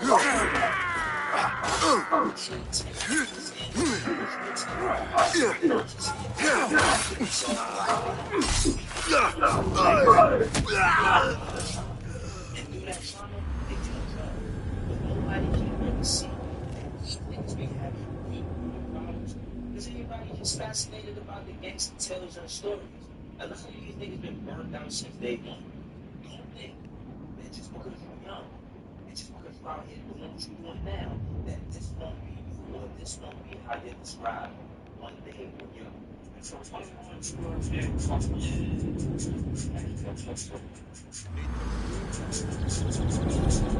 it wasn't Sajjad that led the charge into drivers. It was me. He was too busy. Hey, that's your face on the poster. This is what I'm living for right now. This is what I'm getting paid in 6 days.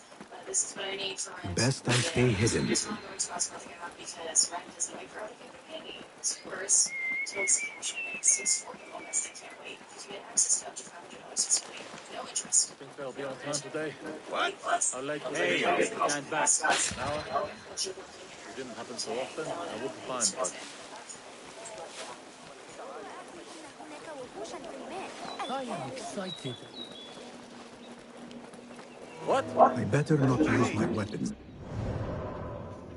Yes, sir. And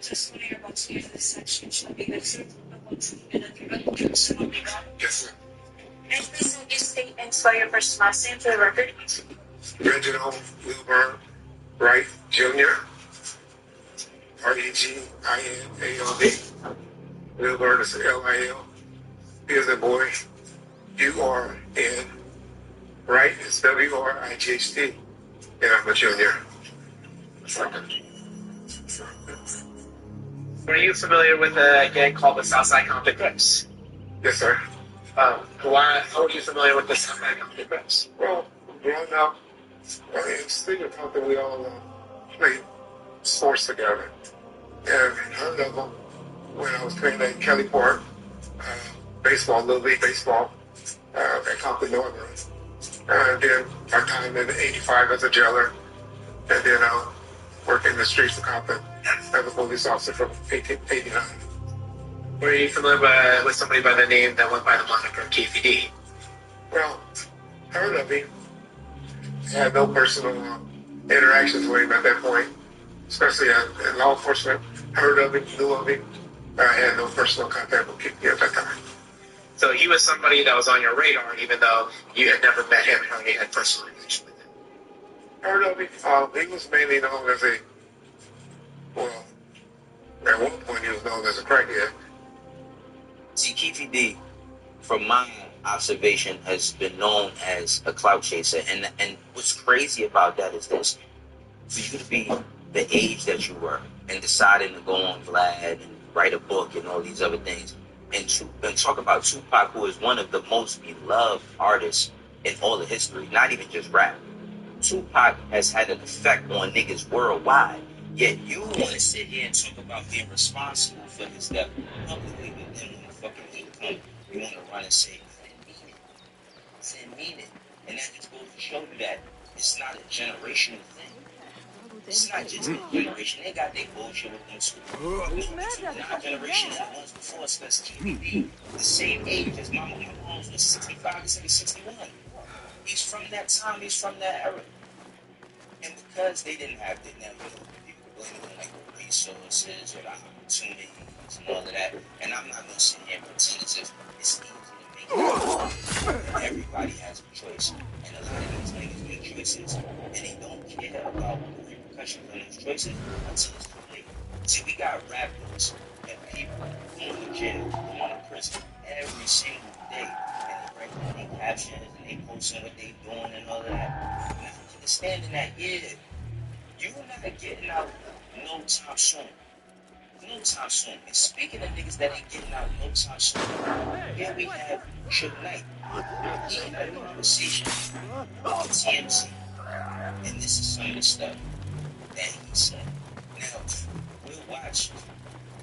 we'll literally watch the rebuttal that Mr. Kings give to some of these claims that Suge Knight says. But listen to Suge Knight. Keep in mind, he is serving a 28-year sentence. His soonest date for parole is like 2035. He's been in there since 2018. Just listen. Because I feel like if you look at this case, and you understand that I'm finally about to solve the murder of Tupac, and there's been tons of documentaries.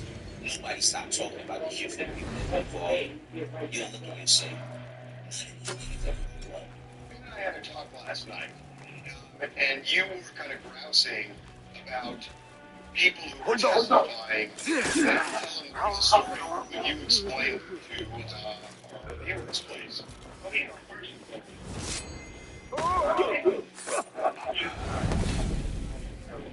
You have as a friend, have a brother, today. Number one, all these guys first mission. Number one, James, never worked with me, never did a security for me, and I can see people out there because Tupac being on An impressive volume, written by Fazil Fahim.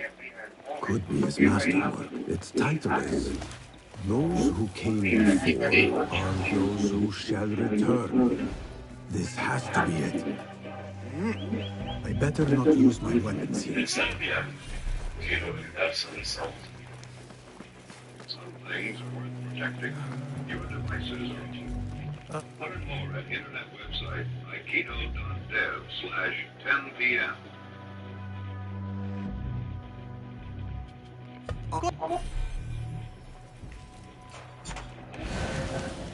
Turn any text into speech instantly using AI and 11 Labs. Change the way you record podcasts, voiceovers, and branded content with the #1 AI-powered voice-generating technology. Stop searching for perfect voice and stop wasting time re-recording take after take. Try 11 Labs for free and start elevating your content today.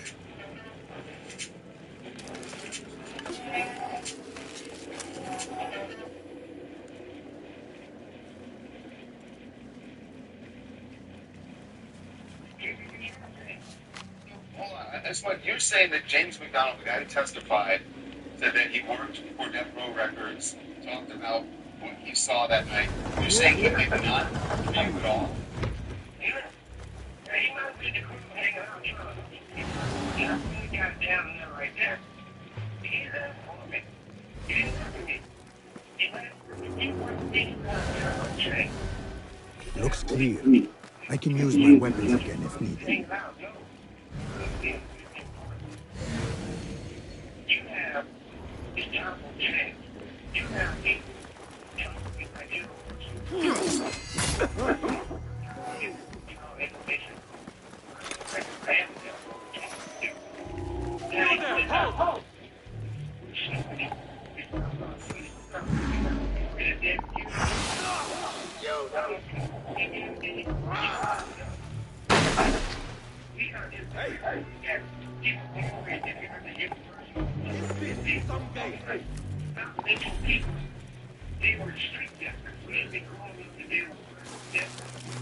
Are you saying you're gonna sue Universal or you're gonna sue Snoop?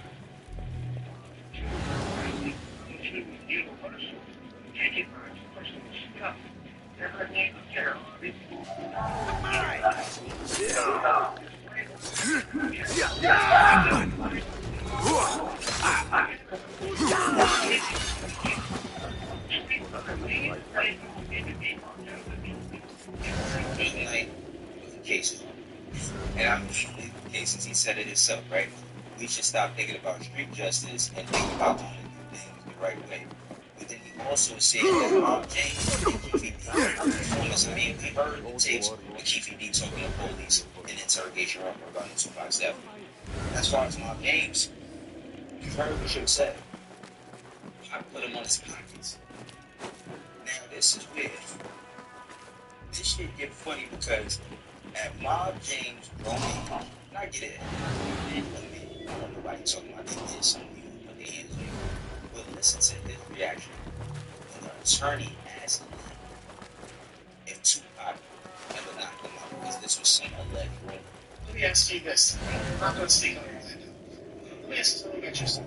That was a rumor that Tupac had knocked you out once. I'm cute. That would have been your response to that. That's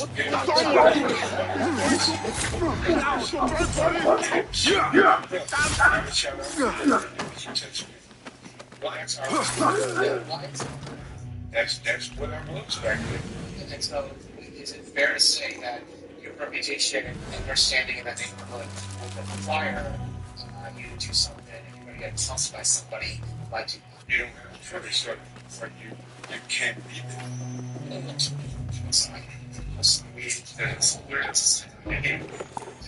not fun. Like, and being in the life that you live, if someone like Tupac is fucking you, like punching you in the face, something like that, you would have to retain your place in the game. There is a deep wrongness here. A reek of rock and iron. Those robes might help me get closer to Fazil. What have they done to these people? Poor guy will not need this anymore. This should help me blend in. Now, Mom James, you can't make this shit up, man. He just said that he didn't want to be looked at a certain way of saying things that he believed that would hurt his knee because of who they were back in the days. But he described this as just crazy. Now, like I said, man, Suge talking a lot. Everybody talking a lot. We're not in that time no more where people used to say, no, niggas don't talk about this and that been on for at least 15 years. I don't know why everybody has this idea that nobody talk about like There are horrors here, but the most terrifying thing is that I have seen it all before. Somehow.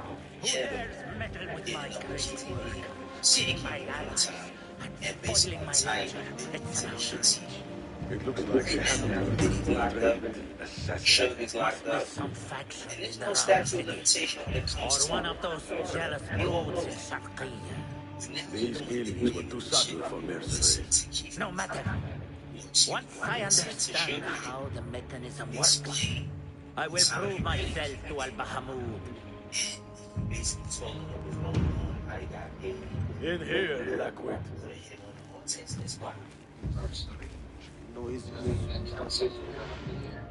Counting flies was the most excitement I had today. We covered. No.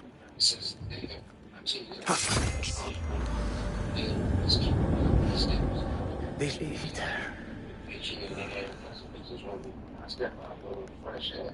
But in the end, all we see is darkness.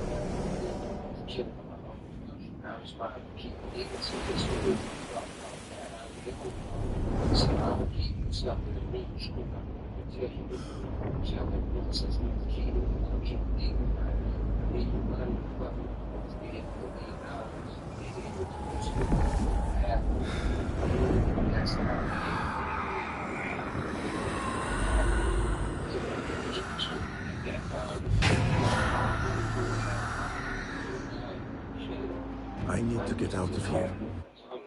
Get back to the bin.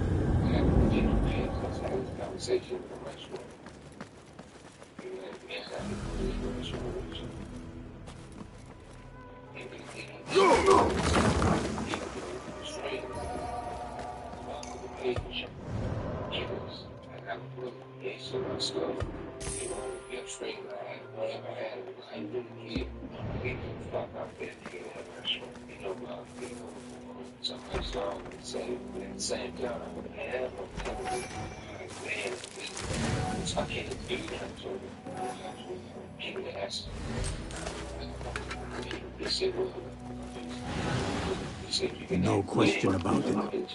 Fazil was neck deep in the Order. The scholar's notes. He believes in these ancient beings, the masters of memory.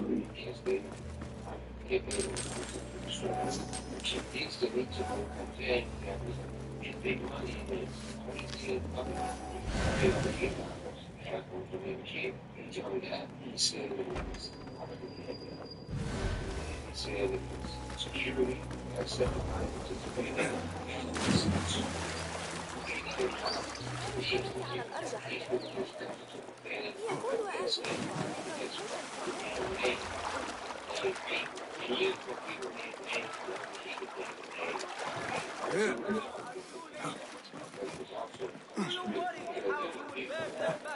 آسف That my dad told me a long time ago, and it was the duck would have never ended up on Glenn's table if he didn't quack.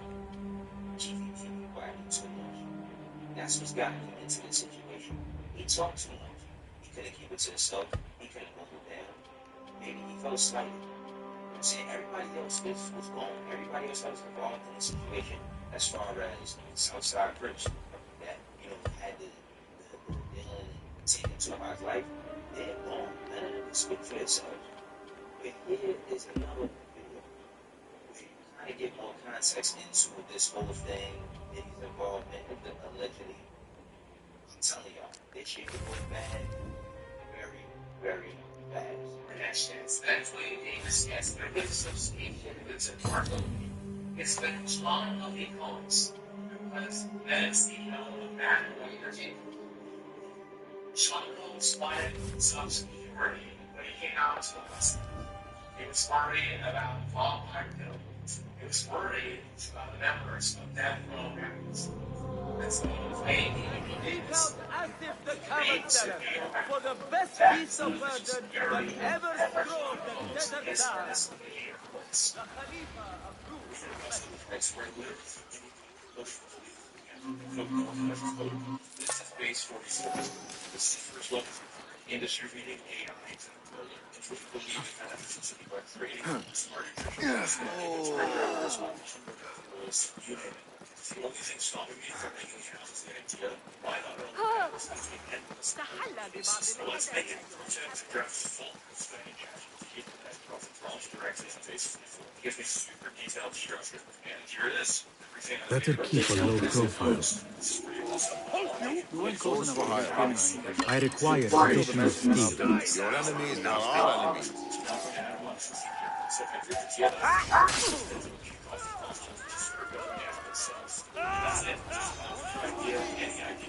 Base 44 will do the rest. Base 44 and create maps with your name on it.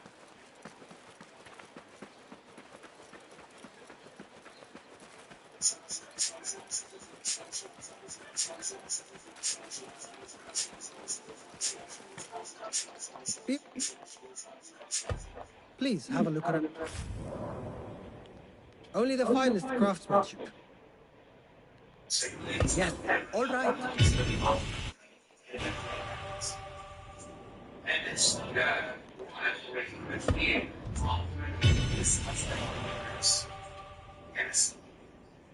One's defense is the best investment. Those tensions well over in the Lakewood Mall in the summer of 1996. There, you hear that straight on lane. Got what you needed. Member of the law firm associated Hip. with that universe was there with other members of the law firm. No. Silver East Lakewood Mall was involved nearby. We lost a year. That being Lake Anderson, or Anderson, the defense that he was in. How did you... But we have to see you can defend. No, I am. I'm afraid, though. That's right. Not that I know. But we must remain vigilant.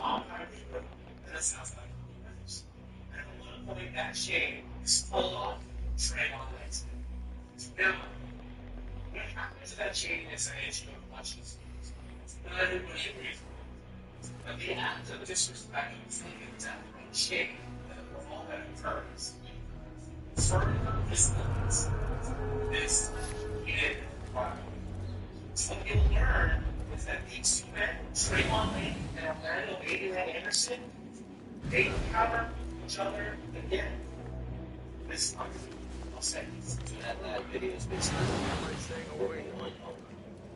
started working over the situation and led to Tupac's death. Even though he said to Joe Grant that he paid us, he gave us the bread and all that. And I've heard that story in many documentaries. I have seen new contracts on the Good snack. There's no statute of limitation on murder. So who knows how this will go for them? But how do y'all feel? Do y'all think that did he put that brother? I ain't gonna lie, man. So all of us that was young kids during this time, knowing what we know now as adults, I don't think it's a far-fetched concept. I'm not saying the nigga did it, but this is just conversation that people have. Pac was going with ads, and Pac was a bigger artist, and he was on the ads, and he was playing the Biggie was doing this thing. Pac was on the rampage, and it seemed as if like he had nothing to lose, but ultimately, we gotta watch this. We gotta watch this for the next couple of weeks and see how this goes. I don't know what's going to happen with KPD. I will say this: to see all of these older men after being in this position, after they've lived their lives, they've been through the streets, they've made all this money. Some is dead, some is in jail, some is on the stand. Makes you want to stay on the sidewalk, money. Either way, this is how I do it myself. For the ones that rock with me, how we doing for the ones that don't eventually will. I will catch y'all on the next one. This audio was brought to you by the Black Effect Network.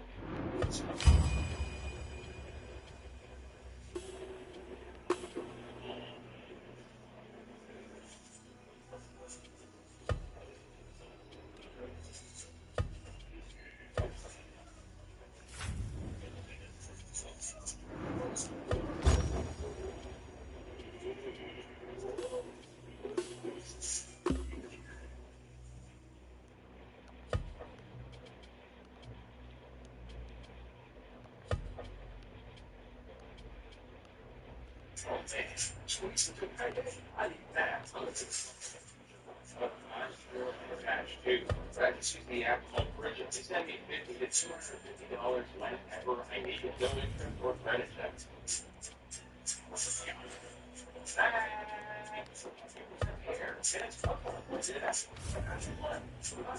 Yeah, Bridget just sent it to me with no cash.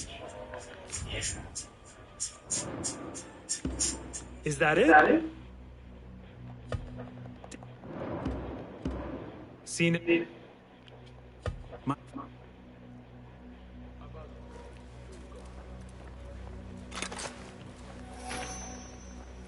Hello and welcome. Let's get it in space. No one can hear you scream. At the movie theater, everyone can hear you scream. Whether it's in the horror of the alien creatures or in the horror of the money you spent to see a movie this bad. Either way, it doesn't matter because there's only one sound that 20th century Fox cares about. It sounds a little like this. In 1979 director Ridley Scott working alongside Swiss pervert genius H.R. Giger brought a once-in-a-lifetime vision of science fiction horror to life. Since then, there have been 7 Alien movies, or 9 if you're counting the Alien vs. Predator movies, as well as a recent TV show. And in this video retrospective, I'm going to review all of them in depth, looking at anything that interests me from original concepts and lore to obviously the content of the movies themselves, and even to the often tumultuous production that went on behind the scenes. Based on the costs of everyone's studio manufacturers are often put to war. This is a big project, so we're probably going to have to split this up into parts. In this video, I'm going to focus on the first 4 movies released in this franchise, ending with Alien Resurrection in 1997. We're also what we refer to as the Ridley Saga. And in the next video, we'll go over Prometheus, Alien Covenant, Alien Romulus, Alien Earth, and I also want to take a look at the 2014 What do you have?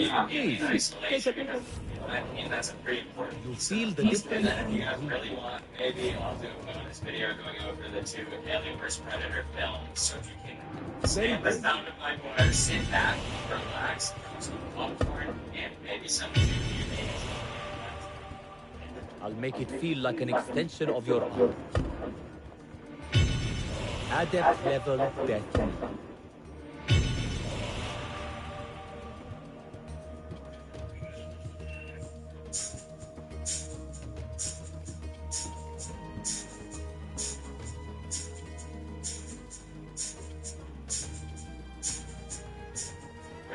Is something like the delightful is a miracle of a movie. It's sort of what I would call a perfect film, without a doubt. I say that there's literally nothing about this film that I would change. Even the human aspects of the production that sometimes peek their head through the cracks only further bolster my appreciation for what they accomplished here. It's a once-in-a-lifetime horror movie. Even though the production was seemingly so intense, and so much uncertainty, An idea further on the project, it somehow came together and emerged the greatest sci-fi horror movie ever made. Nothing that came after, even amongst the sequels that carry the same name, ever really lived up to this. I mean, Lightning in a Bottle doesn't even begin to describe it. The only other movie that I can think of that even comes close is like maybe John Carpenter's The Thing. So in Alien, we follow the crew of the Nostromo.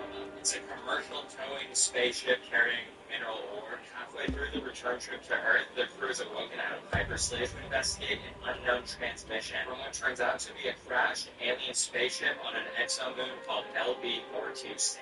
One thing that makes me go absolutely cuckoo bananas about this movie is that before we get into the more expected haunted house monster movie stuff, the first half is focused much more on cosmic horror and the fear of the unknown. We watch as our kind of average Joe and blue-collar crew members walk out onto the surface of an alien world and explore these unthinkably complex and ancient alien structures. It's really Lovecraftian, if I might say. I feel like if I try not to overuse the word Lovecraftian stuff, take a drink every time I say it. It's called for logo. And all of the imagery that draws you into this alien world, the landscape, the architecture, and especially the creature design, which is once in a lifetime. I know I keep saying once in a lifetime, but it's true. But the design of the face hugger, chest burster, and full-grown xenomorph in this film was actually just known by production as the Big Chow. I don't think the xenomorph was actually coined until James Cameron's Aliens, but they all came from the visionary H.R. Giger, who I consider to be a genius, once-in-a-generation artist for real. All of his designs have this biomechanical philosophy to them. So we see the crew of the Nostromo wake up as the ship wakes up with them. And the ship design is also iconic to me. Every detail of this set is so memorable. From the technical detail of like the egg-shaped room where they communicate with Mother, down to the little desk toy knickknacks, like the thing that drinks water, the bird that drinks water. The interior is designed by Ron Cobb and Chris Oz, and it's not like a sleek, futuristic sci-fi ship. It's like a giant industrial nightmare. It's not pretty, it's functional. It's a lot more like a towering piece of construction equipment than anything close to what people are used to seeing in spaceship sci-fi designs like the USS Enterprise from Star Trek. And then when they get together at their table, when they all have meals together, they all smoke and complain about everything except the coffee. It all feels so tangible and lived. I also like how it's not immediately obvious that Ripley is the main character. She's just kind of one of the crew for a lot of the movie. So it's not like completely predictable that she's going to be the final girl in like if you haven't seen it before. But the true underlying villain and the reason they risk their lives to go and look at this signal in the first place is the company, also known as Wayland Utah. As Ash explains, by not following procedure and orders from Mother, they could be looking at a complete forfeiture of their shares. Then they'd have spent years of their life hauling forward through space for nothing. The focus on anti-capitalist themes like corporate greed and worker exploitation is inseparable from this film and the franchise as a whole. Once they set down on the moon, we see Captain Phillips and Lambert go on foot to check out the ship. In some of the wide shots, they even had some of the production's kids wearing tiny spacesuits to really sell the ginormity. Nothing else. Can I say that word? Ginormity of the sets, basically making the sets look twice as big as they would have otherwise. It's kind of one of those things that once someone points it out to you, you can't unsee it. We see their POV cam of the ship, and Ash is like, I've never seen that anywhere. And neither have I, to be honest. There are two wide shots that really stuck out to me when rewatching this. They incorporated these map paintings, and they're just jaw-dropping to me. I mean, so, one particular thing about me is I will spend an entire day dilly-dallying with a stacked to-do list in my planner just to become the most motivated person alive at 10 p.m. But the problem with getting creative motivation at night is suddenly I need a full meal immediately. And nothing is more humbling than being a creative genius here. If you have the time for anything here, then I suggest you check the board. Instead of forcing myself to chef up a full meal at 10 p.m., I discovered this wonderful app. Wonder is a food delivery app that lets you mix and match from different restaurants all in one order. So instead of paying $1 million in delivery fees, everything is delivered together with $0 delivery. Yes, free delivery. So the next time your tempting motivation kicks in, get yourself a high-quality meal that actually hits the spot with Wonder, because your late-night cravings deserve more than sad leftovers or raw ingredients. So your job expects you to be on time for work every day, but wants you to just wait 2 weeks for your paycheck. If you need $100 to make it through the day, you are not alone. There's this app that I love called Earn It. And with it, you can get up to $150 a day with a max of $1,000 in between paydays. It's your pay, your pace. You just verify your identity, spend this bill right here, and you can move the money to your bank account. There's no credit check and no mandatory fees. Get what you need to make your day right. Trust me, your future self will thank you, especially when the stacks run out. Download Earn It and make it payday. Nothing else? Talk about love capacity. I just love the scale of everything. And then they discover the space jockey, also designed by HRD. And incorporating the space jockey is sort of emblematic of something that's missing from all of the other sequels post this one. No one gets as creative with their ideas in any subsequent movies except arguably Prometheus. Other movies are way too focused on the iconography of the xenomorph or the xenomorph figure. But when you come back to this, it's like there's a much larger and more mysterious universe out there that's only hinted at. And to continue glazing all of the production design and model work, I mean, this actually looks like a fossil. It's so convincing. And when they find the alien egg inside, they used real sheep and cow organs to give it that actual disgusting organic feeling. A feeling that none of the sequels quite live up to, in my opinion. You see Wonder later dissecting the facehugger. This looks like a real alien to me. It looks like this is a real alien creature. So Kane here does the brilliant thing that people seem to do in sci-fi horror movies where he leans his face up into the open alien egg. I give him more of a pass than most because he's not a scientist or anything. He's not equipped for this situation. Either way, when that alien egg opened up, he should have been out of there. Where is your fight or flight instinct? Patient this movie is with its world building and just setting up atmosphere rather than just like rushing to the scary part. We can get to the facehugger until like 35 minutes in, and then not even to the chest burster. That's a bad point. But then bring Kane back to the ship. Ripley actually refuses to let him in at first, showing some actual level-headedness. He knows damn well that bringing that in puts them all at risk. There is a rock, Tarch, treasurer. Property stolen. Of course, has no directive to bring the alien home by any means necessary. There's some really great hints early on that Ash has his own motives. He is, in fact, a robot. We see him constantly butting heads with Ripley, or suggesting things to the crew just to cause chaos, or just to see what will happen. There's even a shot where you can see him drinking the milk substance that he uses as his blood. They try to remove it by cutting one of the finger joints. We're introduced to the acid blood. They immediately freak out and track down even that little bit of acid to make sure that it doesn't go all the way and eat through the whole of the ship. I feel like that fear is completely dropped in later movies. They spill buckets of acid blood and it never seems to be that big of an issue unless it lands on someone. But then the facehugger seems to die of its own accord and Kane feels completely fine. They all return to the dinner table and laugh it off when something he ate is seeming not to agree with him. I love that you can see the horror on the actor's face when he realizes something's wrong, and then we get the chest burster moment. I mean, is there anything even for me to say? I know it's iconic, you know it's iconic. You could argue that the survival would have been to kill it right then and there. Cannibal rods and motion sensors that grip the Nostromo try to hunt this thing down, or is it that's hunting them?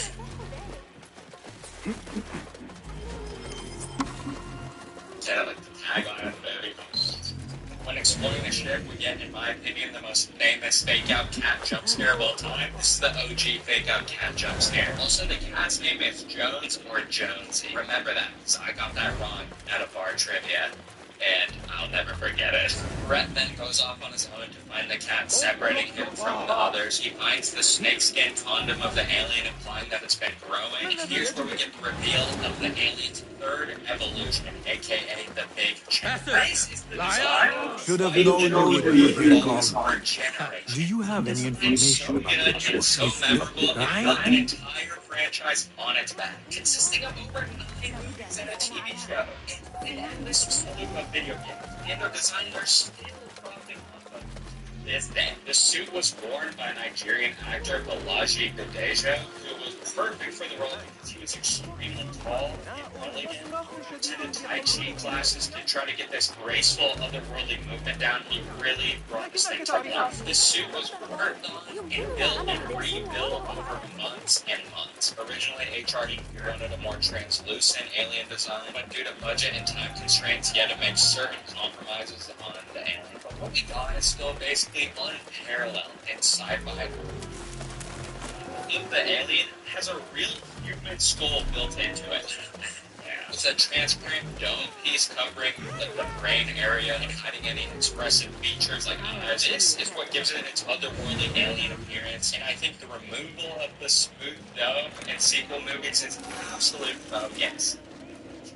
James, we'll talk about those movies when we get to it. It also gives the head of the alien its now I'll find that plate. penis shape, and I'm really not joking. I'm not.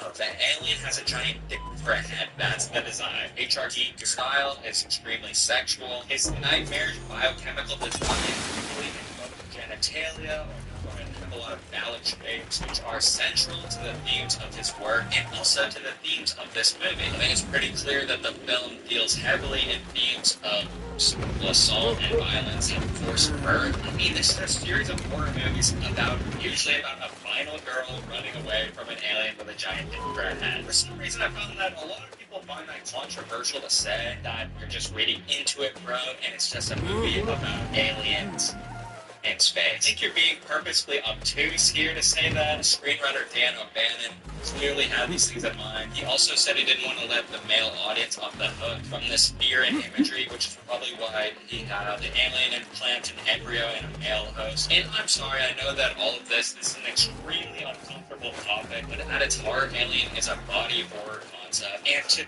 try and divorce it from those themes, I think, would be just to dumb it down and commercialize it. Anyways, talk about Tangent City, USA. So the alien kills Brent. One of the most interesting choices that Ridley Scott made in the edit was the decision to barely show the creature, and I mean bare, especially after finding out how much blood, sweat, and tears was shed in order to get the costume to work. But I definitely think this decision paid off. I think all you see in the background are a little out of focus, or a little out of frame, brief glimpses. Make sure that it never loses its believability. Ridley Scott, when he signed onto this project, said that he didn't want to make a movie about a guy in a rubber suit, and I think he succeeded. Tony Doss is the next to go as he enters the air vents and tries to direct the alien. I think they're still treating it like an animal at this point instead of the intelligent, perfect organism we know it to be. But I think that's a great scare.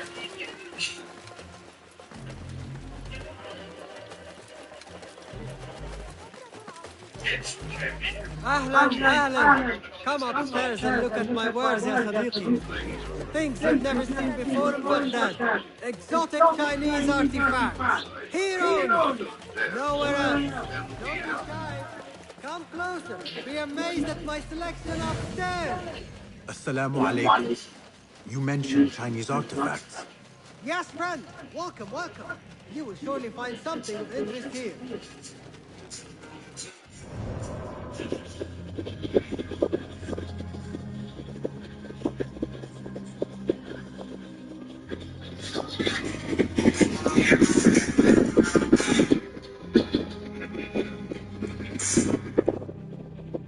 It actually got me on my rewatch, even though I knew it was coming. And the gloves only look slightly silly, and that's only really if you pause the movie, go frame by frame. But at this point in the movie, Ripley really enters her role as the main character. She talks to Mother and finds out that Ash has his own object to bring the alien specimen home. Crew expendable. When she confronts him, it leads to a moment where Ash tries to strangle her with a rolled-up magazine in what I can only describe as the ship's goon corner. And someone on the Nostromo set aside a corner of the ship solely for masturbation purposes, and Parker is able to knock Ash's head off, and we're able to get some answers out of this guy. And in 1979, they were able to create a broken robot effect that will never age. We'll never watch this movie now or even in 100 years and not believe the practical effect of Ash's head on the table here. Yet most recently, in 2025, we have to look at this bullshit. What are we doing here? Anyways, Ian Holm as Ash here is magnificent. Ash has nothing but glaze for the creature that is killing the crew one by one, and I love this moment where Ripley just punches him. He says it. Bro, it sounds like a Redditor. So Ripley goes off and set up the shuttle while Parker and Lambert collect fluid for hypersleep. They get killed by the alien, and Ripley begins the self-destruct sequence of the Nostromo, and then escapes on the shuttle alone with Jones. And even she strips down to her underwear when she's the most vulnerable. It's a little butt crack shouting, only to find that the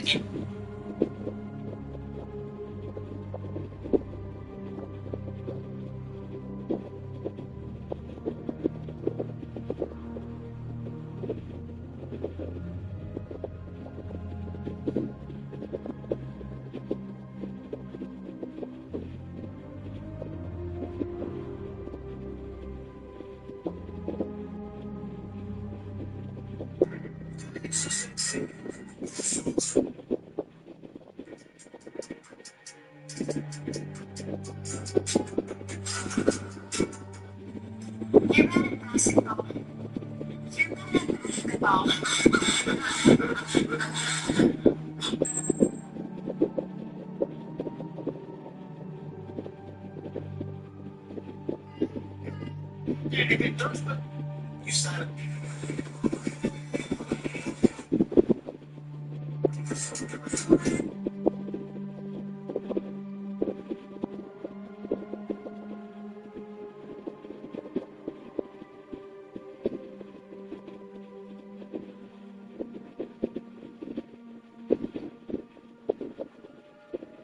Alien has snuck aboard and is on the shuttle.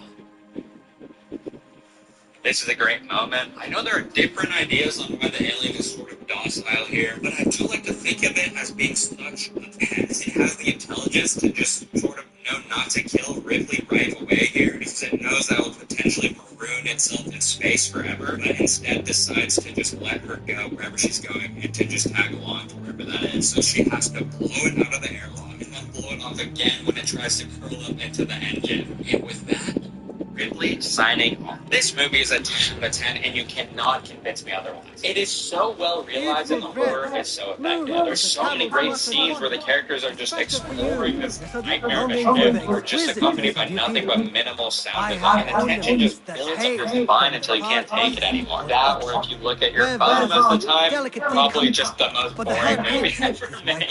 7 years later, Alien would get a sequel directed by up-and-coming hotshot director James Cameron, and he decided to take the series in a different direction, to say the least. Make sure to bring a good bag of coin. A hairpin from the east. This must be the item El Kululu was after for the treasure. I must look out for it at the auction. I got a bit cold. Okay, I'm worried this is gonna be the most controversial part of this video. Now, depending on who you might ask, you might hear that Aliens is one of the greatest film sequels of all time, and maybe even the best film in this franchise. And I 100% see why a lot of people feel that way. Cameron expanded on what Ridley built, and a lot of people even think he improved upon it. Now, not that I don't have my own love for this movie or tons of positive memories watching it, especially growing up, but if you couldn't already tell, nowadays I definitely am more of an Alien 1 guy. So this is kind of awkward for me because this is obviously a great, extremely well-made movie. And I am obviously nobody who has any business telling James Cameron what I think he might have done wrong, especially when the final product is such an incredible achievement, so beloved and so crowd-pleasing. My problem is that, this isn't That a woman James mentioned Cameron the original treasurer. concept. This I isn't should a keep movie my called ears close. Colonial Marines. It's called Alien. And that's not to say I'm going to give this movie a bad review by any means. It's just that as my appreciation for Alien 1 has grown, my feelings towards Aliens have only waned. Like, I don't know, imagine if they made a sequel to The Babadook. In their timeline, but this time you can't.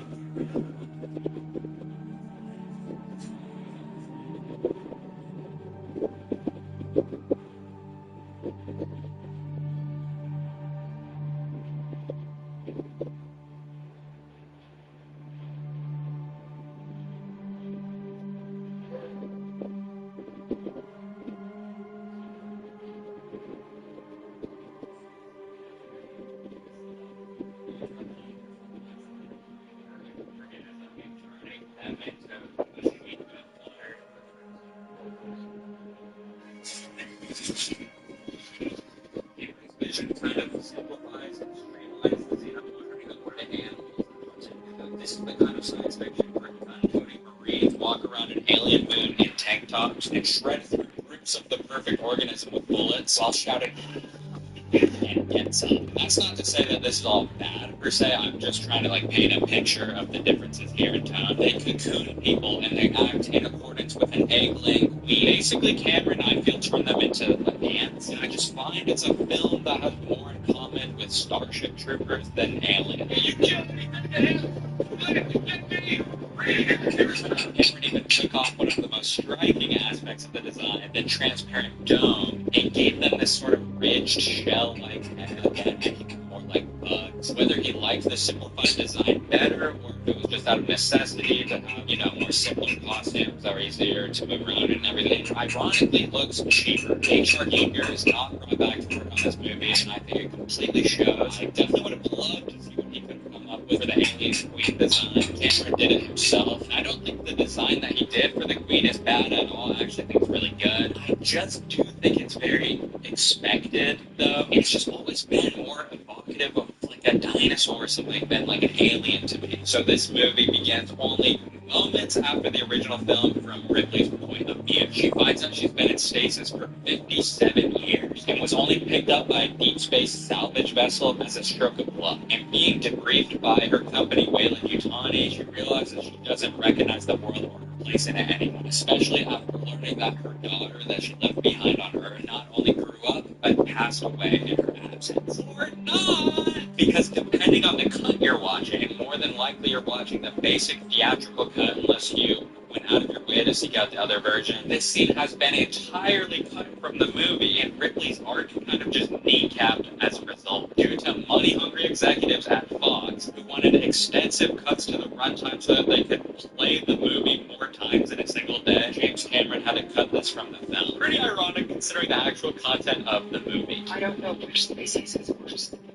You don't see them fucking each other over for a goddamn percentage. Anyways, I do love this setup. Ripley is lost. She's having a constant nightmare. She's living alone with Jonesy while working on a cargo dock running loaders, which is a great setup for later. She's had her flight license revoked. Kirk, the company man, shows up to ask her to return to the moon. The moon is a group of Marines because they lost contact with the colonists they have on the moon. She agrees under the condition that they're going to destroy the aliens and not study them. The Marines are some hoorah ass mofo. They fly to LV-426 on a ship that is shaped like a gun and are led by the mustachioed, cigar-chewing Sergeant Capone. And I'm not immune to this movie's charm. The jarheads in space make for many entertaining scenes. James Cameron had a lot of great ideas like invoking the Vietnam War in space, as well as exploring gender roles. This movie spends a lot of time exploring the role of femininity in such a masculine, macho environment. There's some juicy colonist daughters we have to rescue from their virginity. What's up? Which I think makes Vasquez a really interesting and valuable character. It does poke its toe into the realm of horniness, though, in certain moments, like where Ripley operates a loader, hitting them, and it's slapped John off like they never saw her on before.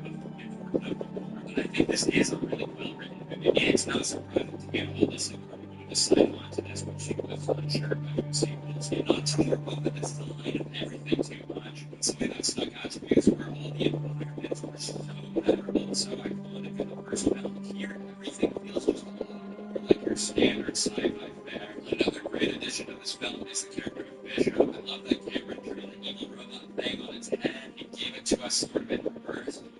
Ripley doesn't trust Bishop at first, so Ripley comes to trust the genuinely well-intentioned robot by the end. For the time of the vision person myself. Yeah.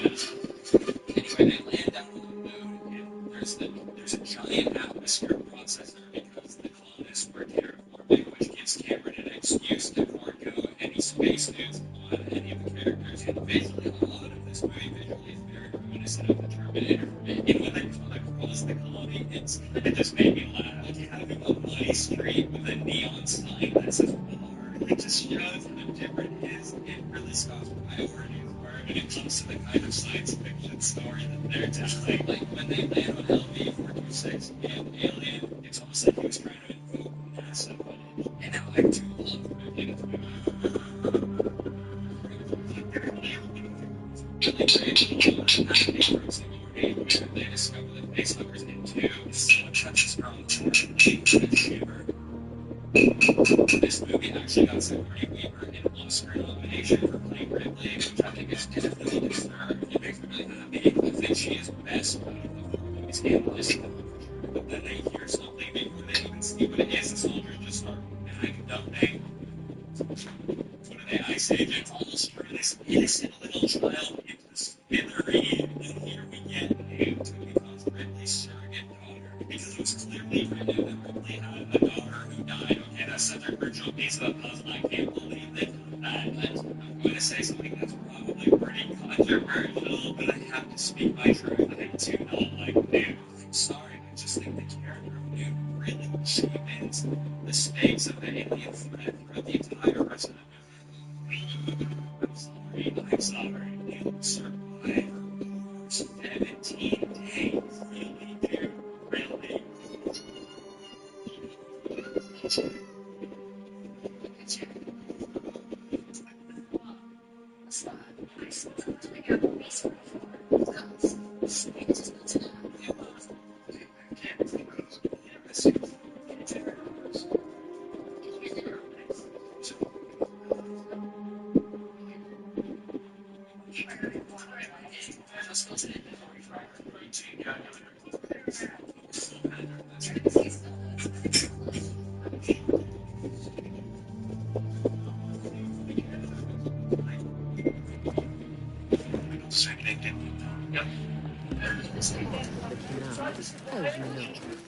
No one is more unhappy than investigating act. With the hard withholding out production has been slowly adapted. Have also made our situation He told me whatever to you.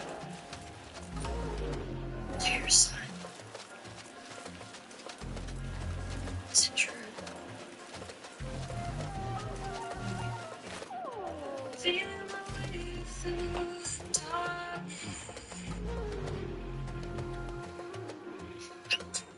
So The Marines go where all the colonist trackers are and they find the alien nest. Complete chaos as the Marines are overwhelmed by the xenomorphs. But the lieutenant is paralyzed by fear, so it's up to Ripley to jump into action and help to save the surviving Marines. Some of them are able to just pop the xenos like a balloon with their machine gun fire.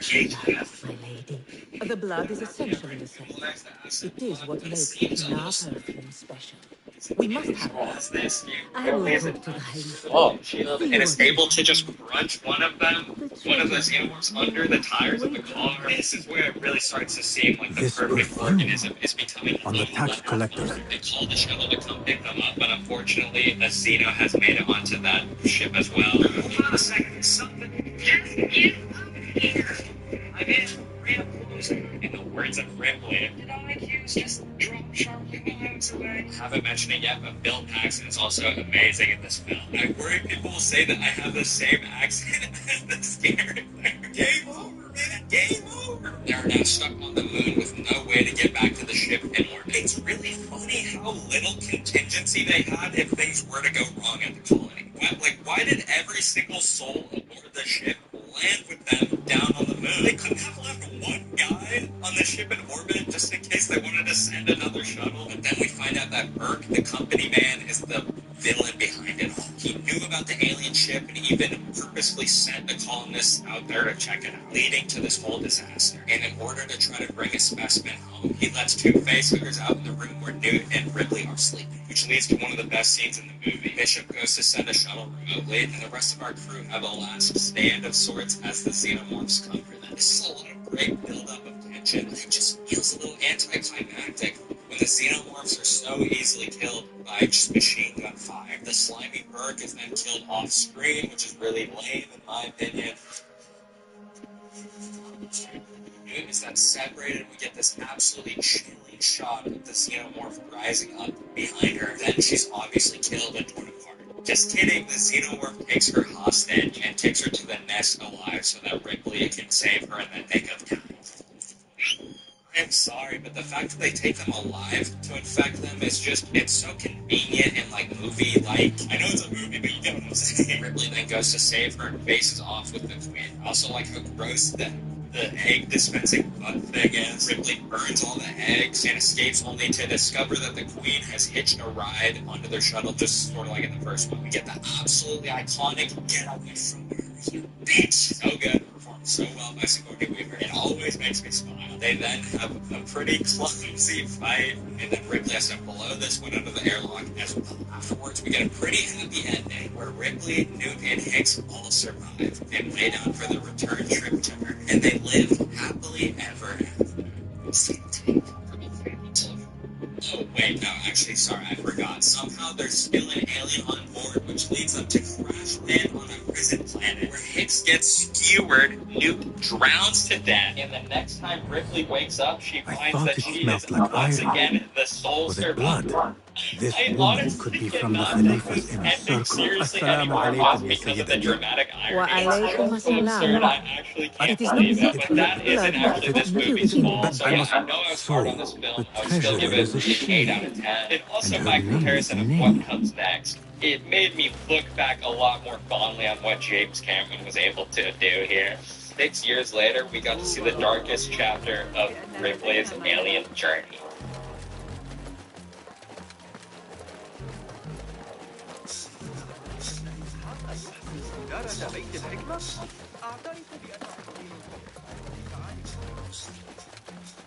Alien 3, aka Alien Q, which was a naming convention used in Alien, but never in Q movies.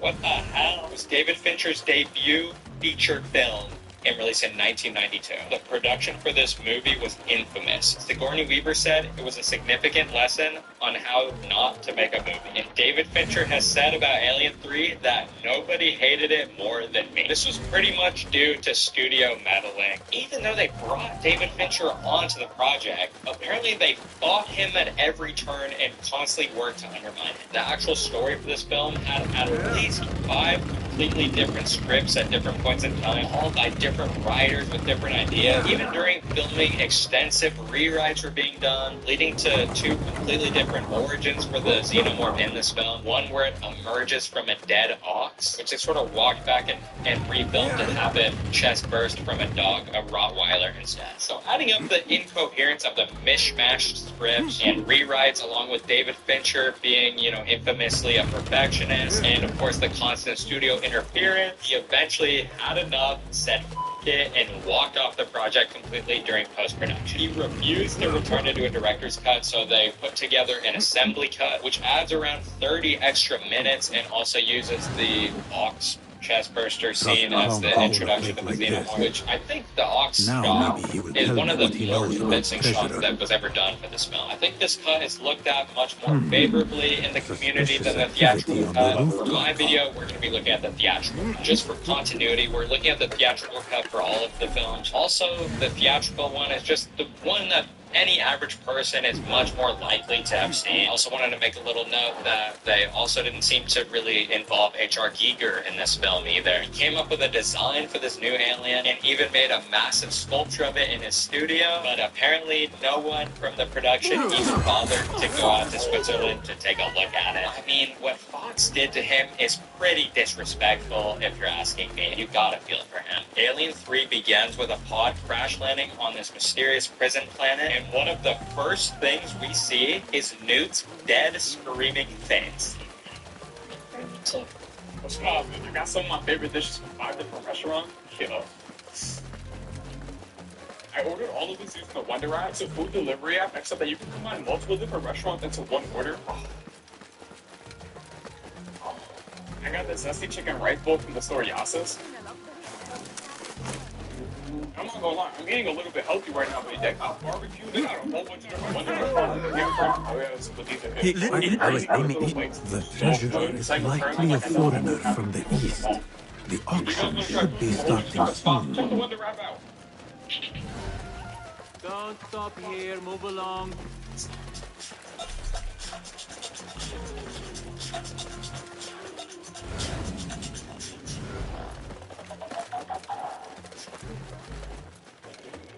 Oh my god, they unearth the pod and save Ripley. She awakes to find that everyone else is dead and that she's stuck on a prison planet full of violent male convicts who haven't seen a woman in years. You literally could not devise a more mean-spirited or nightmarish scenario to put Ripley in. That feeling of mean-spiritedness is something that's prevalent throughout the whole film. This is not a we get an extended autopsy scene where they graphically thaw open Newt's corpse so that Ripley can look inside and make sure that there's no chest burster inside the infant body of her surrogate daughter. Then we cut to a really violent and upsetting dog death scene because one of the inmates has a Rottweiler named Spike, and the dog got infected by the facehugger that was aboard the pod. Totally, it really feels like going from like Raiders of the Lost Ark to like Hereditary. So, like, imagine if in the opening scene of The Last Crusade, Short Round had an allergic reaction and got his head knocked off by a telephone pole when he stuck his head out the window of the car. Why would the treasure Along want it with so Ripley, badly? one of the actual welcome character introductions is Dr. Clemens, played by Charles Dance. He was one of the only characters that actually managed to stand out for me because the rest of the cast is really just bald guys and they all look the same. A lot of the people on this planet are involved in this religious fervor and have taken a vow of celibacy, which makes sense considering one of the original drafts actually involved a bunch of monks living on a space satellite made of wood. Dude, I wish I could have seen that movie. But it seems Ripley is stuck here for the time being, so she has to shave her head because apparently they have a lice problem. But we get a Sigourney Weaver with a shaved head in this. How do you picture Ripley in this movie? And he said, I don't know. Nothing can hide from us, Enkidu. Her and Clemens' relationship becomes a little PG-13, and the alien on the loose starts to pick off something. The xenomorph in this movie, having come from a dog, is more of a quadrupedal. It's nice to see them innovate a bit on the xenomorph design. Also like that there's only one of it in this movie. But Ripley goes to the trash heap to find where they jumped Bishop, and we get a horribly uncomfortable scene where Ripley is attacked and nearly, luckily Dylan rescues her and beats her would-be assaulters, but this scene just felt so unnecessary. And like I said, the thematic allegory is already there. It's just felt gratuitous. But after that, she's able to talk to Bishop, and I actually think this scene is really chilling and well done. She finds out that there's an alien on board with no pod attached to the ship. Then Bishop asks her to kill him. Alright, dude, we get it. This is the dark one. This is the dark movie, okay? We get it. I'd rather be found. I can only imagine what James Cameron thought watching this. You know, it's a Newt and Bishop. And then the first thing they do in the next film is kill them all. That was the stupidest fucking thing. Again, though, this effect of the half-exploded android still holds up, which is a lot more than I can say for a certain recent movie that came out that starts with A and ends with Leon Romulus. Back in the clinic, we get our first proper look at this new alien, where it suddenly kills Charles Dance, Ripley's only friend in the prison, and frankly, the only new character introduced that I cared about at all. Ah, great. The size of the new xenomorph is also unbelievably inconsistent. In one shot, it appears to be played by a guy in a suit, and it has a massive presence, a massive, like, 7-foot silhouette. But when it actually approaches Ripley, they switch to the quadrupedal puppet that they're using and then compositing in post-production. And then it's no bigger than, like, an average little dog. It's like a little doggy. I mean, we're really expected to accept that this is the same creature? But anyways, strangely, the alien refuses to harm Ripley. We get a fun little moment where the warden, who's refusing to believe Ripley about the alien, actually just gets sucked up into the ceiling. But now it's up to Ripley and some of her would-be to take this thing down. After a failed attempt to trap it using fire, Ripley realizes she's not feeling so good. So using an ultrasound machine, she realizes that she's actually infected with an alien queen. When, how, or why that happened, I really don't know. They devise a new plan where they lead it through a bunch of corridors with shutting doors to try and get it into the furnace. So I've been kind of dancing around it, but the compositing effect that they use in this film, it was just underdeveloped at the time. And while I think the actual puppet work was really well done, the final product just looked terrible. There are a lot of scenes that look no better than just pure clip art. It has absolutely no presence in the world of the frame. I think they knew this and tried to compromise by having all of these alien POV shots, alien vision. POV, you are an alien. Which aren't too terrible at first until they keep using them and keep relying on them. It's such a crutch and it becomes so annoying, and this sequence is almost unbearable to watch. And then Dylan distracts the xenomorph by allowing it to eat him, and you can hear him yelling stuff like, "Come on, that's all you got?" While it's supposedly tearing him limb from limb. It's so dumb. So Ripley pours 1,000 gallons of molten lead down on it, but it's still alive somehow until Ripley jumps and pulls down a lever to turn on the sprinklers, causing it to harden and explode. Pause. Actually making for a pretty fun shot. But then the company finally shows up. They're led by the creator of Bishop here, who apparently made the Bishop model in his own image. And so to avoid letting Wayland Yutani have access to the alien queen inside her, Ripley jumps into the lava, sacrificing herself, with the chest burster bursting out of her in midair. Could I roll my eyes any harder, dude? Ripley's sacrifice is a fine moment, and it makes sense for her character. But it's so melodramatic, and the effects are so bad, dude. But that's Alien 3. Talk about a miscarriage. I don't know, I'll give this like a 4 or 5 out of 10. 4 or 5. There's definitely a good movie in there somewhere.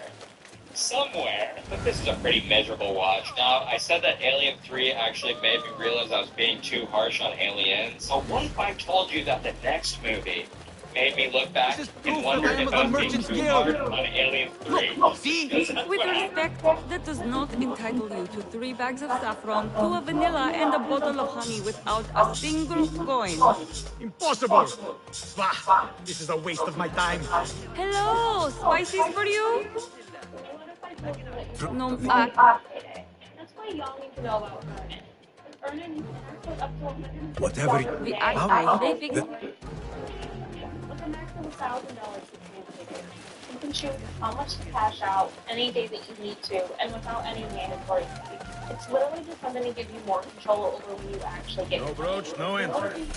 Day, right? So why would you actually get paid like that? Download the app and think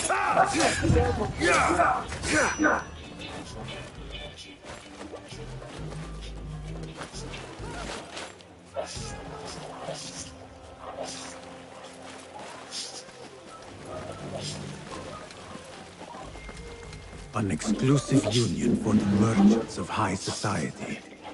I should have expected this to exist.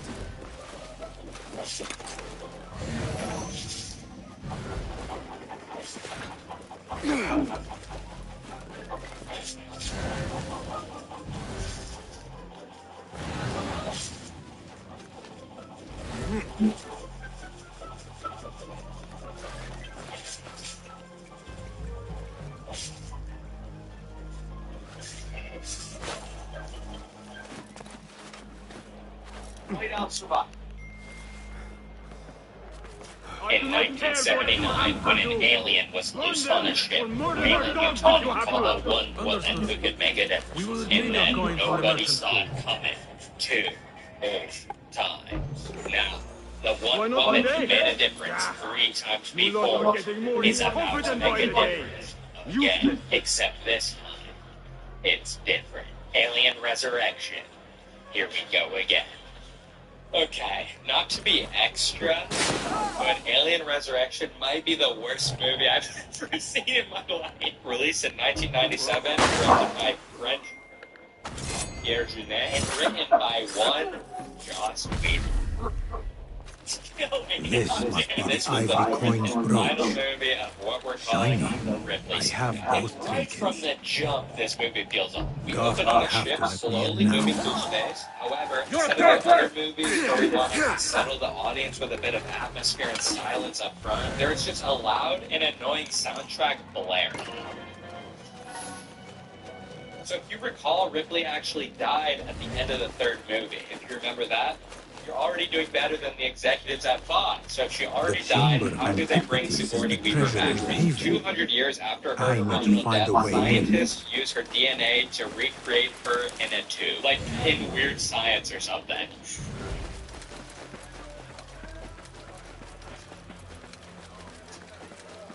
Also, it probably goes without saying at this point, but they did not bring back H.R. Giger. The design right off the bat is so ugly. They're on this ship, which is supposed to be a state-of-the-art medical research vessel, but it looks like an insane, dark, rusty nightmare. Part of the look and the charm of the Nostromo was that it was this kind of shitty industrial towing ship, more mundane, like blue-collar sort of work. So why would they build a ship that looks like this when it's for medical research? Anyways, maybe I'm just nitpicking the details, but this film is just ugly to look at. I have been looking forward to meeting the treasurer.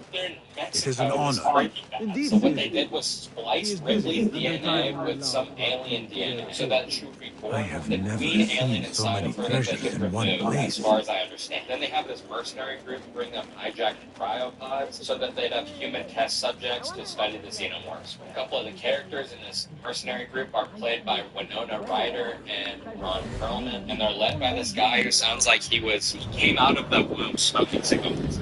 Last like that make a man. And I swear, all of the actors in this movie are acting like they're out of a different cartoon. You are inbred, motherfucker. Please refrain from speaking about the treasurer inappropriately. You may enter my seat.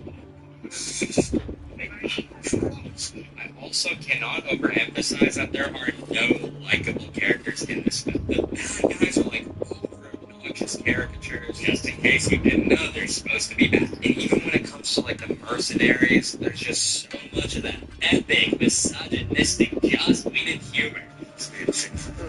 Let's talk about the basketball scene. I feel like if there's anything you might have heard of or seen from this movie, it's this, where a bioengineer Ripley shows off her insane handles in space basketball. It starts out because Ron Perlman sees Ripley and decides he wants to sexually harass her, but after she bounces the ball into his nuts, the other mercenaries attack. This guy even tries to essentially kill her with a barbell, which is insane. Like, he doesn't know at this point that she's not just a normal person. So I'd say that's attempted murder. Ripley is unfazed, though, and ends the scene by draining a backwards one-handed shot while walking away, which Sigourney Weaver actually hit. I think they had to quickly cut because Ron Perlman started cheering. There's also a lot of odd fetishistic stuff in this movie. I know that maybe sounds hypocritical when I praise a lot of the psychosexual themes in HRT where this movie just doesn't really play, in my opinion, because they can't seem to decide if they're playing it comedically or straight. Like the scientist kissing the glass where the xenomorphs are held. What's this supposed to convey, except to be kind of gross and obnoxious? Outside of certain tension between Ripley and Winona Ryder's character, the perverted aspects feel more immature and like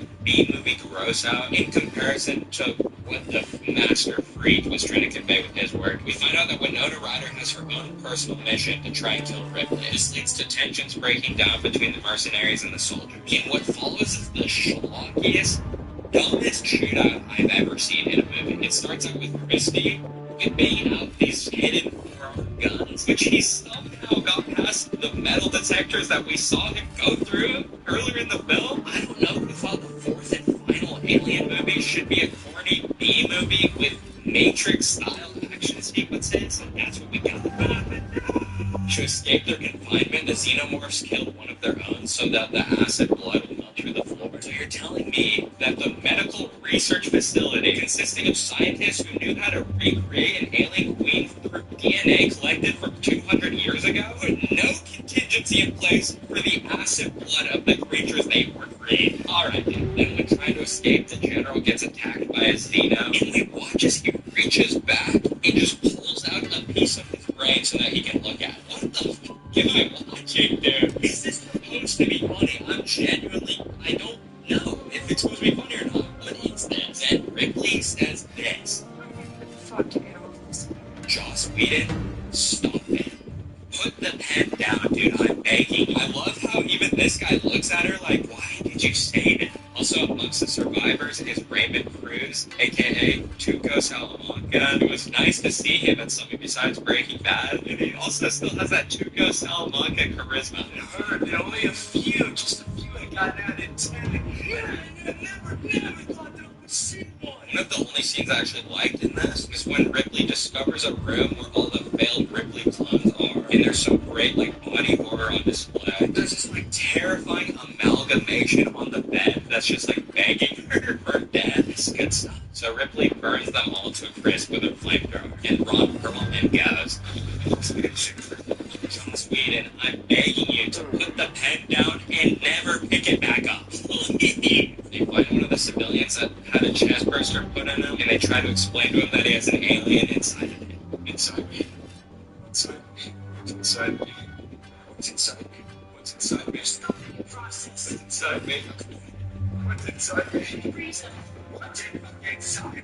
The set piece where they're forced to swim through a section of the ship and are pursued by xenomorphs swimming underwater. It's actually kind of cool. I like the way they move. When they emerge, there are eggs blocking the way. So the character Christie ricochets around off the ceiling. My them all up. I do. as of When I sure. Like he's bullseye or something. It's never explained. And the scientist betrays them by shooting Winona.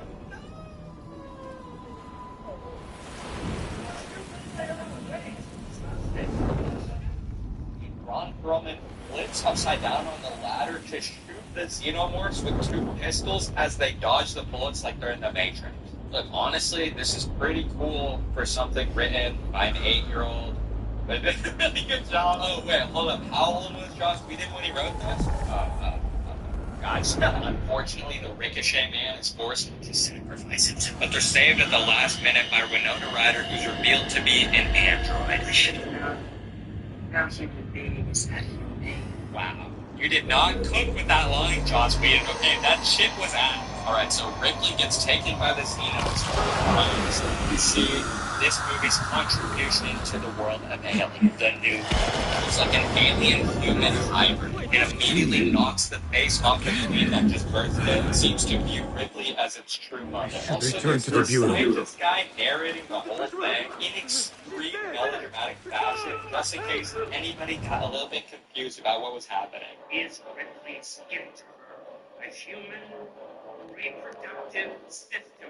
A beautiful little baby licking Ripley's face. Hope nothing bad happens to him. 7-Eleven app. Unlock your rewards.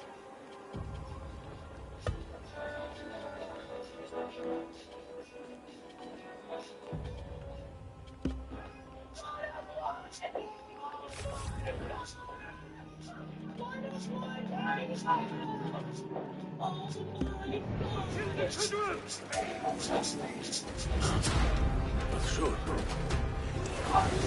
Sorry, I'm not really sure what the consensus is on this as far as alien designs go, but this is trash in my opinion. It looks Jack Skellington like that Jack Frost horror movie from the 90s, or just an evil Jack. It's fighting all aliens from HRT Beer's design philosophy. It just goes for strong first with like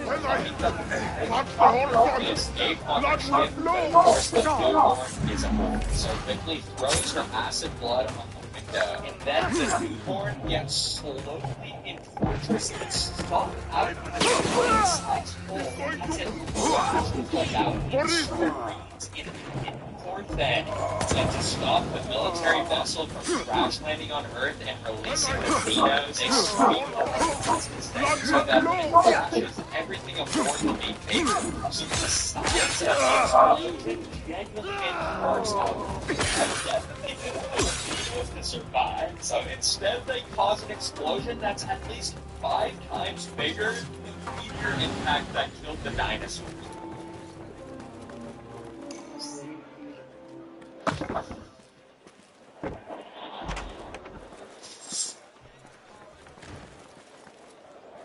Okay, and that was Alien Resurrection.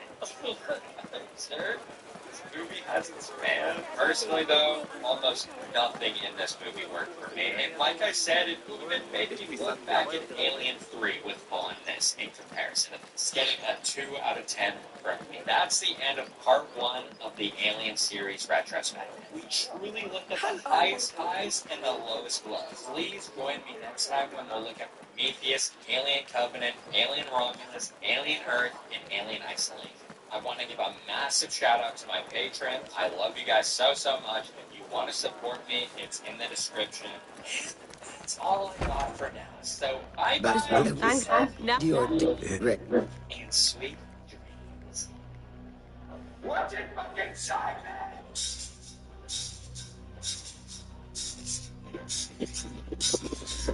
Also designed by H.R. Geiger. Also, I'm going to say Geiger this whole time. I hope it's Geiger. What's good? In 1979, we learned that in space,